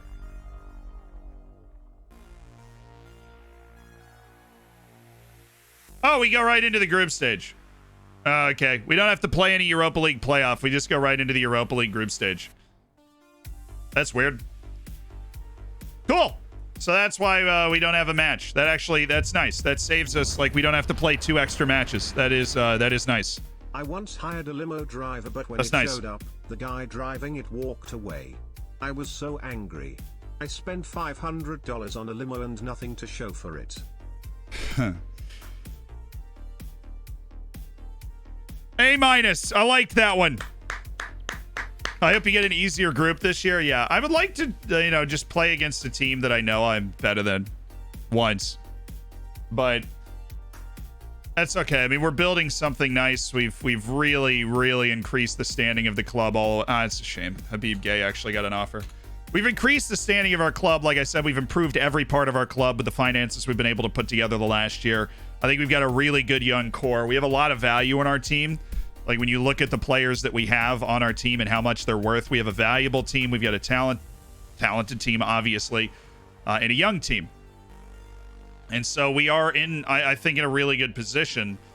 And now we have to make this decision on Turden, which I know is going to be divisive.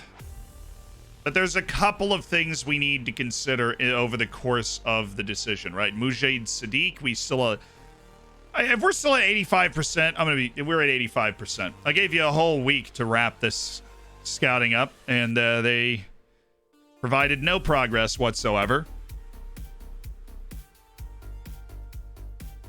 It's a draw? I don't know. They have to play the final round of Europa League qualifying first, so it's not for at least a week.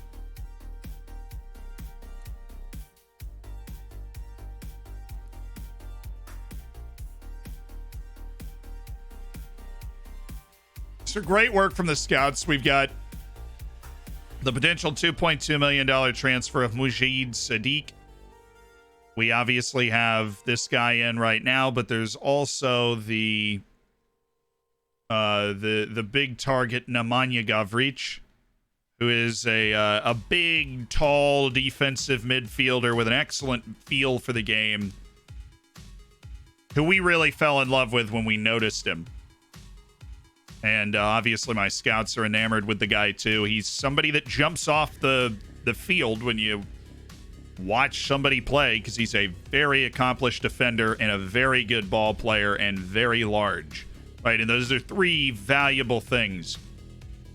Also has pretty good long shots. The guy's a danger. He's a real danger. Nemanja Gavrić.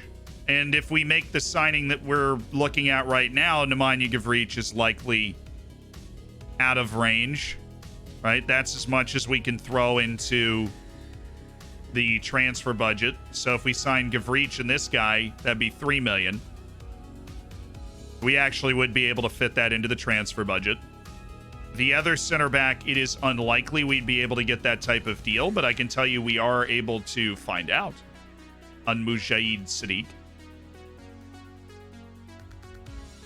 His release clause is $2.2 million, but we've heard rumors they would let him go for less than that, and oh my god, they would.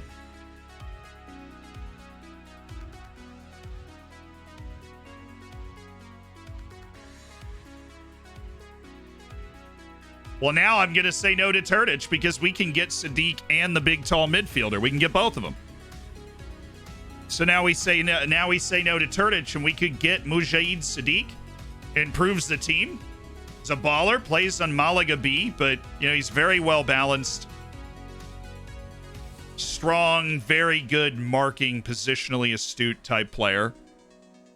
Should have made a lower offer, absolutely. I mean, the last time we did that, they locked at 2.2, and so yeah, that was when we went in. That was the offer that they were kind of recommending to us. But now, obviously, they're willing to take a lot less than that, maybe to get his wage off the books, and it's a wage that we can cover. So, I think, now that you're saying Mujahid Sadiq is younger and, well, no, is cheaper than Christian Turden. I always like this guy. You guys know that.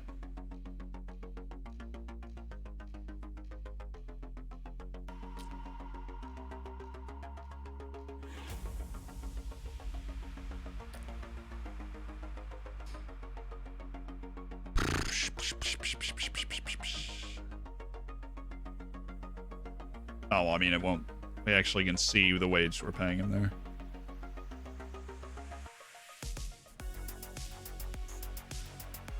Do I know the winter update's release date? No, I don't. Soon. Like, it's gotta be soon. The winter update has to be soon.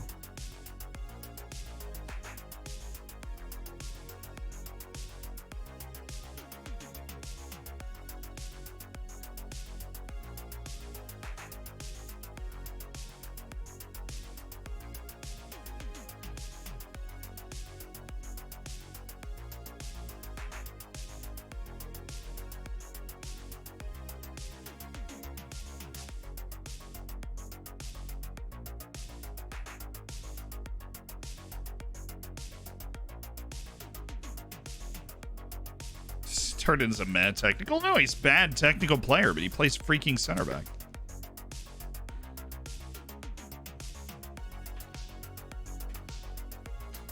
The only reason I'd sign him now would be despite everybody that thinks he's terrible, because I really do think he's good, but the other guy's better. So that's the resale value of Christian Turden is much higher than the other guy.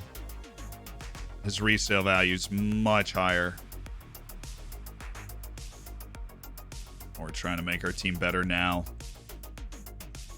and help the resale value in the future. And we pick up that defensive midfielder who's a beast. His resale value is great. We have so many good midfielders at that point. It's insane. We have like a completely rotating cast. Already delayed twice. We have to decide.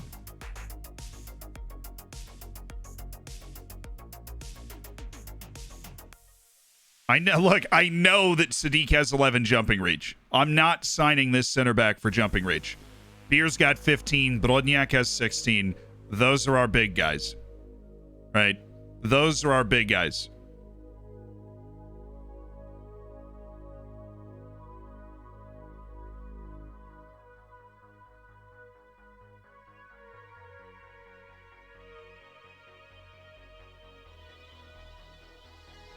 I would play this guy at center back. It has him. He's not even a natural fullback. He's just...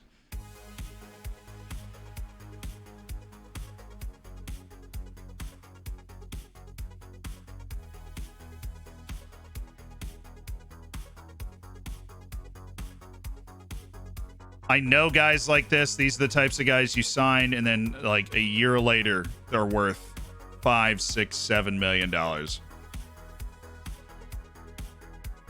Honestly, what does it a lot is that, right?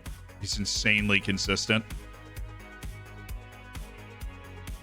Not just a little, but a lot. Adaptability is no issue, so he'll get right into it.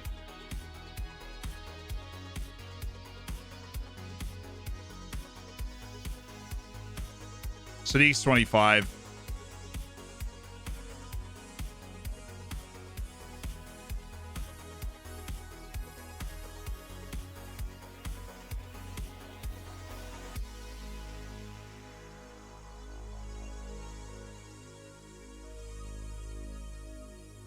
Here, this will help. This is what you need to do the job. This will help focus your eye on what we're looking for. So Mujahid Sadiq, far more technically accomplished defensive player. He's also got Mark's opponents tighter.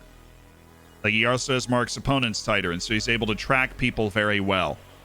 But you guys pointed out, not a great athlete. Mujahid Sadiq is not a great athlete. He is not as much of an aerial presence either, but he is stronger.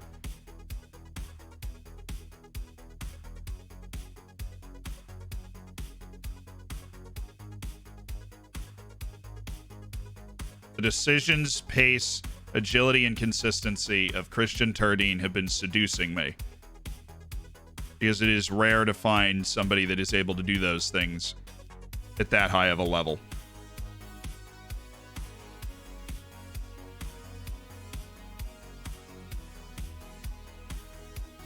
I know he's guaranteed profit. Honestly, they both are, because we find value.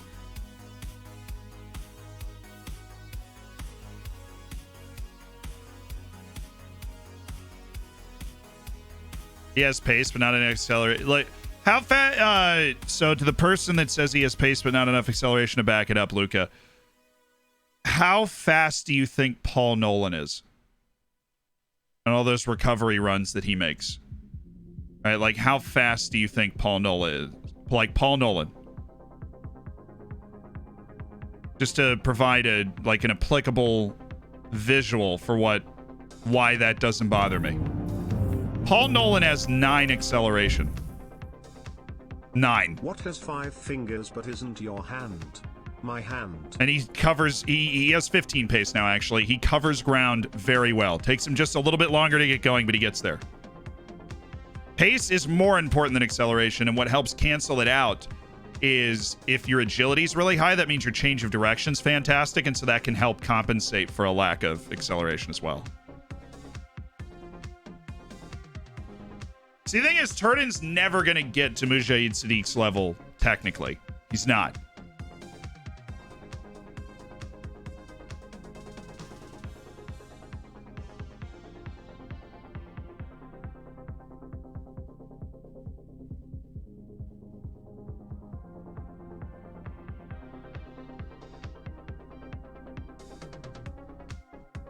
Oi!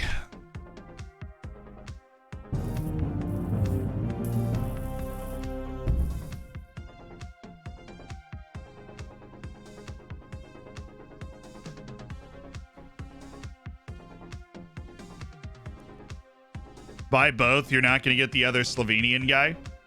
I think we will.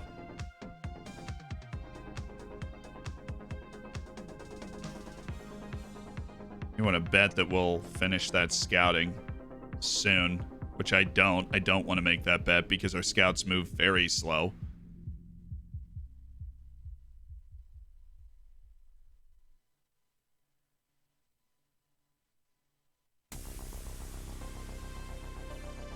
The other downside is we don't know Mujahid Sadiq's hidden attributes.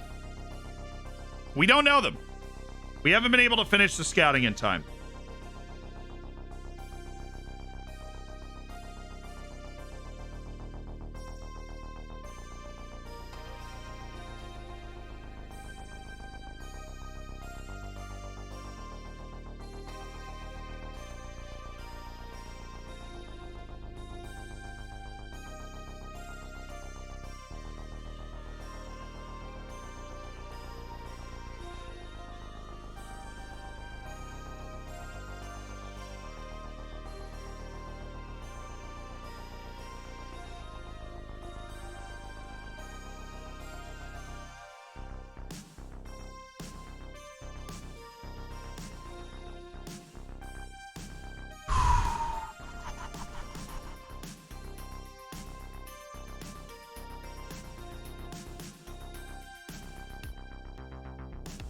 Or as I said, you stream a little longer today, having a rough time with the relationship.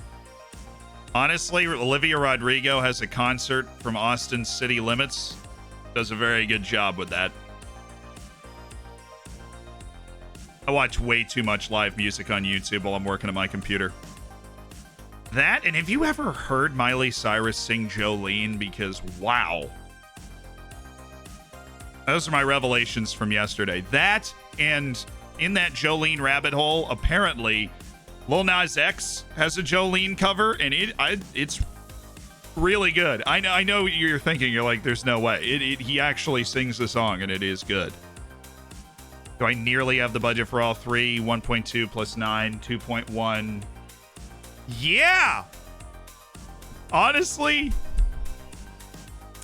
I don't know if we have the wage. I don't know if we have the wage for all three. We've got no other value players that we would want to sell without creating a hole in our team. We can sell Pierre. I mean, Bayer Leverkusen's out there. They're drifting around, and his asking price is 5.25 million.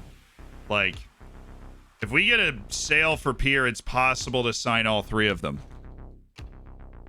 So, Turden's left-footed.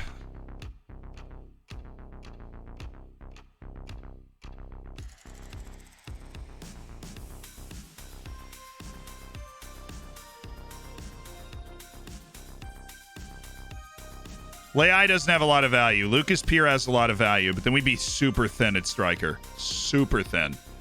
Schmidt would essentially be one of our backup strikers at that point. Once Mutaraji's like fit.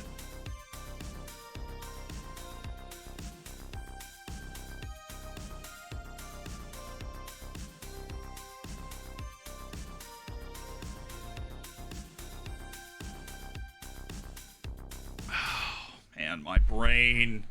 I could go for all three. If we sell Pierre and we just sign all three of them, and all of a sudden we're spoiled for choice at center back.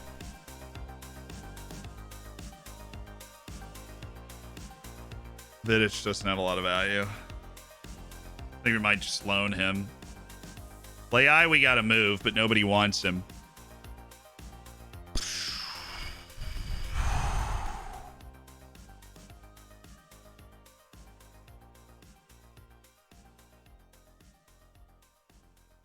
The interest is on Lucas Peer, a 17-year-old that's playing for us on occasion. That's where the interest is. Dude, Ilko's already worth $10 million. Spicy. Tournament, I mean, Beer? People want Daniel Beer. I've never trusted him because he wasn't athletic and he's dumb, but he's worked his way into my good graces over, yeah, but where's the value there? It's $1 million. At best, $1 million for Beer. I feel like we've asked for that before. The big sale that would allow us to do all three is Lucas Peer, which would then leave us a little open at striker. We might look for a deadline day loan deal to cover that up.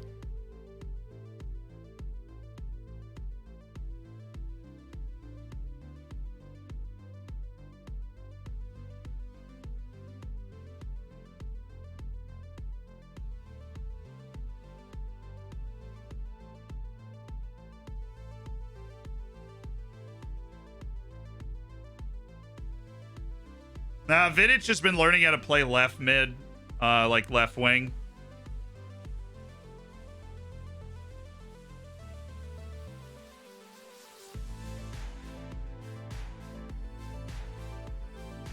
Here's my question. What playing time did I guarantee Turden a long time ago? Regular starter? That's tough. Honestly, the way Marino's playing, I think Turden would start with Brodniak. Moroni hasn't started his career well.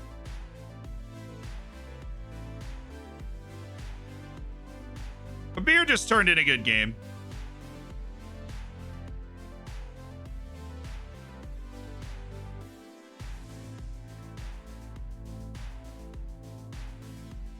I suppose the other argument is that Turden could also play left back, which gives us an opportunity to... Yeah, he's a defensive left back, obviously. He's like a fullback on defend, maybe on support, but somebody that's, you know, intelligent, has the shakes and the bakes and the size to not get beat with those back post crosses. And Lord knows we don't trust Javi as far as we can throw him, even though he's capable of giving us a good game.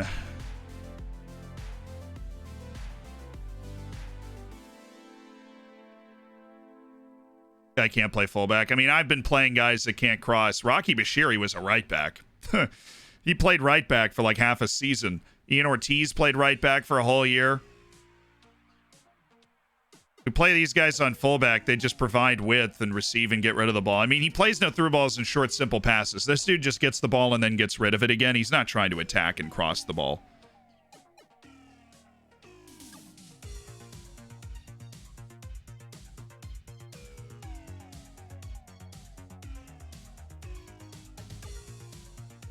Yeah, we could loan with an option to buy on the midfielder. That would be smart.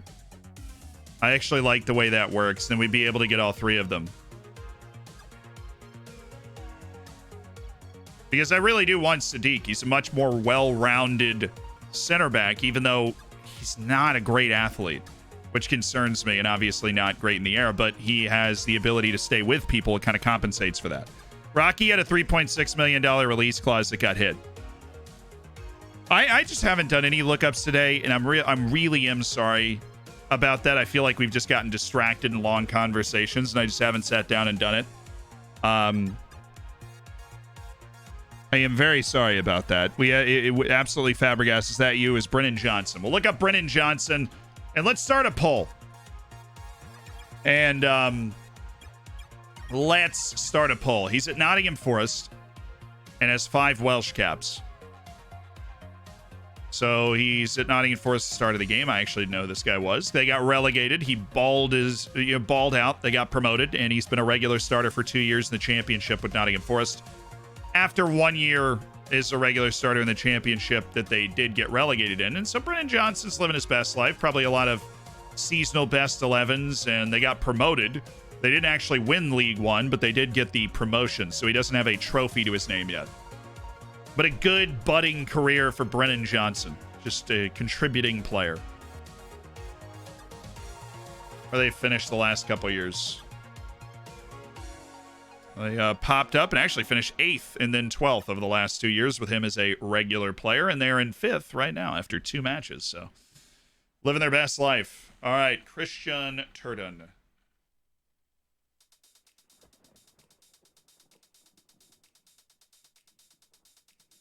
You're in the way. Well, I tried.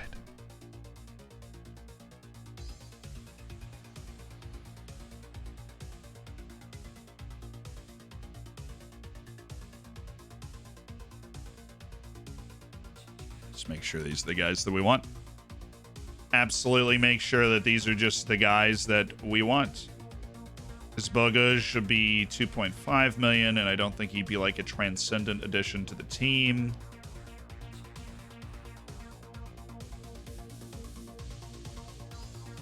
Gavrich, we're already all over. Eric Bayakala would still cost 5.6 million, even though I think he's just an amazing player. So in terms of targets, yeah, that's basically it. Pizzari's the goalkeeper, is available for 120,000. What? But he's not. What?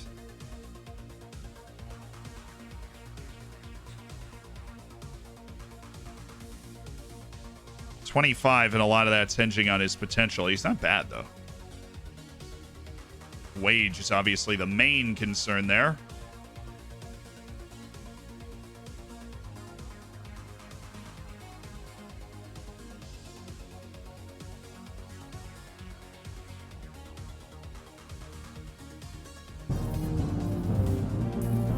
Wage demands are too high. Marco Bulat. Why do you have to not be athletic at all? And have 8 marking. Weird ball winner.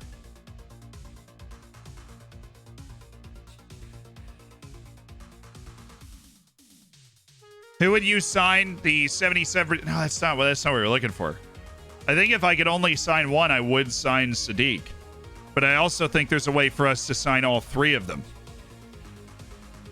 You know what I mean? There is a way for us to sign all 3 of them. It involves selling Pierre or a loan to buy for later. So we do that. We have 2.9 million in the budget. We go 1.2, we go 9, and then we go like 1.1 million up front or a loan to buy. You need to specify what the polls should say. I've let you down here, All I have. I've let you down. I can't delay. We've already delayed twice. Trust me, if I could delay, then I would have already done that a long time ago. We wouldn't have agonized over this because we'd just wait for the end of the scouting on Mushade Sadiq.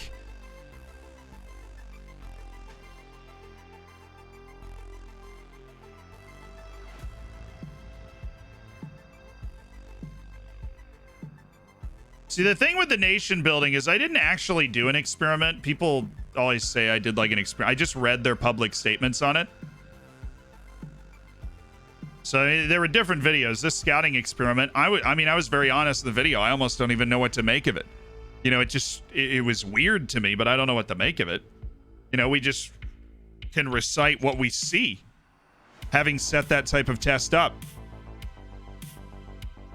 All right, we're going to get all 3 of them. We have no other targets for this transfer window, so our goal is to get all 3 of these players.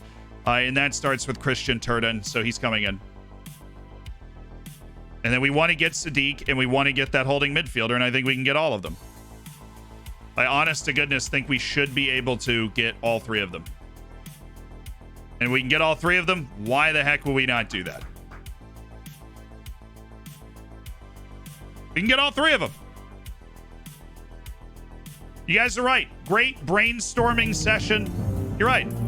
Loan to buy sort of option out there for either one of those 2 guys so that we can fit it in, even if we don't have a Lucas Pierce sale in the final 14 days of the window. Now, Alfred, thank you for the gifted sub. We're gonna go for it. We're gonna go for it. Would the holidaying for 2 years have any effect on it? No, it shouldn't, because I technically had complete control of the scouting, and that complete control of the scouting is. The league is so tight outside of Salzburg. 3 points to get us up to 3rd. That means we're fine, but I didn't want another slow start to a season, right? And we've come out A slow start again. Come out with a slow start again. Oh, shoot.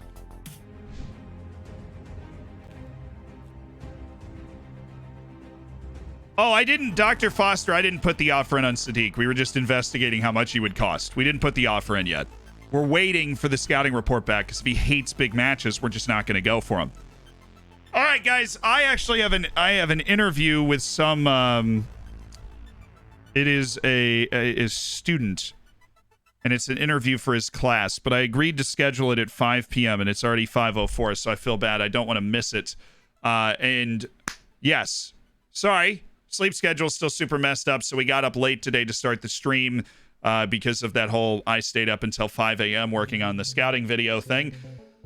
Well, it was great. Just remember, the United States is the width of all of Europe, and Africa's freaking gigantic. That's what we learned today. Okay, we're going to raid somebody. This is the end of the stream for today. If you've never been a part of a raid before, we drop in on somebody else's stream, make a whole lot of noise. We look to make their day. So let's go do that now, shall we?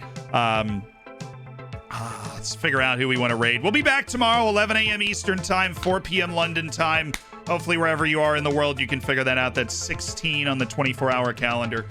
And if you haven't seen the video that came out today testing scouting, I highly recommend you check it out. It was an interesting little experience that was completely and utterly exhausting. Let's raid my dude, Alfred Bulbasaur, right here.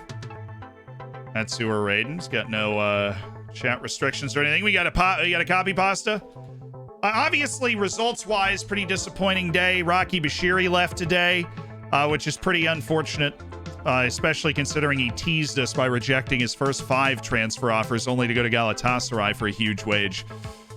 But it happens. Thank you to everybody that became a part of the Hammers today. Ruski, again, with the insane 25 gifteds. But we had so many people gift subs today. So many people become part of the Hammers today, even though, you know, we suffered a few defeats, but we were mustachioed and the vibes were great. And you guys, as always, thank you for that. Portuguese Magnifico, I appreciate the 10 months. JCRS with the 10 months. M. Moses with the 8 months. And, of course, now for not only gifting, but subscribing as well. You guys are great. You know, I don't take that for granted. If you ever need somebody to stay up until 5 a.m. to test something in Football Manager, I am that dude. And we will continue. I've had a mantra recently. I'm like, this is your job. Do it. You know what I mean? And so I've been going after these tests. I've been going after these longer videos. I mean, even the next video that's coming out took me like 5 hours of work to get set up, you know, and I'm really trying to be super dedicated to the craft on that stuff. And I appreciate the support that allows us to do crazy stuff like that. I will see you tomorrow, where we will get our Europa League group stage. We'll go through the deadline day. It's going to be a lot. Can we do it? We can get all of them.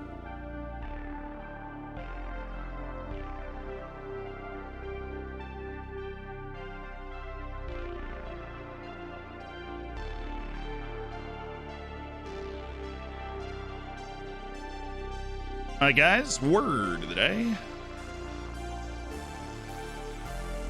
Invincible. This is what we will be. Invincible. Invincible. Absolutely. Incapable of being conquered, overcome, or subdued. Invincible. That's not like a really well hidden word, but if you didn't know the word invincible, you know it now. See you at the end of another stream for another word of the day.